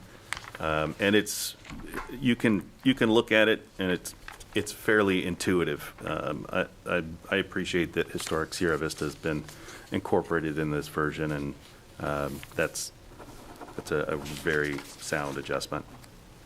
So are you saying without the high school? I just want to make sure I know. So we did a few things with Jed on the fly. So Commissioner McPhail got us a little bit of room in there that improved us to 5.3. I think we were at 9.4 when we brought the high school in. So still acceptable, reasonable. It brings, those communities of interest a little bit closer as well. So I would support either or. I like the high school. That's the one, yeah, with Commissioner McPhail's. Kevin? Ditto. Okay. Brian? I like the Maish adjustment, bringing historic Sierra Vista into 2, I think it is. But it still, for me, doesn't meet, like, Fitment Farms is still broken up, and the Kaysburg, Kingswood, I know that there were a number of people that came out in support of that. So it doesn't work for me. Okay, so in terms of Fitment Farm, again, at some point, we might not be able to keep all of the neighborhood associations intact. At least on that edge, and I'm talking about draft map B with the first change to it. It runs along Fitment Road. In terms of Wood Creek Oaks, again, apologies, but it runs along a easily identifiable road. I said earlier that in previous meetings, I wouldn't be able to look Julie in the eye about splitting Kaysburg Kingswood. I consider moving the boundary up a little bit. I also think that the northern part of Kaysburg Kingswood, even though it's in the same neighborhood association, is vastly different than the southern part of Kaysburg Kingswood, which I think should be part of District 2. Sierra Vista, again, making some tweaks with the high school and the cemetery, seeing what we can do there. And then if we do move Kaysburg Kingswood up a little bit and make those changes, we can afford to maybe move District 3 further east in the Stonehenge area. I don't particularly care for the Sweeney adjustments to map B. Again, I think it divides District 3 way unnecessarily. So we've gone through the A and B.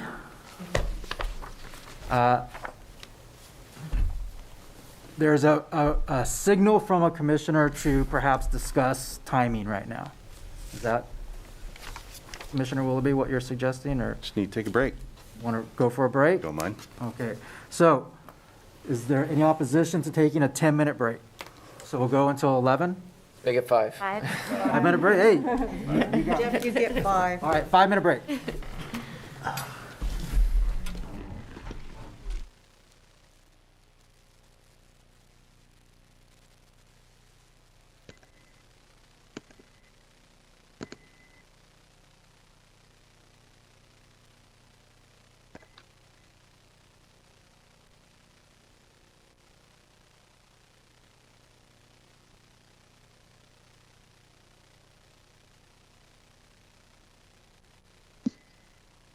Hey there, Ben.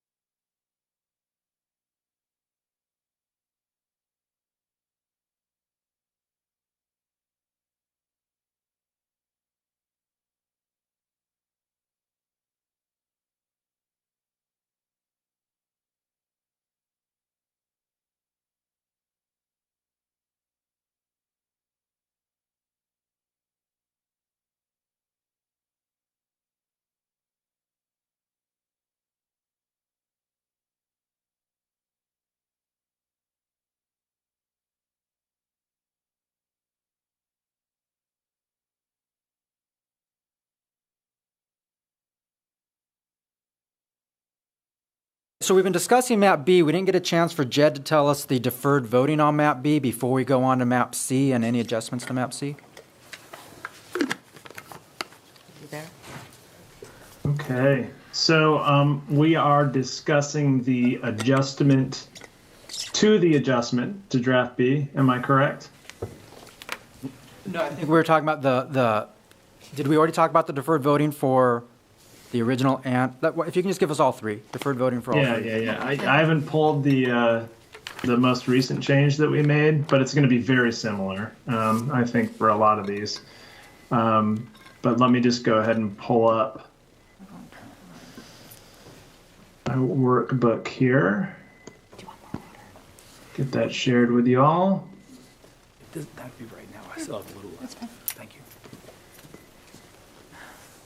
Okay. So B is the one that is the lowest on really most fronts here as far as population moving to a different district. So 33,000 overall and 7,000 with the 6-year gap. Very similar.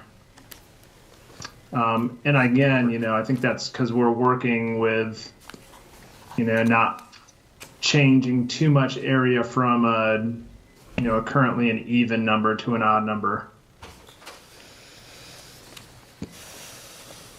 And then the Sweeney adjustment? Do you have those numbers yet? Is this the one with the high school? Or this is the one? That's the one, not with the high school. Lower.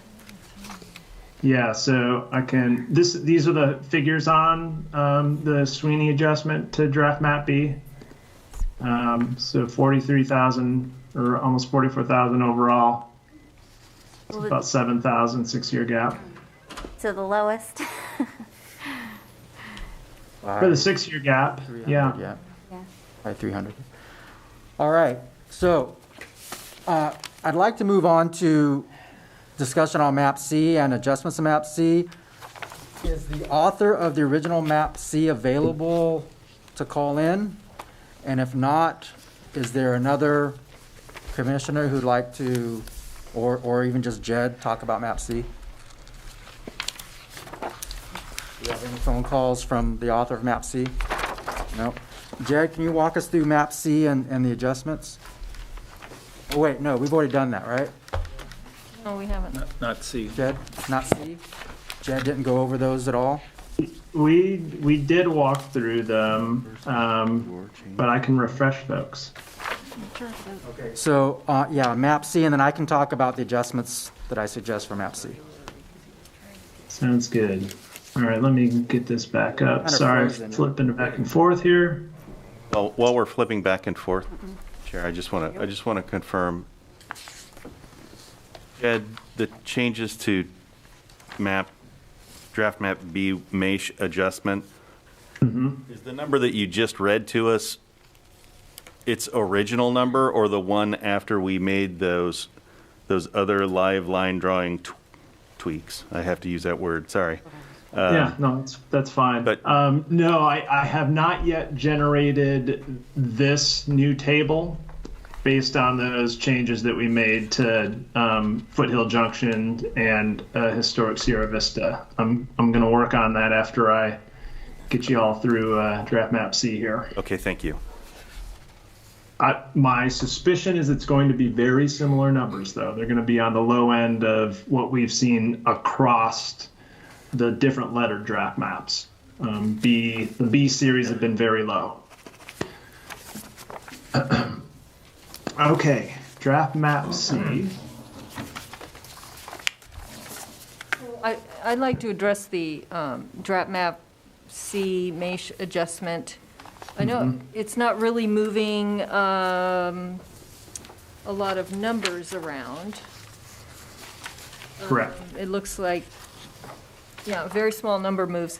I don't really see the need to move that Fitiment Farm area from 4 to 5. It's not going to change any numbers, really. And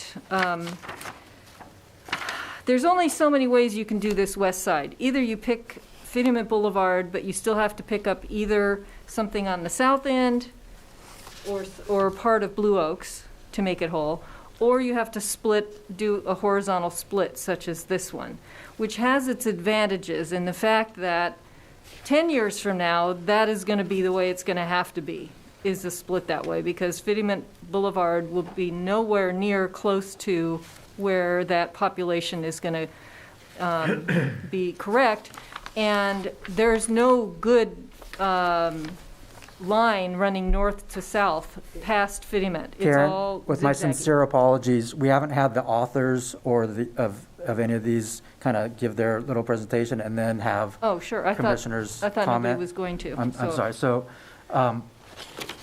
Commissioner McPhail? Yes. I agree with everything you just said. the MAISH presentation on the MAISH adjustment. I could help. And obviously, there was also that change over by Folsom Road. Jed, can you talk about the original draft map C? Yeah. So this is the one sitting at about 4.4%. I think this was our lowest total deviation of the original draft maps. This was the one where we had District 1 crossing I-80, as well as District 3 also crossing I-80.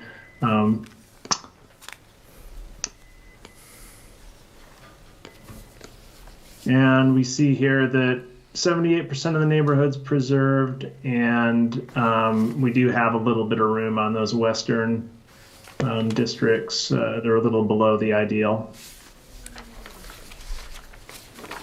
As far as the numbers go, the C series, I think we're the second lowest as far as number of folks affected by reassignment to a different district, as well as the 6-year gap. I think was relatively low here for all of those in the C series.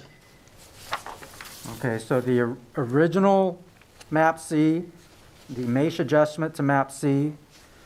If I can briefly just talk about my adjustments to map C, if you can pull those up. So moving from the east to the west, I included all of Johnson Ranch south of, well, just all of Johnson Ranch in District 1.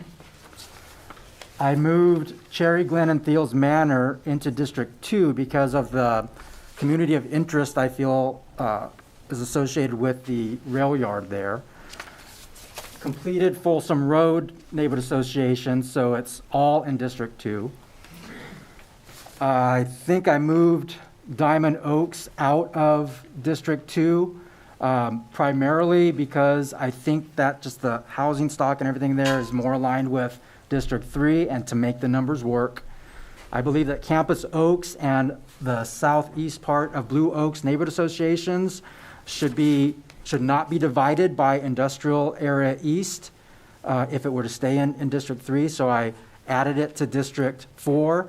In order to make the numbers work, I moved part of Fitterment Farm up to Blue Oaks, which is a naturally man-made barrier. So Fitterment Farm, under this one, Fitterment Farm will be broken up. That's the only one. Now, technically, Diamond Oaks, there's a part just that's kind of in between the railroad, yeah, right there, that, yes, that one could get moved into District 3 or District 2. So I didn't want District 3 to be divided by industrial. I wanted to move Cherry Glen and Thiels Manor into the rail yard community of interest, and then just square everything else out. Are there any questions or comments for the authors of the original or the amendments? The deferred voter number? Deferred voter number on draft map C 1310. Probably going to be better than that.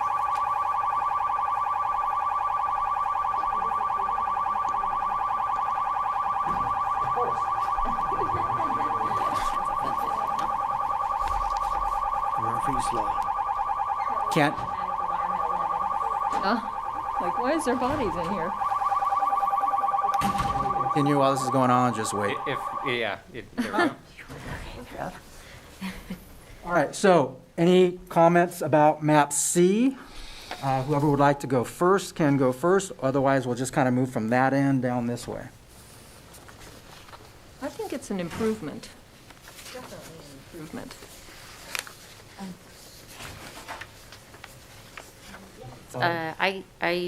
The Frank adjustment version, I like that Johnson Ranch is put together in District 1, right below Douglas. That looks good. That's a good change. And then also getting Cherry Glen and Thiels Manor, where they are situated, I think it's okay. Diamond Oaks into District 3, I'm good with that. Yeah, I agree with the Frank adjustments over the original map C. Any other volunteers to comment? Holly said. I agree with what Holly said. I think it's still maybe not quite as compact as B, but I think it achieves a lot of the goals of this commission. Anybody else? I don't like the further, I don't like the further splitting of Fitiment Farm, so. The Casebrook's intact. In District 2. It's a good logical place to split it, though. It's Blue Oaks. I know, but those. I live there, and I don't see the problem, honestly. Fitiment Farm might see the problem with that, though, because they specifically came out to a couple of meetings. Well, yeah, I get it, but we're not going to please everybody. No, I'm just saying. It's a big section, as is West Park, and there's very little, like, difference. You can't tell the difference between West Park and Fitiment over there. I'm just saying that The farm as in favor of staying together. Farm as a neighborhood association is one of the largest by population. Warner? Oh, Hillcrest neighborhood should be included in, on your map C Frank adjustment in District 2. It doesn't belong in District 1, it's a core neighborhood. So that might be something we consider and seeing if the numbers work out. All right, map D. We've got an original and are the 4 or 5, I couldn't tell, changes, are those? Go ahead and walk us through it, Jed. I'm sorry, is the author of map D on the phone? Okay. Helen, can we go ahead and take the author of map D who's on the phone?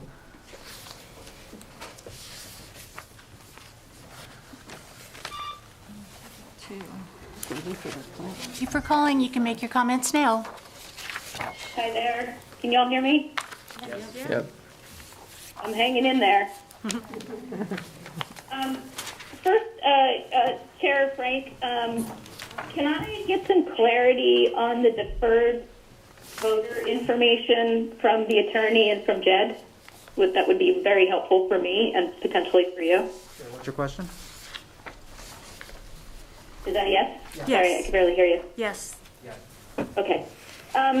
So the term, I'm going to plug my headset in because it's acting up. Hold on.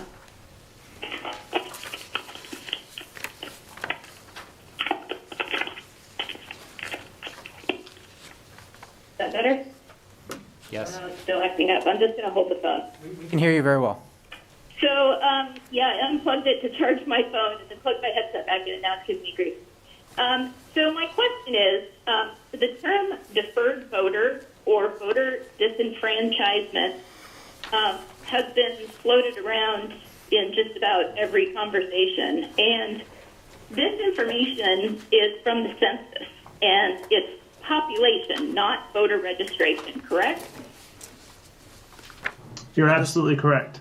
Yes. Okay. So I've seen a sheet with the numbers of population that has been given out to the public and to you all that this is deferred voters or voter disenfranchisement. Either way you word it, it's not voters. So that, just to confirm, that's correct. Okay. Can you go ahead? Okay. And so you can have a population that are not registered voters at all. Maybe a single mom or single dad with 3 kids, maybe a couple with 6 kids, being counted in that population. Correct? Yes, and they could become registered voters tomorrow. No, Okay, but if they're 3 years old, 4 years old, 5 years old, do you mind 6 talking years about old, draft they map? wouldn't I know present here, right? I know I said it was okay. Do you mind talking about draft map D? Yeah, I just wanted to get that clarity because it's not a part of the Voters' Right Act. Do you mind talking about draft map D, Lisa? In the process, it should have been included in the beginning of the process, not at the very end. So I just needed that clarification because I was thinking it was voters all along. We understand. Can you please talk about draft map D? So draft map D, this map was a version of, trying to meet the neighborhood associations and communities of interest, which is the number 2 criteria after contiguous. And it also, the original draft map D was intended to also not only include neighborhood associations to try to meet the majority of the police districts. School districts were more challenging, as you all found. I don't think there's any that met all of the school districts, but this one also met the majority of the specific plan area as well. And so, and it also was intended to split the growth area of western Roseville between two districts so that one district didn't take on all the new growth. So that was the intention of this. And as you can see, it has Caseburg, Kingswood included in District 4. They're what the public comment was for community of interest. It's not split. It keeps all of the central and historic Roseville together, including Diamond Oaks. And it also keeps East Roseville so that you no longer have a representative living on the west side of Roseville representing the east side of Roseville. I think it's important that those folks on the east side of Roseville, as it was indicated earlier tonight, that those people on the east side of Roseville have somebody that lives on the east side of Roseville. They drive those roads. They go by those businesses, those parks, those schools, the traffic lights, the street lights. And so that's the concept behind this map. If you want to move on to the first version of D,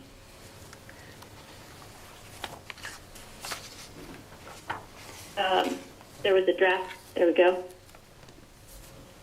Let's see. Nope, I don't. Is that the first one? Do you mind just speaking about the one that's on the screen? Draft 2 and 3. Let me see which one you're looking at so I can look at it on the screen. Okay, this is the third one. Okay, so this one was taking into consideration the comments that were made that were a little bit concerning, even though I didn't believe that to be the case, that as long as you were able to drive from one side of a district to another, crossing a railroad track or whatever, as long as you weren't leaving the district to re-enter the district on the other side, that was legal, and that was confirmed tonight by the attorney.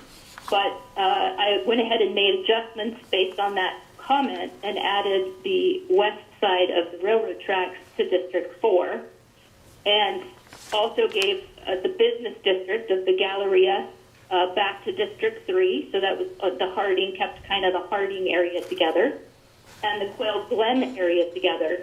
And then the two things that people seem to be complaining about was that it was gerrymandered because of the crossovers of Pleasant Grove, Highland Reserve and Pleasant Grove neighborhood.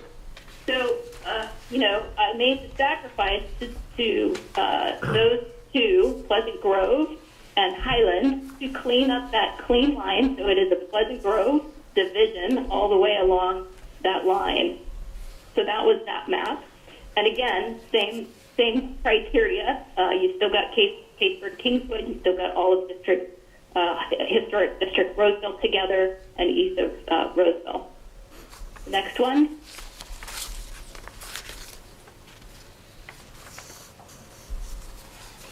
Sorry, Jen, I'm watching the screen for you to change to the next map.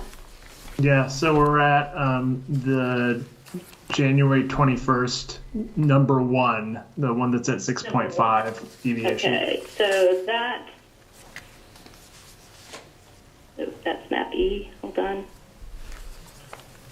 Okay, I think it's this one here. Yes. Okay.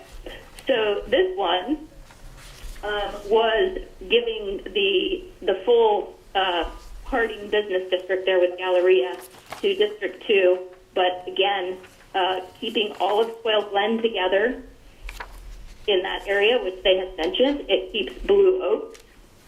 Blue Oaks is not divided. So really in this one, it only divides two neighborhood associations, Pleasant Grove on the south side, Pleasant Grove, and Highland Reserve on the south side. It's got a 6.6% deviation, and both Districts 4 and 5 at 28,000 population. That's the lowest population to allow for growth. And this one also adjusted for the rail station on the left-hand side. So it included the vineyard down there at the bottom.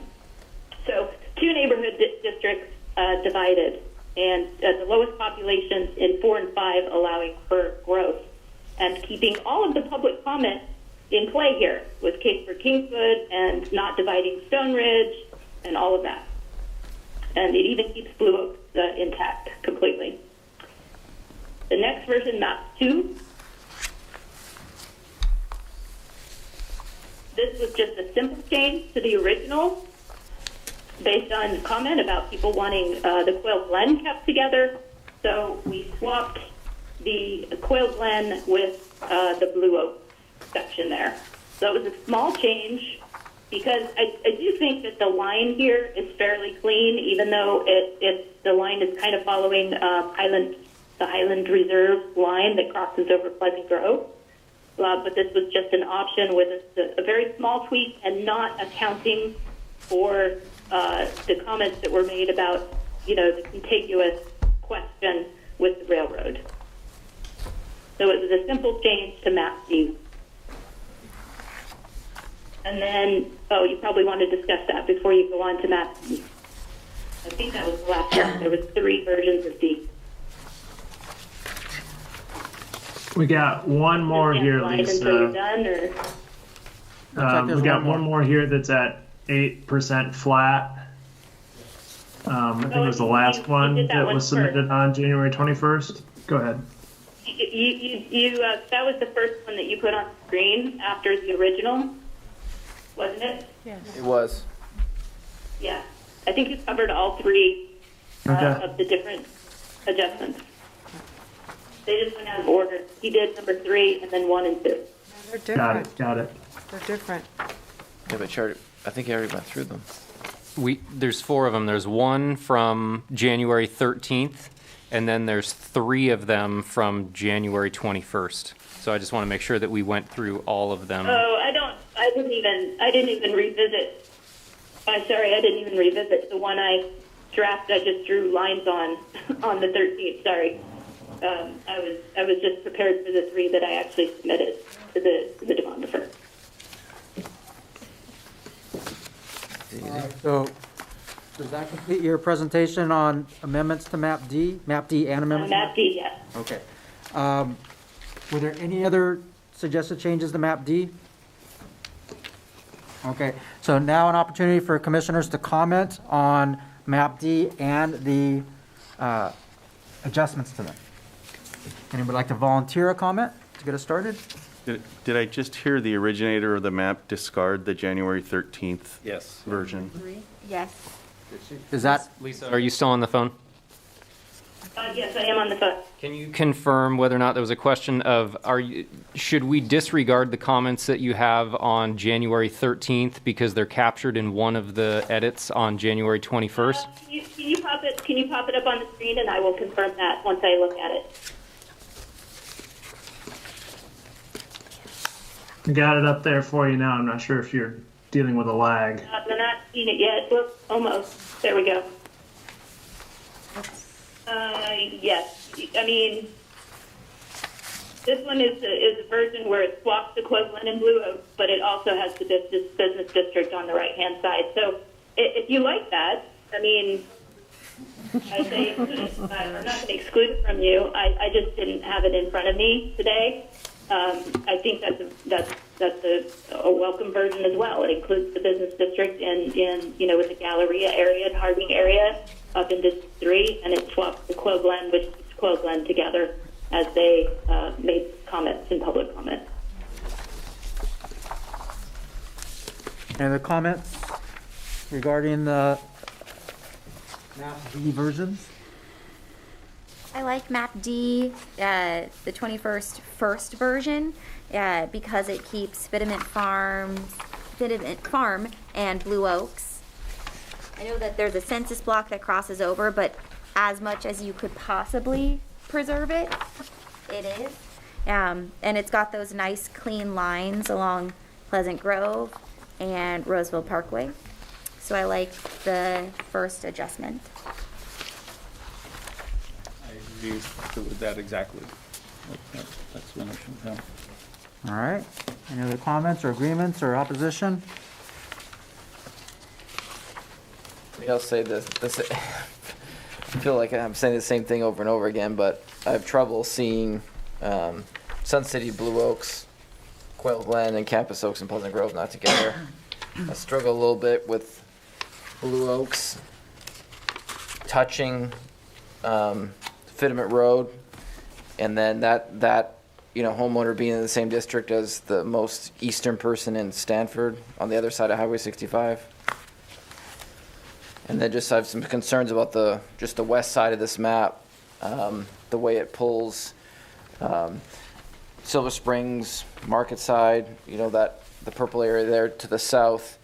I know I haven't been, but some people have been talking about leaving some room on the west side for future growth. But I know the folks out there, they've got a lot of concerns right now in terms of all the development activity out there, and I think to keep them as a cohesive unit in one district, I think they'd appreciate that.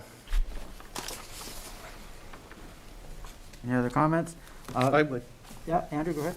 Okay, since we're kind of not just tweaking, we're like kind of speaking our mind here, I would say that I like map D for District 1 and District 2, because I think that's what was popular among comments from the public.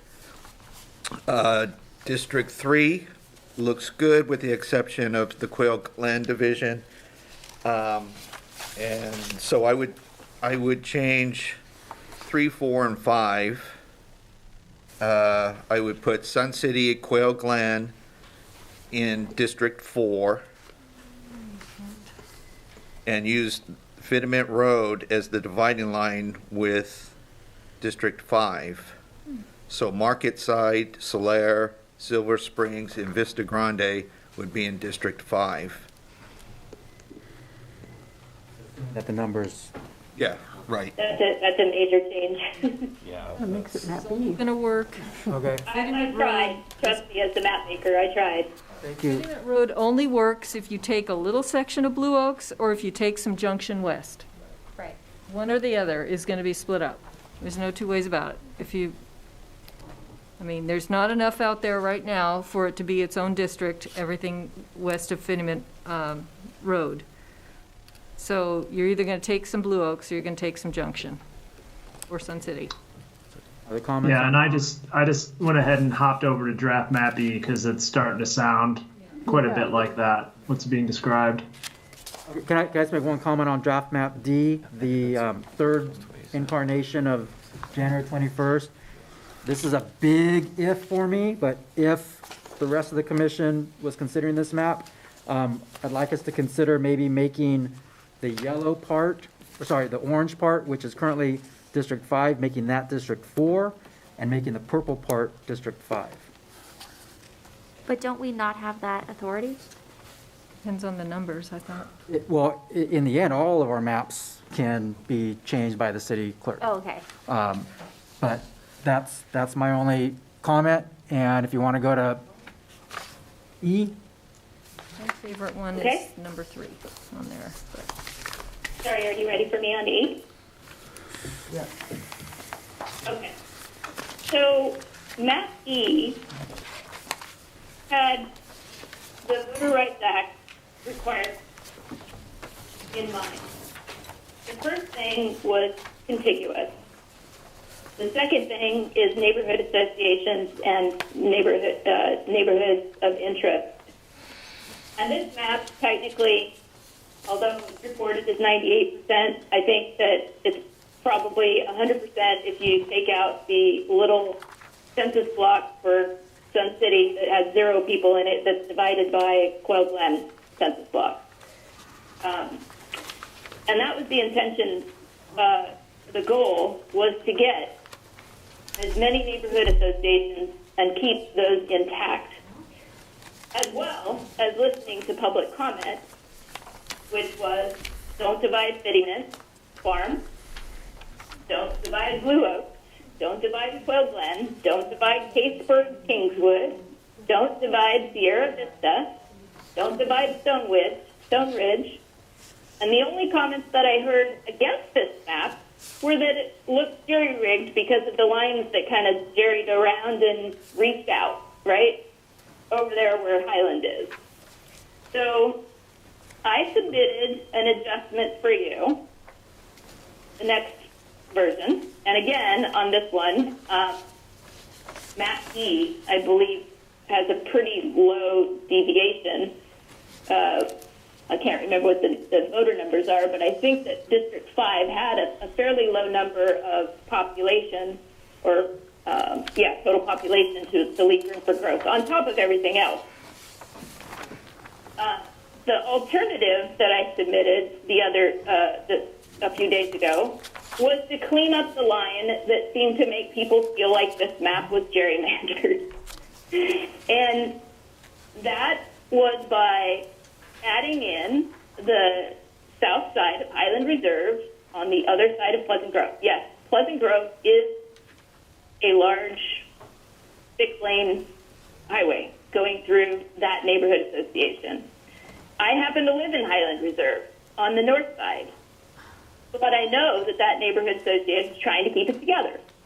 So I have made two very simple tweaks to clean that line up on Pleasant Grove. And I added Highland Reserve back to District 2. Now it's a straight line following Pleasant Grove. And the Pleasant Grove community, I added back into District 3 and put the southern side on the other side of Pleasant Grove into District 4.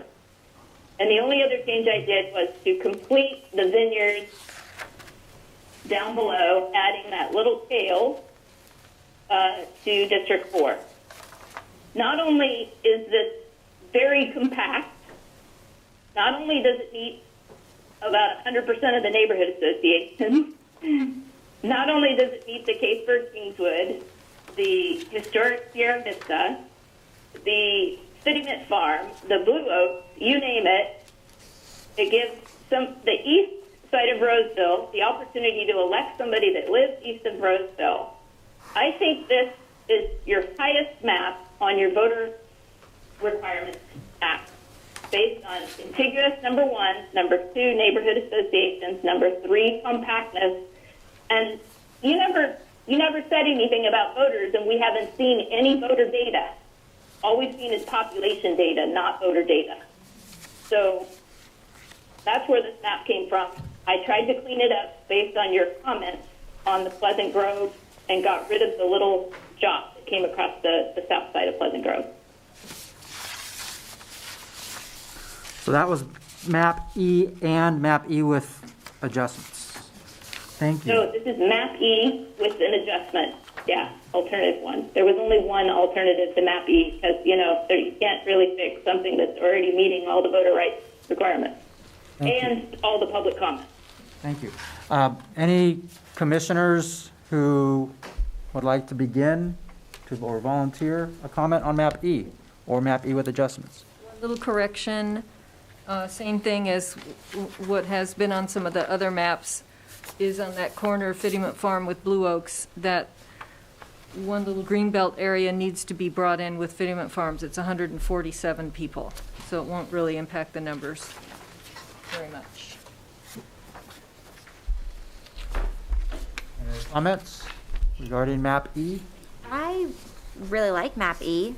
I like map E as it is. I think the adjustments make it better.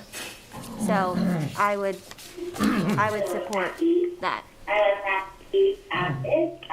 I think. Lisa, do you mind turning off your... We just hung up on her. Oh, you just hung up on her? Okay, never mind. Okay. Yeah, so I like map E, but I prefer the map E with adjustments because I think it does look cleaner. Any other comments regarding map E or map E with adjustments? Warner? I believe Kirby Side neighborhood belongs in District 1, not District 2. It's on the east side of I-80. It really is not a core neighborhood. Okay. Belongs in the other, it's part of all the east side. Okay, thank you. Any other alternatives or alternate commissioners' comments? I just wanted to, we do have some population data by age, and we also have it on here, voters age, or registered voters by ethnicity and things. So there are some numbers in the different districts for voter age. Unfortunately, they're not part of that summary, but it looks like it's got to be 70, almost 73% age, 21 up throughout the district. So just throwing it up there, if based on the population, about 73% of its voter age, from what I could see, and I know, quickly, but throwing it out there. Hey, before I open it up to public comment, any other comments from commissioners? I like map E, the original version, the way it was. Those tweaks, I think, make it even better. Going once, going twice. All right, we will now open it up to public comment regarding agenda item 5.6. Anybody in the audience who'd like to come speak about what the interactive map editing that we just went through? Is there anybody on? Do we have anybody online? No? Okay. Hi, Heiner, Michigan. The adjusted map E, I just noticed that it took the one remaining community that was originally in 4 out of 4, so that there are 0 current District 4 people that would be in it.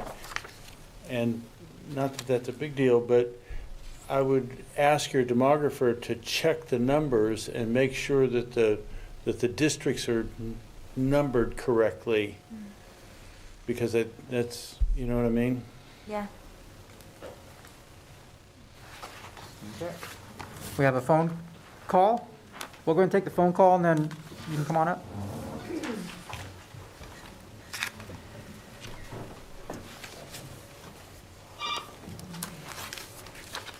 Thank you for calling. You may make your comments now.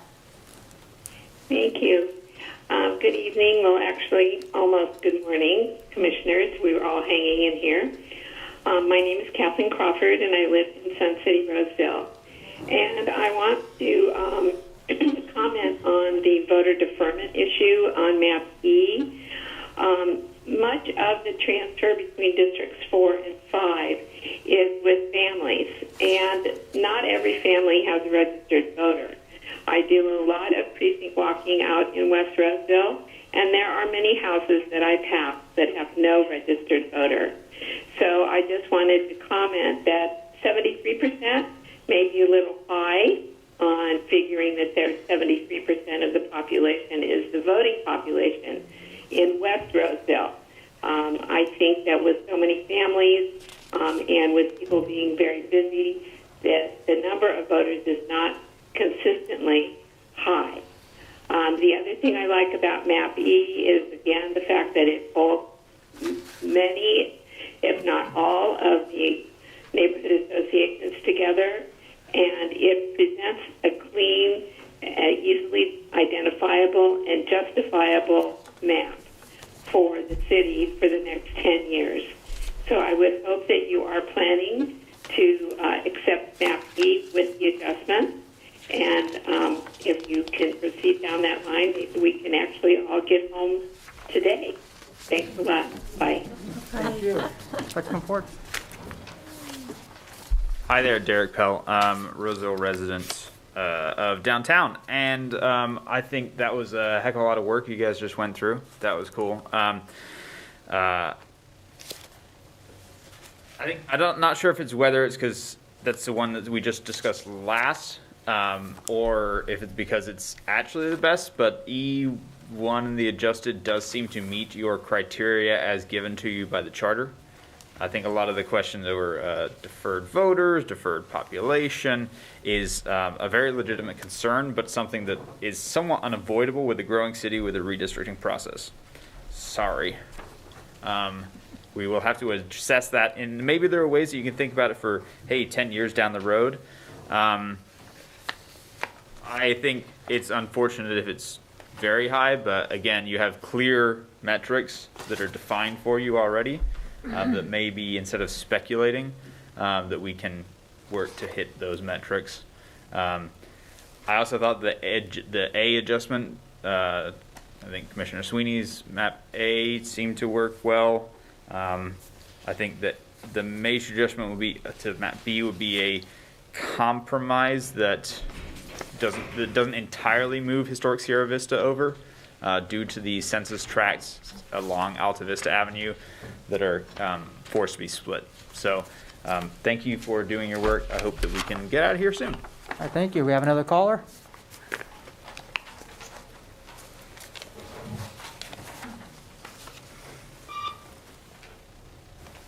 Thank you for calling. You can make your comments now. Hi, yes, this is Lisa Larkin again. Now I'm calling as a constituent. I wanted to say that while it's helpful to be able to quantitatively measure maps, it should be done so by looking at the lens of the Voting Rights Act and population equity across the districts. In other words, the percentage of deviation between the districts. Other indicators, such as the amount of change by moving districts or what is being referred to as voter deferral, is not part of the must-have requirements of the Voter Rights Act, as Joe outlined earlier. And it's also not, and he even said he wouldn't recommend that you use that. It's also not a part of the Commission's charge to adopt a legally compliant map. It also was not established as additional criteria, which should have been done at the beginning of the redistricting process, not at the final public hearing, just throwing it out there right before you pick a map. Adding that additional criteria at the final public meeting, such as the point of including this percentage change measure, or as some have termed this enfranchisement, seems only not only unnecessary, but could put into question the creation of all the maps from the beginning of the process, because the public was not given adequate opportunity to provide their feedback with the new requirements.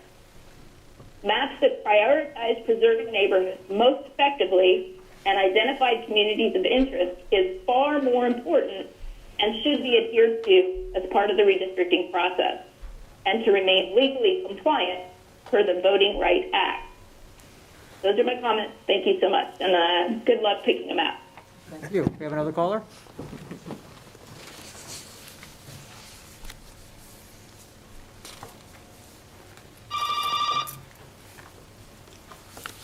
Thank you for calling. You may make your comments now.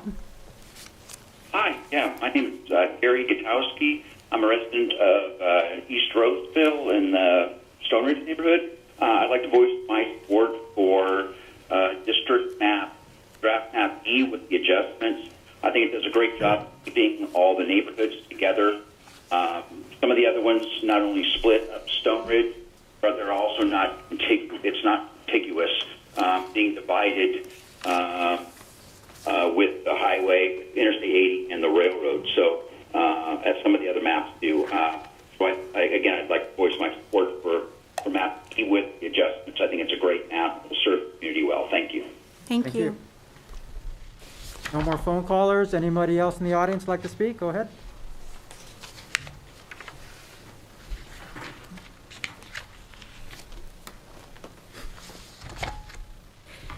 Well, thanks for all being here. I just want to say that I appreciated listening to all of your comments about how you felt about the different maps, and I too thought map E was really the best one for the city of Roseville, in my opinion. And with the adjustment or without the adjustment, I think E is really a good map. And I liked map A1. I thought that was a really good map too, very clean, very good for our community. I know that our neighborhood really suffered by the mapping process that happened before, and it was just, we were so divided up, and it was really a terrible process, and this is a much better process, and I really appreciate all of you contributing to such a good thing for our city. So thank you. Thank you.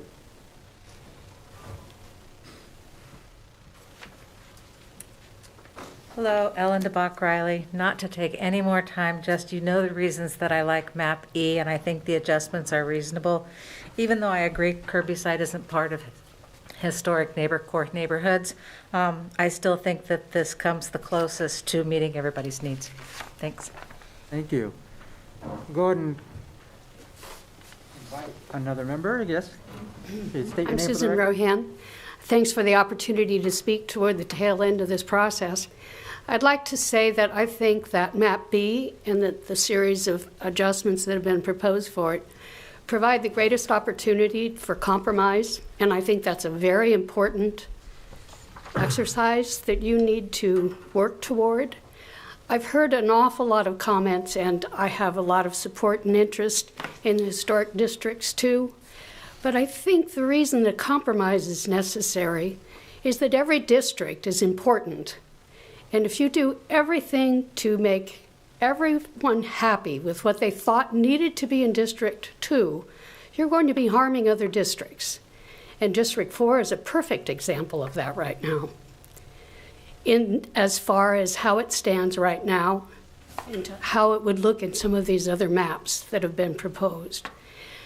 It's probably a mood issue. It's so far gone. I hear a lot of people talk about how important it is to not break up the neighborhood associations. I'm the president of a neighborhood association. Paul's referred to it. He and I serve on the same board. We did have our meeting. People had very mixed opinions about whether or not a neighborhood association should be split. I happen to be one of the people who thought 2 districts on the east side of the freeway is a very smart thing to do because you have 2 representatives who are frequently going around the area. And perhaps they live there or they don't. I don't think that's as significant as having districts cross over. And so when I looked at the maps the first time, I thought I really would prefer to see east of the freeway have 2. I looked at maps and thought, B as an example. Well, really everybody on the west side of Fitment should have 2 also, which is why I veered towards C. But I was trying to find a compromise, and that's what I'm hoping that you will do in these last steps, as opposed to looking at one district and not paying attention to how you're affecting the others. Thank you for the opportunity to speak. Thank you.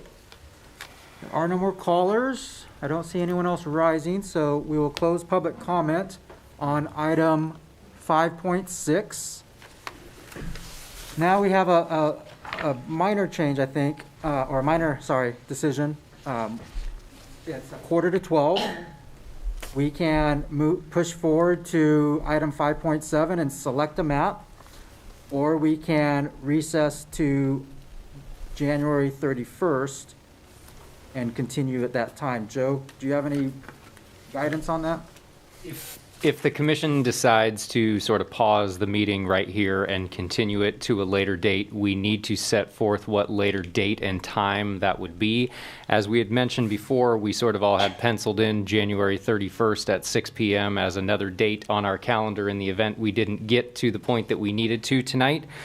And so essentially what would happen is when you continue a meeting, since we didn't get through this agenda, there's specific laws depending on how far you continue that meeting out. But if we are in reality moving the meeting out a week, there would be a new agenda created for that meeting, but it's basically going to be the continuation of what this is. It's just not this same exact agenda, but it could have the same agenda items on it, if that makes sense. So if we're going to pause right now at the point of we've created new maps, we've talked about that, we've received public comment on it. Now we're at the agenda item where we are considering the selection of a proposed final map and narrowing it down.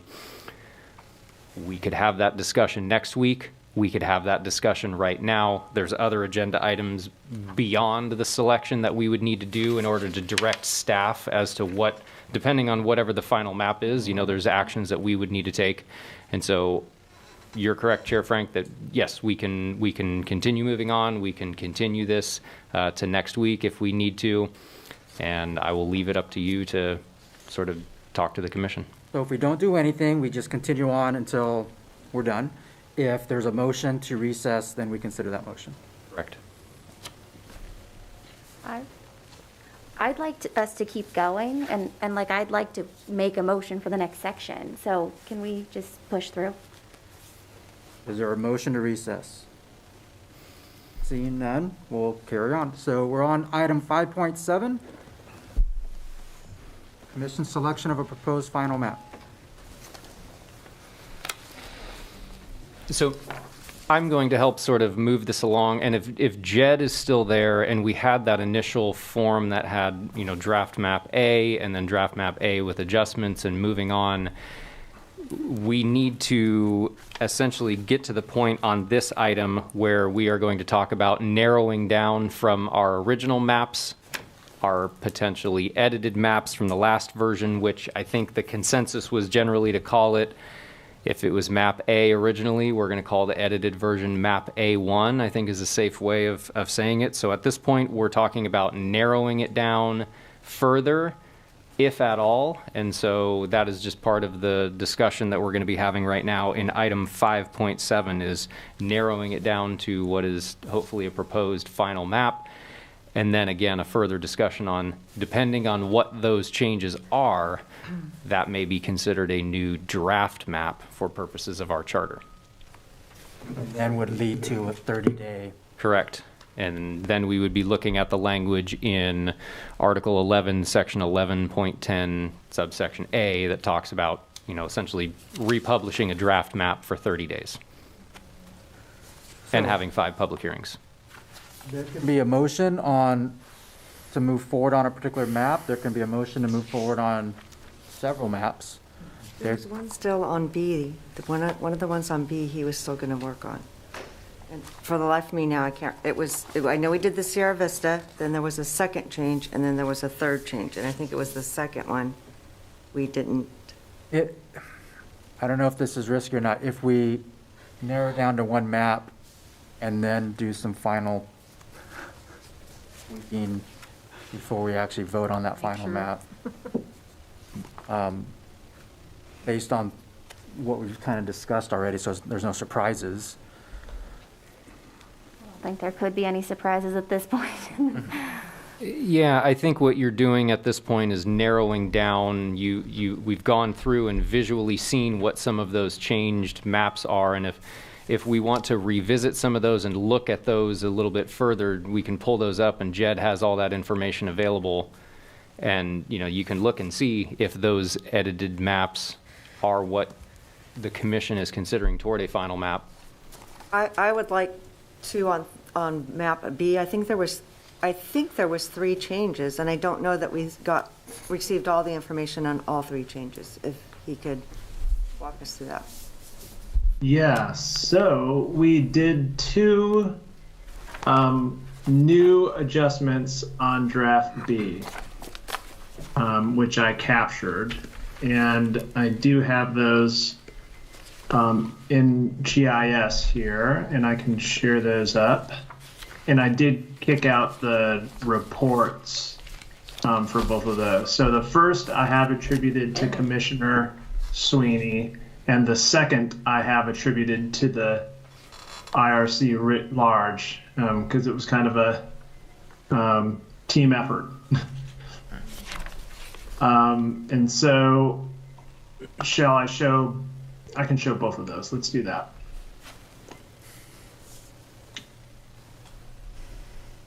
So let me turn off the blocks here. So this is the first adjustment that was made, and this was provided by Commissioner Sweeney via email to me, and I was able to turn it into this map here. Is this what you're? No, that was the other one, I think. I think she was. And then you were asking about the other one, okay? And so that was the one where we started with the Maish map, and we made a couple changes. In the Foothills Junction area, we moved that boundary a little bit, and then that actually afforded us some more space in District 2 to include more of historic Sierra Vista, and I can turn on the blocks here so we can see that a little bit better. But 3 blocks in this area here, north of historic Sierra Vista, and then there were 1, 2, 3, 4, 5, 6 blocks that were formerly District 2 moved up to District 4.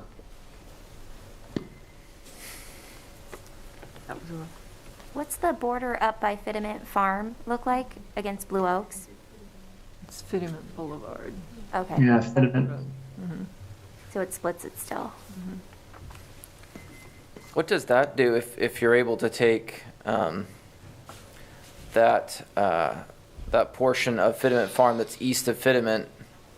If you put that in Fitiment, do you go over the standard deviation? Yeah. Yeah, I think so. And let me just pull up the. I think it does, but I just want to. Yeah, so here's the full readout on this. It's, yeah, you don't have much room to work with here. So you're at 9.4 with that map.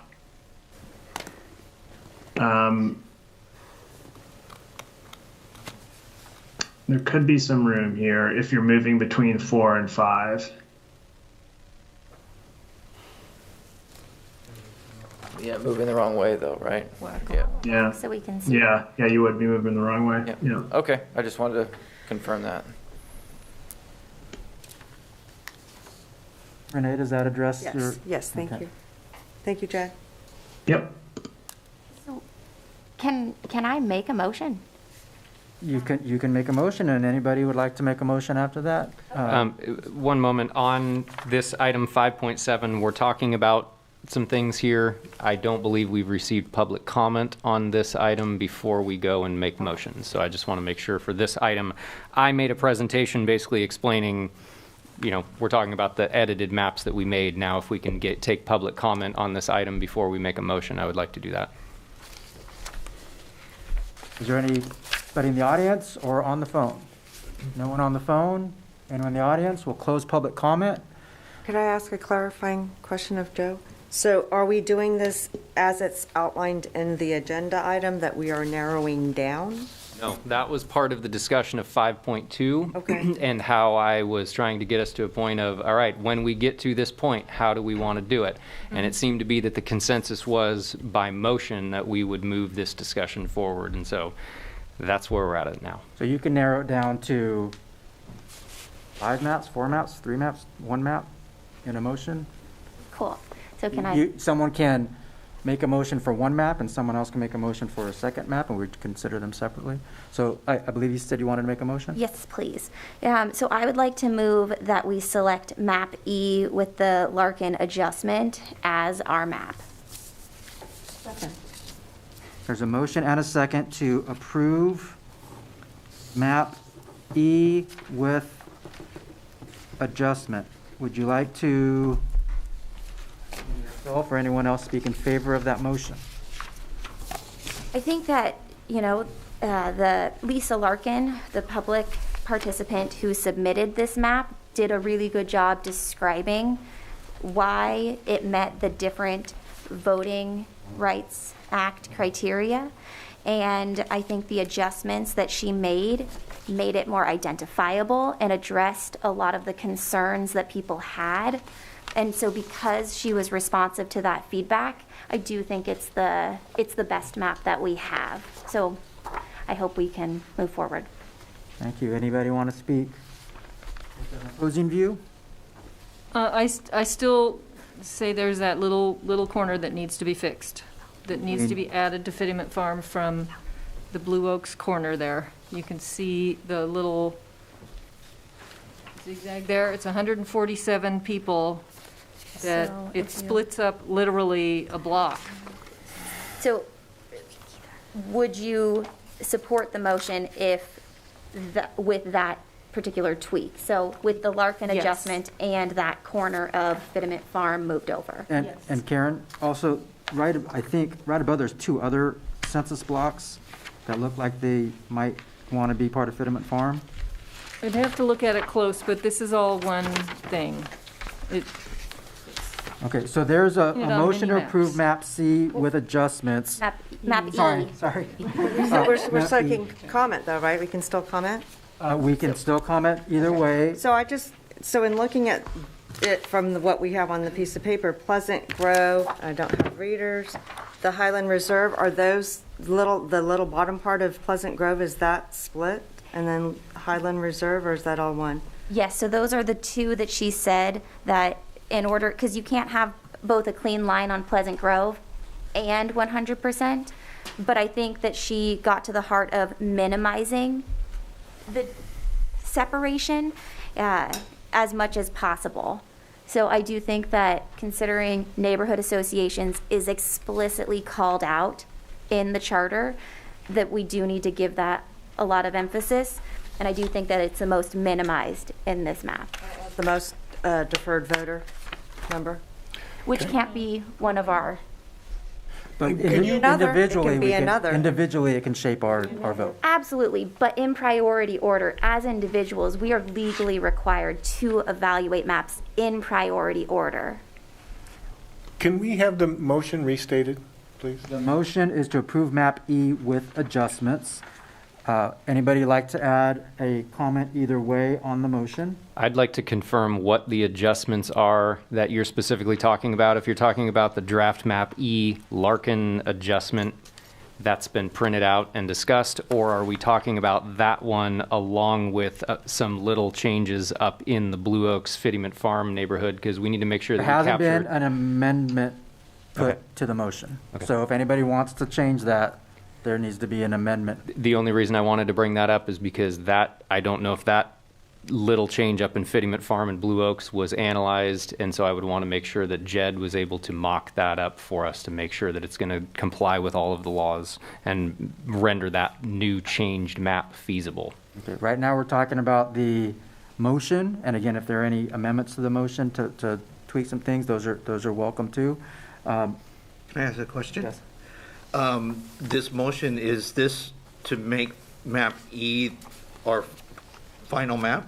Yes, with the adjustments. Okay. So it's meant to not consider any other maps. Well, I feel like we've considered the maps. I feel like we've been here for 6 hours. So I do think we have considered the maps. I feel comfortable moving forward with this one. And so I wanted to make heard the about motion. the maps. I don't know that we've considered them. We were given data from Jed and those that created them. I don't know that we actually all talked about them. Yeah, I'm not prepared to make this the final map. Well, it's a motion in a second. Yeah, I would have preferred to have the motion be we move forward with this particular map. So would for you some like me to discussion. modify, so if I were to modify my motion to move this forward for selection? Can you modify after you've had a first and a second? Can we talk about if we're going to move it forward for further consideration? Is that what we're trying to talk about here? If it's not going to have support to pass as. You've had a first and a second. Like, I'm happy to Let's go and hear from the attorneys real quick about the process. Julia, if you made the motion, if you want to amend your motion, you can amend your motion for whatever we're talking about here to, it was originally have draft map E be the final map. But if the motion is going to be amended to not make it the final map, but move draft map E forward in the consideration process, that's. And might I add also any language to some of those little tweaks as well? So. But I'd like to continue with any discussion anyone has about any of the minor tweaks. I'm a little bit concerned about the Hilltop Circle area being kind of isolated over there. I'm not sure if Los Cerritos is kept whole. On the printed version, it shows that it's kind of shared by two districts. Can you verify that, Jed? Is Los Cerritos entirely part of District 2? Yeah, let me take a peek here and share it with you so you guys can see what I'm up to. Want any unintended consequences? Yeah. So yeah, Los Cerritos has got one of those kind of interesting blocks here that you can see is mostly in Caseburg Kingswood. But we can turn off the colors here just to double check and make sure where all the population is in that block. So it looks like it's a fairly even split here between some residential areas here and here. But that's, so go into it a little bit further. Is that the, like the grounds. field? There's houses. Yes. So that would divide Los Cerritos. Residents. These areas right here, but it would also divide Caseburg Kingswood as well in this area up here. So now we Of would order, have, Mr. Chair, yeah. have we left agenda item 5.6 and we're now on 5.7? Yes. Are we still interactive line drawing then? No, he's getting clarification on where the line is before the motion. No, I understand, but that's, prior to that, you said with those little tweaks. So I just wanted to clarify that we're not in the act anymore of going from 6 to 14 like we've done over the last 6 We've already hours. looked at that, and if somebody wants to amend the motion to include a change, but not go into the, Sir, I'm not looking for any I believe we've change. left that agenda item. If I'm We're not correct, doing any line item drawing. right. We're, You can amend the motion to accept the draft map as it passed through the agenda item. I'll ask council to clarify this. If we're requesting any changes to a map that we haven't already talked about in that agenda item, I don't believe that's in order.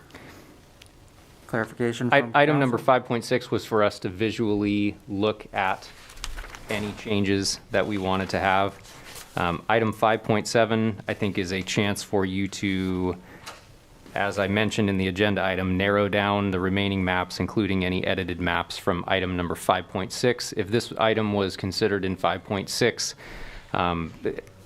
the little tiny changes that were added on, I don't know if Jed has analyzed those in the background. I don't know if those are going to make this map feasible anymore. Can I amend my motion? Sure.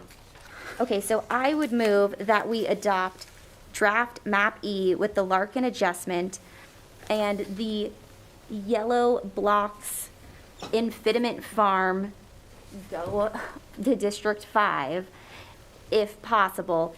If not possible, I would move we support map E with the Larkin adjustment with no further changes. So if possible, go ahead and make those District 5. If not possible, it would stand with just the Larkin adjustment. So that is my amended motion as the selected map. So we're not going to discuss all the maps. That sounds like a workaround to You me. kind of we already repeated your passed- original motion, but we talked Oh, about yeah. maybe just nominating it or moving it But then also, we're forward. not, are we editing maps and making tweaks in 5.7? I think that we're allowed to do. I did mention it when we were in 5.6, it just didn't get picked up and done. But now we're past 5.6. But we're allowed to make adjustments in the final selection. This is the final selection of a map. So if, But I think the risk in that is you make a suggestion that doesn't pencil out, and now we're just back in this spin cycle where It's 5.6 was set And up it's to not what avoid the that. agenda item says. The agenda item says draft maps edited during agenda item 5.6 from further consideration. So, And I'm going to make a clarification here that, yes, the item 5.6 is where we were interactive map editing, changing lines, editing maps. Item 5.7 is moving on from those proposed changes that we made, and now we're moving on to a selection of those maps that were discussed. We're not talking necessarily about editing further maps at this point.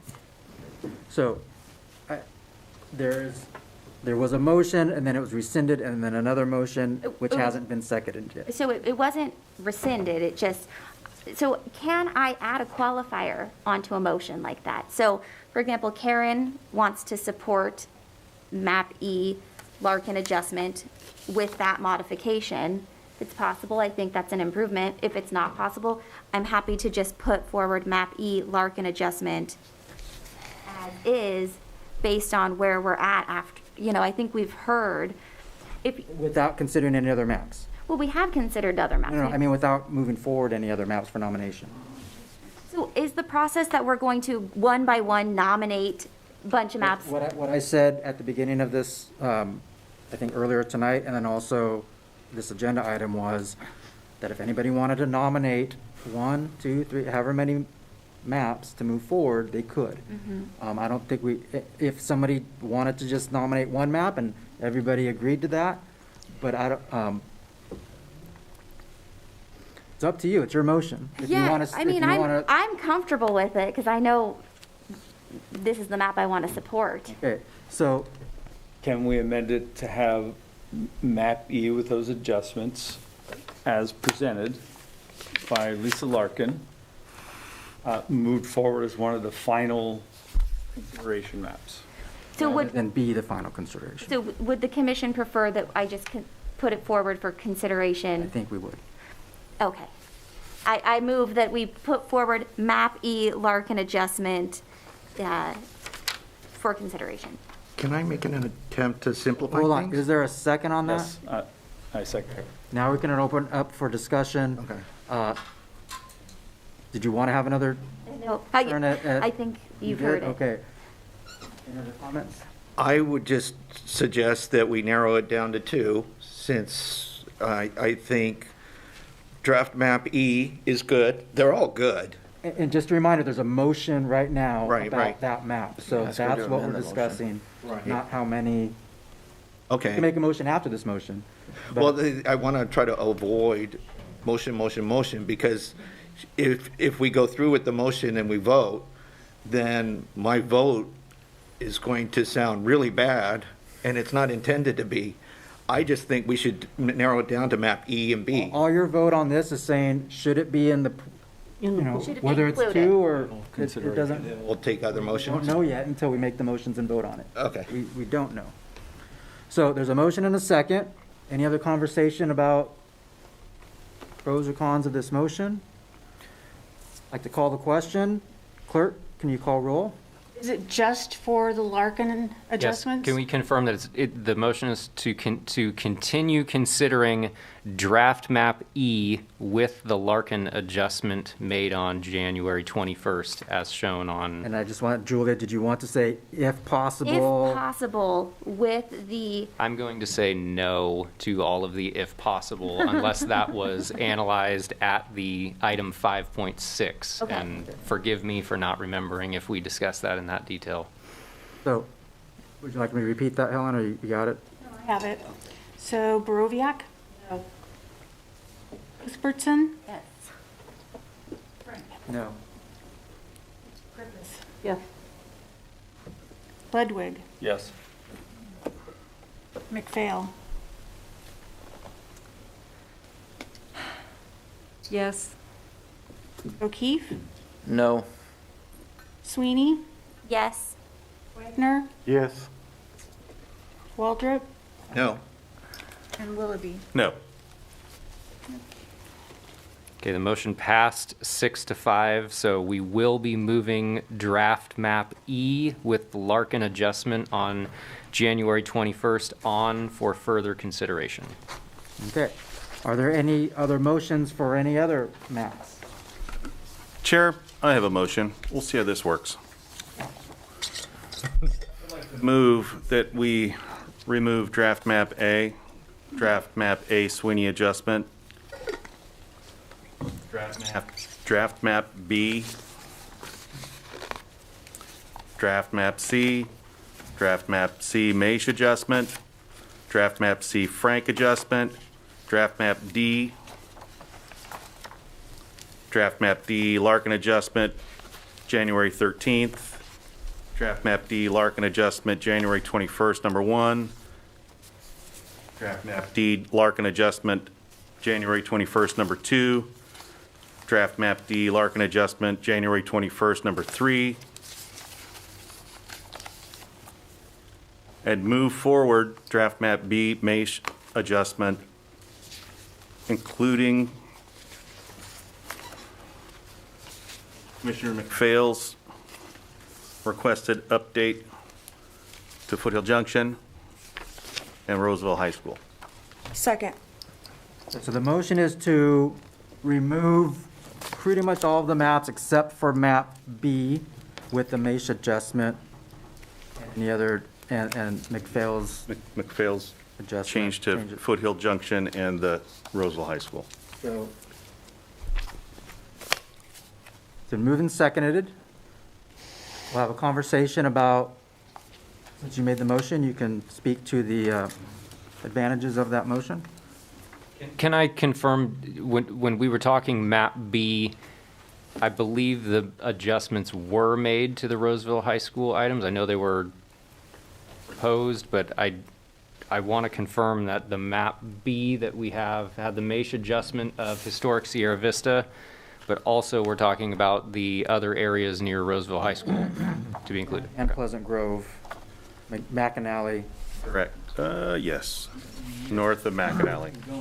Would you like me to just go ahead and show that real quick for confirmation? Please. Please. Okay, so these, there are 6 blocks right here. 1, 2, 3, 4, 5, 6. Those were formerly in District 2, now assigned to District 4. And 1, 2, 3 blocks here, formerly in District 3, now assigned to District 2. Those were the changes to the MAISH adjustment. Jed, the block that has Hasty's gravel in it, which is Harding Boulevard, but it's along, I think it's Atlantic. Are there any people that live there? 43. If we're talking about this right here? Yes. Mr. Chair, another point of order, that was not discussed when we were doing our down select. I would try and leave the motion as originally stated, and I'd like to verify with staff that we removed original draft map E as well. Does that cause a problem for the modified E then? Or we're still allowed to consider? That was in a different. Okay, so a motion and a second. Any comments? We have not removed draft map E. I'm sorry? We have not removed draft map E. The only motion was made to move the draft map E with the Larkin adjustment forward, but draft map E itself still exists. Right, I just want to know if my motion, because I was busy, included draft map E as being removed. Original draft map E. Could we clarify then that your intention of your motion is to eliminate, I'm going to say all of the maps, all of the draft maps except draft map E with the Larkin adjustment, and now you want to move forward draft map B with the MAISH adjustment and the Roseville High School And the McPhail adjustment, yes. And the McPhail adjustment, I'm sorry. That's correct. You want to speak on the motion? Sure, but part of this is just clearing the chaff. I mean, not only have we heard repeatedly how each one of the commissioners interpreted the community of interest testimony that we went out and heard from the public, the folks that we've spoken to over the past 6 months, maybe more. Is it more? It could be more. Since we were all appointed to this commission, I think that we've had time to internalize the vast majority of that. Every one of these maps meets voter requirement acts. They're well within our legal boundaries.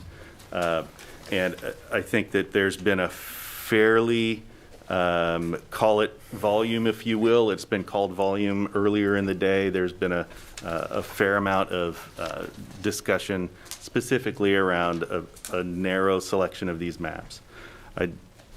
I believe that this gets to what at least I perceive as the votable maps that are on the table today. Not to say that all of them, again, meet the requirements for us legally.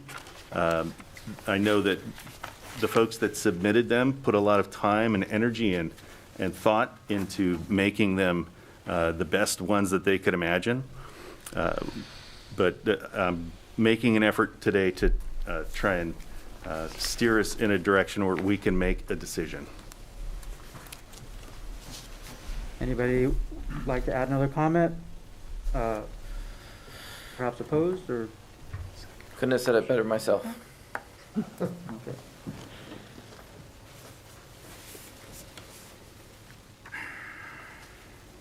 I mean, I still like my map A Sweeney adjustment, Hold on. but we'll let it go. And I hate to do this to Jefferson. Is there a member who would like to amend the motion to include map C with frank adjustments? Yes, I would like to do that. I keep looking at that one. So would you like to? I would like to amend his motion to. Hang on, I'm. Jefferson can amend his motion, but Karen cannot amend Jefferson's motion. What is the request that you're making? I thought, according to Robert's Rules of Order, that any member can request. We're an not using Robert's Rules of Order necessarily tonight. So in our City of Roseville administrative procedures that we use on our boards and commissions, the person that made the motion can amend the motion. So there can be discussion about a request to amend the motion. And I didn't catch what the request was related to map C, but if... I apologize because we had talked, or I at least had talked several times about commissioners being able to amend after a motion was made. That was one of my questions.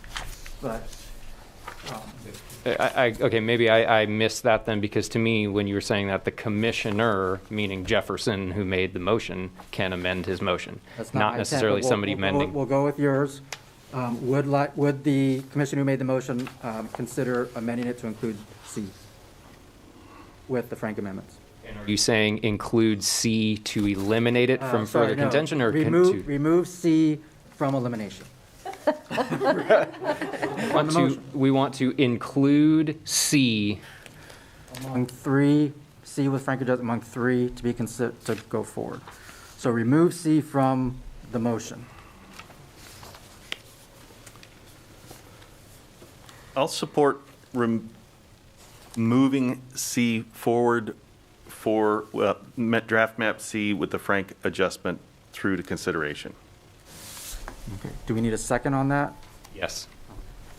Second. If I can clarify, just for the record, of the motion being made by Commissioner Willoughby is to move forward map B with the MAISH adjustment and the Roseville High areas and the other edits made by Commissioner McPhail, as well as include draft map C with the frank adjustment for further consideration. Therefore, at this point, if this motion were to pass, we would have draft map E as edited, draft map B as edited, and draft map C as edited moving forward for further consideration. That fairly summarizes my motion. Thank you. A second. I just clarify, it's B edited with Commissioner McPhail's adjustments as well, right? Correct, Yeah, correct, okay. yes. So I'm not sure who seconded, because... Well, I seconded the first one, and then he amended it, and then Ryan seconded that one. Because I think you guys were talking over each other, so I will put that down as O'Keefe. Okay. Now, Can I call roll? We have discussion. You may have discussion, yes. We have a motion and a second. Any commissioners like to, do we discuss the amendment?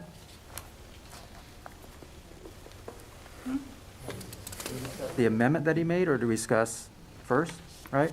Are there any comments about the amendment to move Yes. map C? Yes. So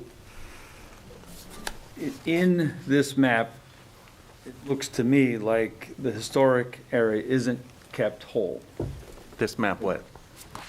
I'm sorry, map C, frank adjustment. Is that correct? So according to Commissioner Keene, in what he said earlier, he believes that Hillcrest should be part of the core parts of District 2, which it is not. I think I understand your question on the printout. Yes. That's the cemetery. There are very few voters there. I don't know. But to your point, the 7 historic neighborhood associations that I brought up at the beginning to be protected, this would not preserve them all in one. Right. Comments or questions? So now we vote on that amendment, correct? To include map C? Roll call vote. Nothing on the amendment? On the amendment, just the amendment. It's not the To motion as amended? This is a motion to move forward map B So with it's the a MASH motion adjustment. as he amended it. Correct. on And the draft amendment. map C with the Frank amendments. Okay. Okay. Borowiak? Yes. Cuthbertson? Yes. Frank? Yes. Griffith? Yes. Ledwig? No. Yes. O'Keefe? Yes. Sweeney? No. Wagner? Yes. Waldrop? Yes. Willoughby? Yes. Motion passes. Okay. So now we have 3 maps. Correct. A motion. I'd like to make a Or motion. can before you make a motion, for clarity's sake, moving forward, we're going to call this draft map E with the Larkin adjustment, obviously.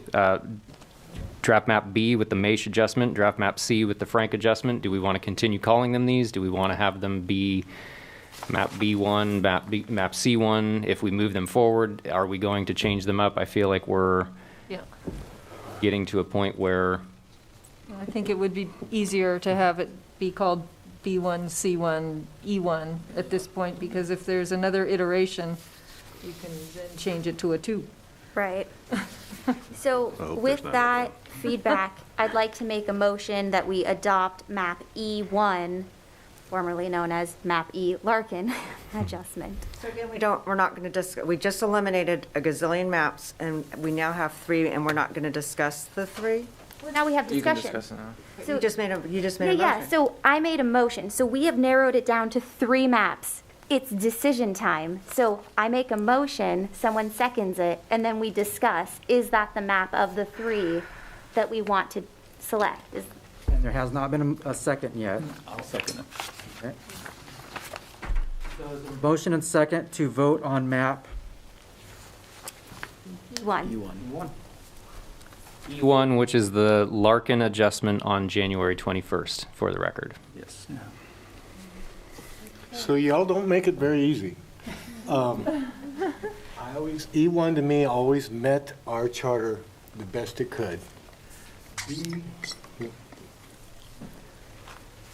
Yeah, E did. B, to me, represents where I live, people that are surrounding me the best you could.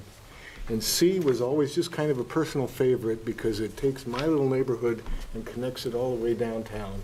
And my wife and I love to walk downtown and have dinner. So, like I said, number 1 to me, we meet the charter, that would be E. And then B, I think represents a lot of people in my neighborhood, and then I would have eliminated C just because of personal reasons, so. Any other comments? So as I look at E, there's a couple things that I just don't understand why it makes any logic. I'll start with District 1 and Kirby. I think it should be, or sorry, with District 2. I think Kirby should be with District 1. I think Commissioner Alternate Kuhn, I think, made that comment. And then looking at District 2, when I see, okay, historic, Sierra Vista, Roseville Heights together, okay, fine. But then we're throwing Galleria and Creekside in there. Like, to me, that's apples and oranges.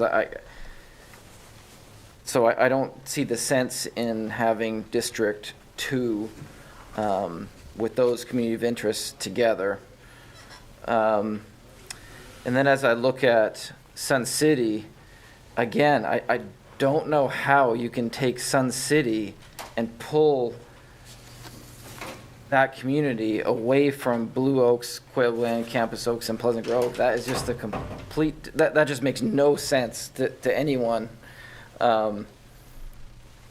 Clearly not people living in District 4 or 5. We heard that loud and clear, but I'd like to say anyone living in the city to look at that and say that makes sense to pull Sun City west.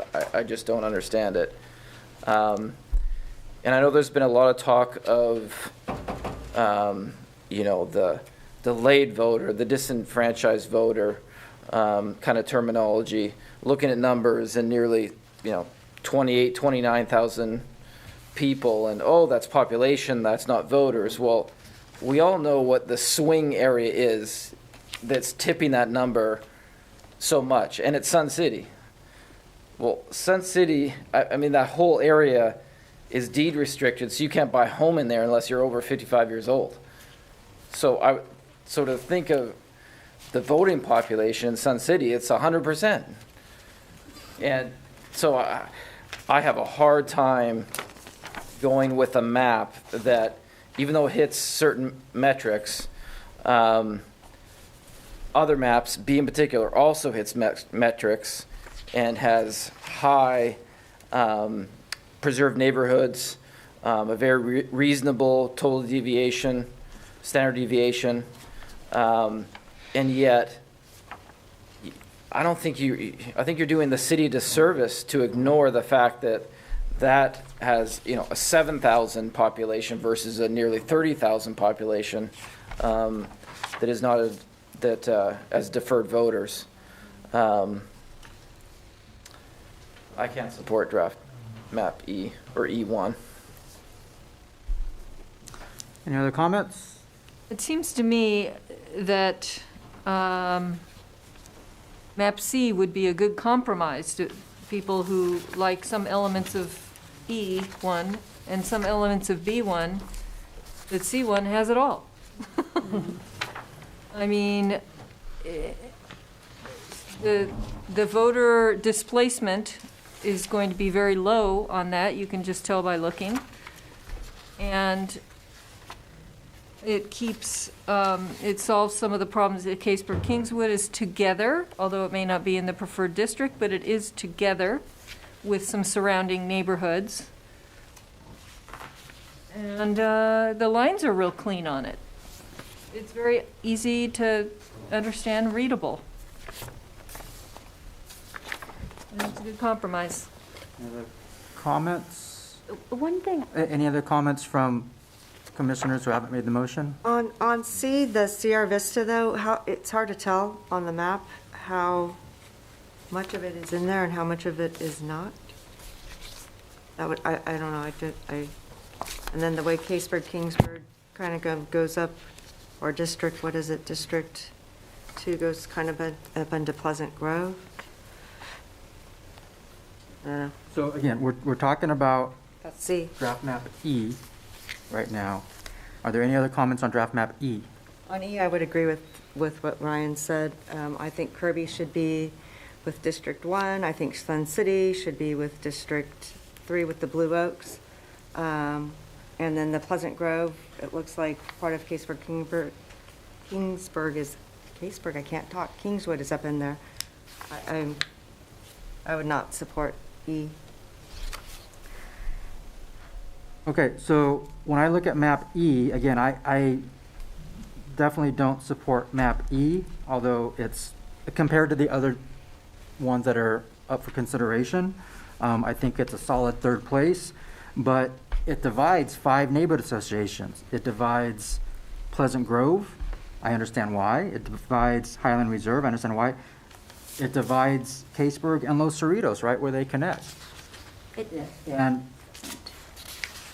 so, we just looked at the map. It divides those. And so I'm also very concerned about the deferred voting of 6 years, some people being able to vote. And you may think that 25, 30,000 people having to wait 6 years to vote is not important, and it may not be part of the charter, but I can't in good conscience tell 30,000 people that they have to wait 6 years between elections for a city council member. And I simply think that other maps are better than E. The motion is on the table. It's been seconded. We've had comment. And can I make another comment in response to Commissioner O'Keefe? Yes. I just want to say, in terms of Sun City, this came up in our District 5, when we were out in the different parts of the city. And the Fitiment Farm representative had some good points about the impact of that community of interest being West Roseville. They told that story about the elementary school and the ability for first responders to get there in a timely manner. And then that was further connected to the impact that that has for anyone on Fitiment, including Sun City residents. And so I thought they did a good job, at least for me, connecting that. And so that, I just thought that that was something that made an impact for me in our last session about Sun City can be considered. And we heard from someone on the phone today that they would be okay with 4 or 5 from Sun City. So I did want to throw that out there as Reply well. to your comment if you'd like to reply to. Yeah. I know that issue extremely well. Yeah. About that, the fire department and the response time. And that has nothing to do with Sun City. I think you misinterpreted the comment. It's all about how West Park Phase 4, that half moon, was isolated from the west because Blue Oaks hadn't yet connected to Westbrook Boulevard. So fire departments had to come basically down along Pleasant Grove and come up the back way, which added a long response time. I mean, it was, Sun City is not part of that issue at all. Well, they don't have the best response time So, as well. so but we can talk to it city was council talked about fire response times. There's a motion and a second. We've had comment. So we'll call the question. The motion is to approve map E with the Larkin adjustments. Clerk, please call roll. Broviac? No. Cuthbertson? No. Frank? No. Griffith? Yes. Ludwig? Yes. McPhail? No. O'Keefe? No. Sweeney? Yes. Wagner? Yes. Waldrop? No. Willoughby? No. Okay. Okay, the motion failed, 7-4. Make a motion? You may. I would like to move ahead with, or I'd like to move ahead with the selection of map B1, the B Mesh adjustment with Commissioner McPhail's adjustments that were discussed earlier. I'd like to move ahead with that map as the final selected map. Second. The motion and second. Would you like to speak on your motion? I can, before we talk about that, I know we're talking about a final selected map, but now at this point, we need to maybe get into some semantics about, whether this is a final map, a proposed final map, a draft map. Let's continue moving on with the term proposed final map at this point until we would then move on to the next item. I just want to do that for clarity's sake because this map with the Mesh adjustment and the McPhail adjustment are not the same as the map B that was published to the public for 30 days. So I just wanted to make that clarification for the record. Thanks, Joe. I think a lot of the things I've said through this evening, I think I've been very transparent in terms of what I think are important issues in drawing these lines. I think this map hits on everything, really, that we can possibly hit on. Obviously, it's not perfect. It's not 0% deviation, 100% of neighborhoods preserved. I think we all realize that was a dream, but I think the best way to put it is compromise. I think from the 6 public hearings we've had and countless emails, letters, and everything, I think with the adjustments that we've discussed today, including under Meisha's adjustment to historic Sierra Vista. I think this is the one that best hits the mark. I know Fitiment Farm is technically split, so I recognize that. But I think if it had to be, probably using Fitiment Road as the line, if you will, probably makes the most sense. So yeah, happy to answer any questions that you might have for my motion. Any other comments? At this point, kind of going back and forth, any comments against the motion?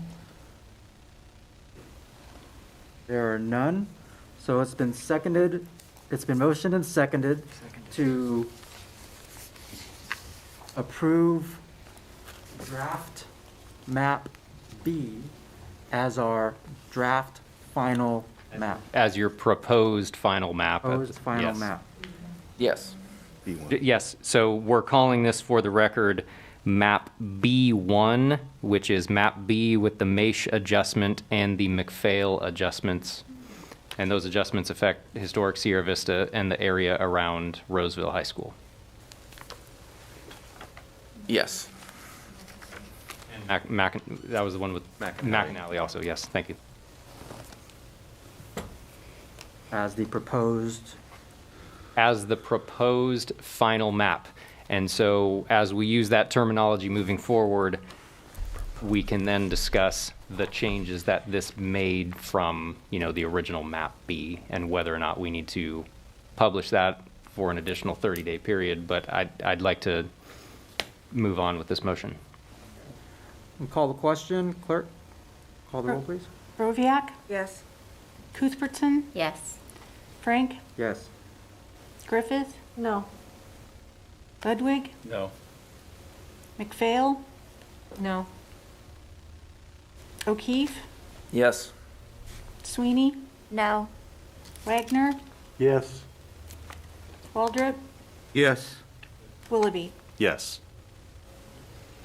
Okay, the motion passes 7-4 to approve map B1, which is map B with the Maish adjustments, and the McPhail adjustments, and the McAnally adjustments, to move forward as the proposed final map.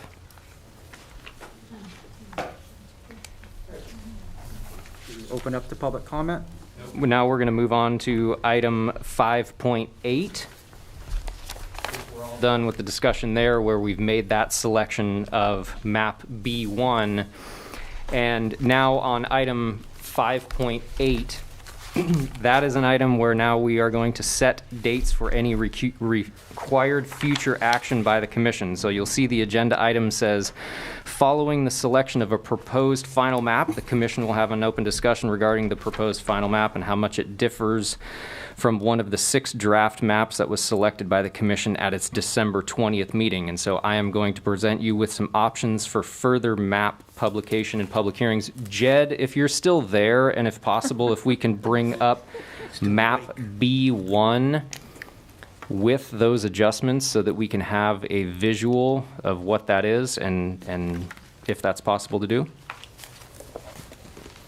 What I'm trying to get... Possible, Joe. It's absolutely possible. I'm going to make it happen for you. All right, thank you. What I'm trying to see is the difference between original draft map B and the proposed final map B1, and see what sort of population changes were made, if any. And if you can confirm that, yes, there were some population changes made, then I can move forward with my recommendation. Yeah, let me share with you the report. First for draft map B, which had been at 6.3 deviation. And you can see the over-unders here. And you will note that there are in fact changes. We now sit at 9.4 with the Maish and McPhail cumulative changes, and we do have different numbers here for our over and unders within each district. Can you confirm with what you're seeing there that those figures for map B1, the map is feasible, it's complying with the law, with all of the statistics and factors that we're looking at? Yes, so it's 0.6% below the 10% threshold for overall population. We see that it is contiguous, and we see that it does preserve a high percentage of neighborhoods. Okay. Thank you. And we see that it does have an overall compact look and feel. Thank you. For this item, again, what I'm getting at here is how much this map differs at all from the original draft map B. Obviously, we can all see that there is population changes and lines of change which affect population, and that under the law is technically considered another draft map. And so for purposes of this agenda item 5.8, I'd like to bring everyone's attention back to the City Charter, Article 11, Section 11.10 that I did in my presentation earlier. And I would recommend that the Commission make a motion to consider map B1 as the draft map to move forward.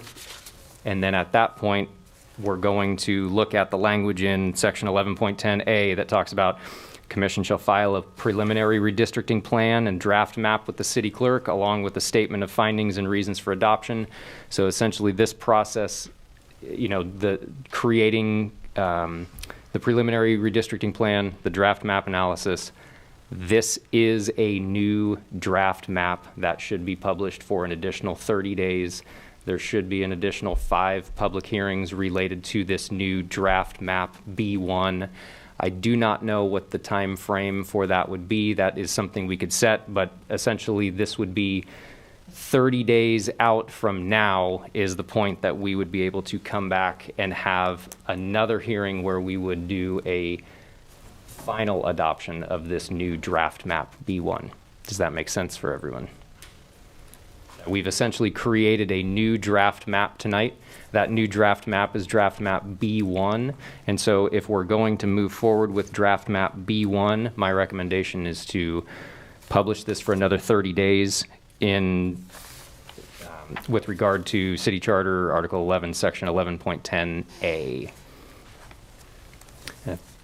The chair has any questions, or if the commission has any questions for me about that recommendation, I'd be happy to answer them. And so we don't need a specific date, we just need to say 30 days. Correct. We do not need a specific date. I'm not going to set a specific date. I can't set a specific date for those public hearings at all. We didn't know where this would go, so we will have to poll the commission about when we can do those additional 5 public hearings.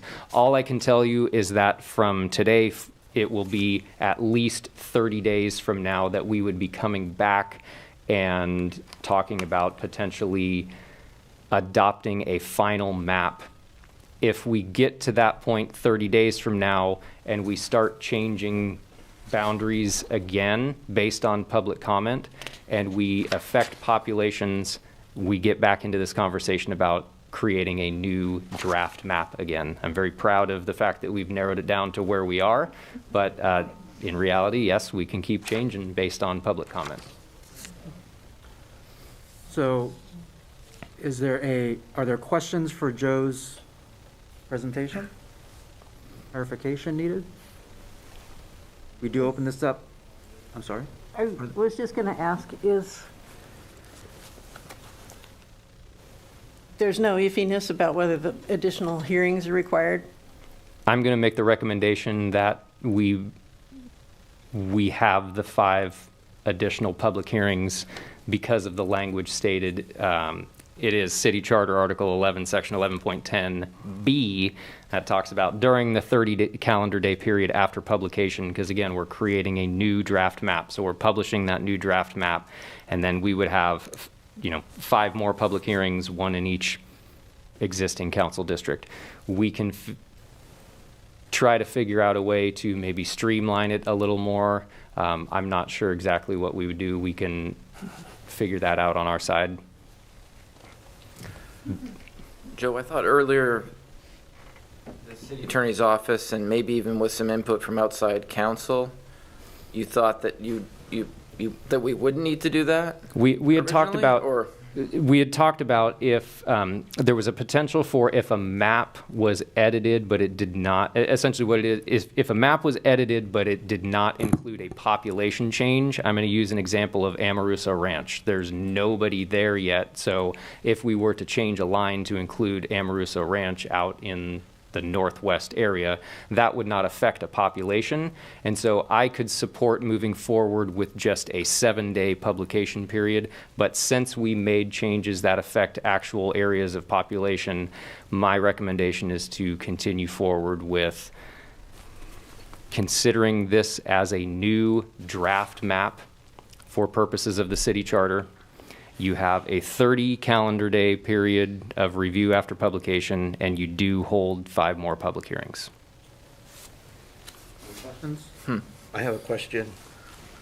According to the city charter, section 11.10A, the last sentence says, the city clerk shall publish the preliminary redistricting plan draft map at least 30 calendar days prior to the adoption of a final redistricting report and final map.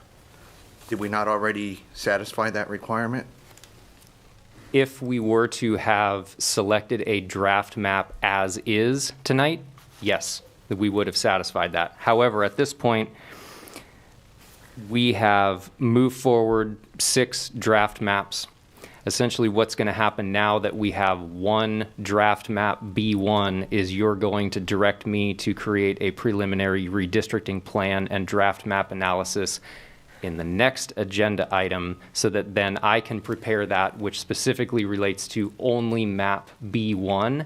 And then that map B1 is then where we would take that, and the city clerk shall publish the preliminary redistricting plan and draft map B1 for at least 30 calendar days prior to the adoption of a final redistricting report and final map, so that 30 plus days from now, we would be coming back and discussing whether or not to adopt map B1 as our final map. But didn't you say earlier, Joe, that during those 30 days, we got to have 5 more meetings? Correct. Okay, you did say that. Okay. We had talked about whether or not, I think we had talked about at the last meeting, or maybe one of our public hearings, whether or not, we were going to have a discussion about whether or not those 5 public hearings would be required. I think it is an easy answer for our office to be able to say, in order to comply with the specific provisions as stated in the city charter, we have a new draft map tonight. You're going to direct the city clerk to publish that draft map, and then 30 plus days we'll come back and adopt that potentially as final.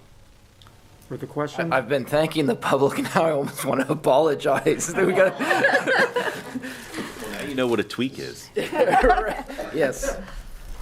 Any questions from alternate commissioners? No. Okay, other commissioners? We'll open it up to public comment regarding the selection of further action. Yeah, I just want to say congratulations. I think you've done a good job. 30 days, it's more public input, but I think you've got a lot so far, and I think I supported map D, E, and F, or whatever. I'm happy with this to the extent practicable. And good night. Any other members of the public in the audience like to speak? Are there any phone calls? No? Okay. So we'll close public comment. Are there any other comments from commissioners? Can I just say I'm happy we didn't continue this discussion until next week? Okay, so noted. So we'll close item 5.8 and move to item 5.9. 5.9 was originally stated as commission direction to staff to publish a proposed final map and prepare a final redistricting report. That would have happened if we would have adopted one of our draft maps A through F, but we've now moved forward and move forward with draft map B1. So for this item, what I'm looking for now is a motion from someone to direct the city clerk to publish draft map B1 for at least 30 calendar days prior to the adoption of a final redistricting report and final map, and also to direct staff to prepare and publish the preliminary redistricting plan for draft map B1. And that language is right above Joe's contact information in this agenda item. I'll make a motion to, I just have to read that then, right? Just say so moved. Can I just say so moved? And so the So motion, moved. yes. So the motion is essentially directing staff to prepare a preliminary redistricting plan related to map B1, as well as directing the city clerk to publish draft map B1 for at least 30 calendar days prior to the adoption of a final redistricting report and final map. So moved. Thank you. Second. I said, is there a second? Sorry. I'll second. Been moved and seconded. Would the motioner like to speak? I'm just happy that we have a map and that we can move it forward and can enjoy the next 30 days doing this all over again. Is there anybody who would like to counter her comment?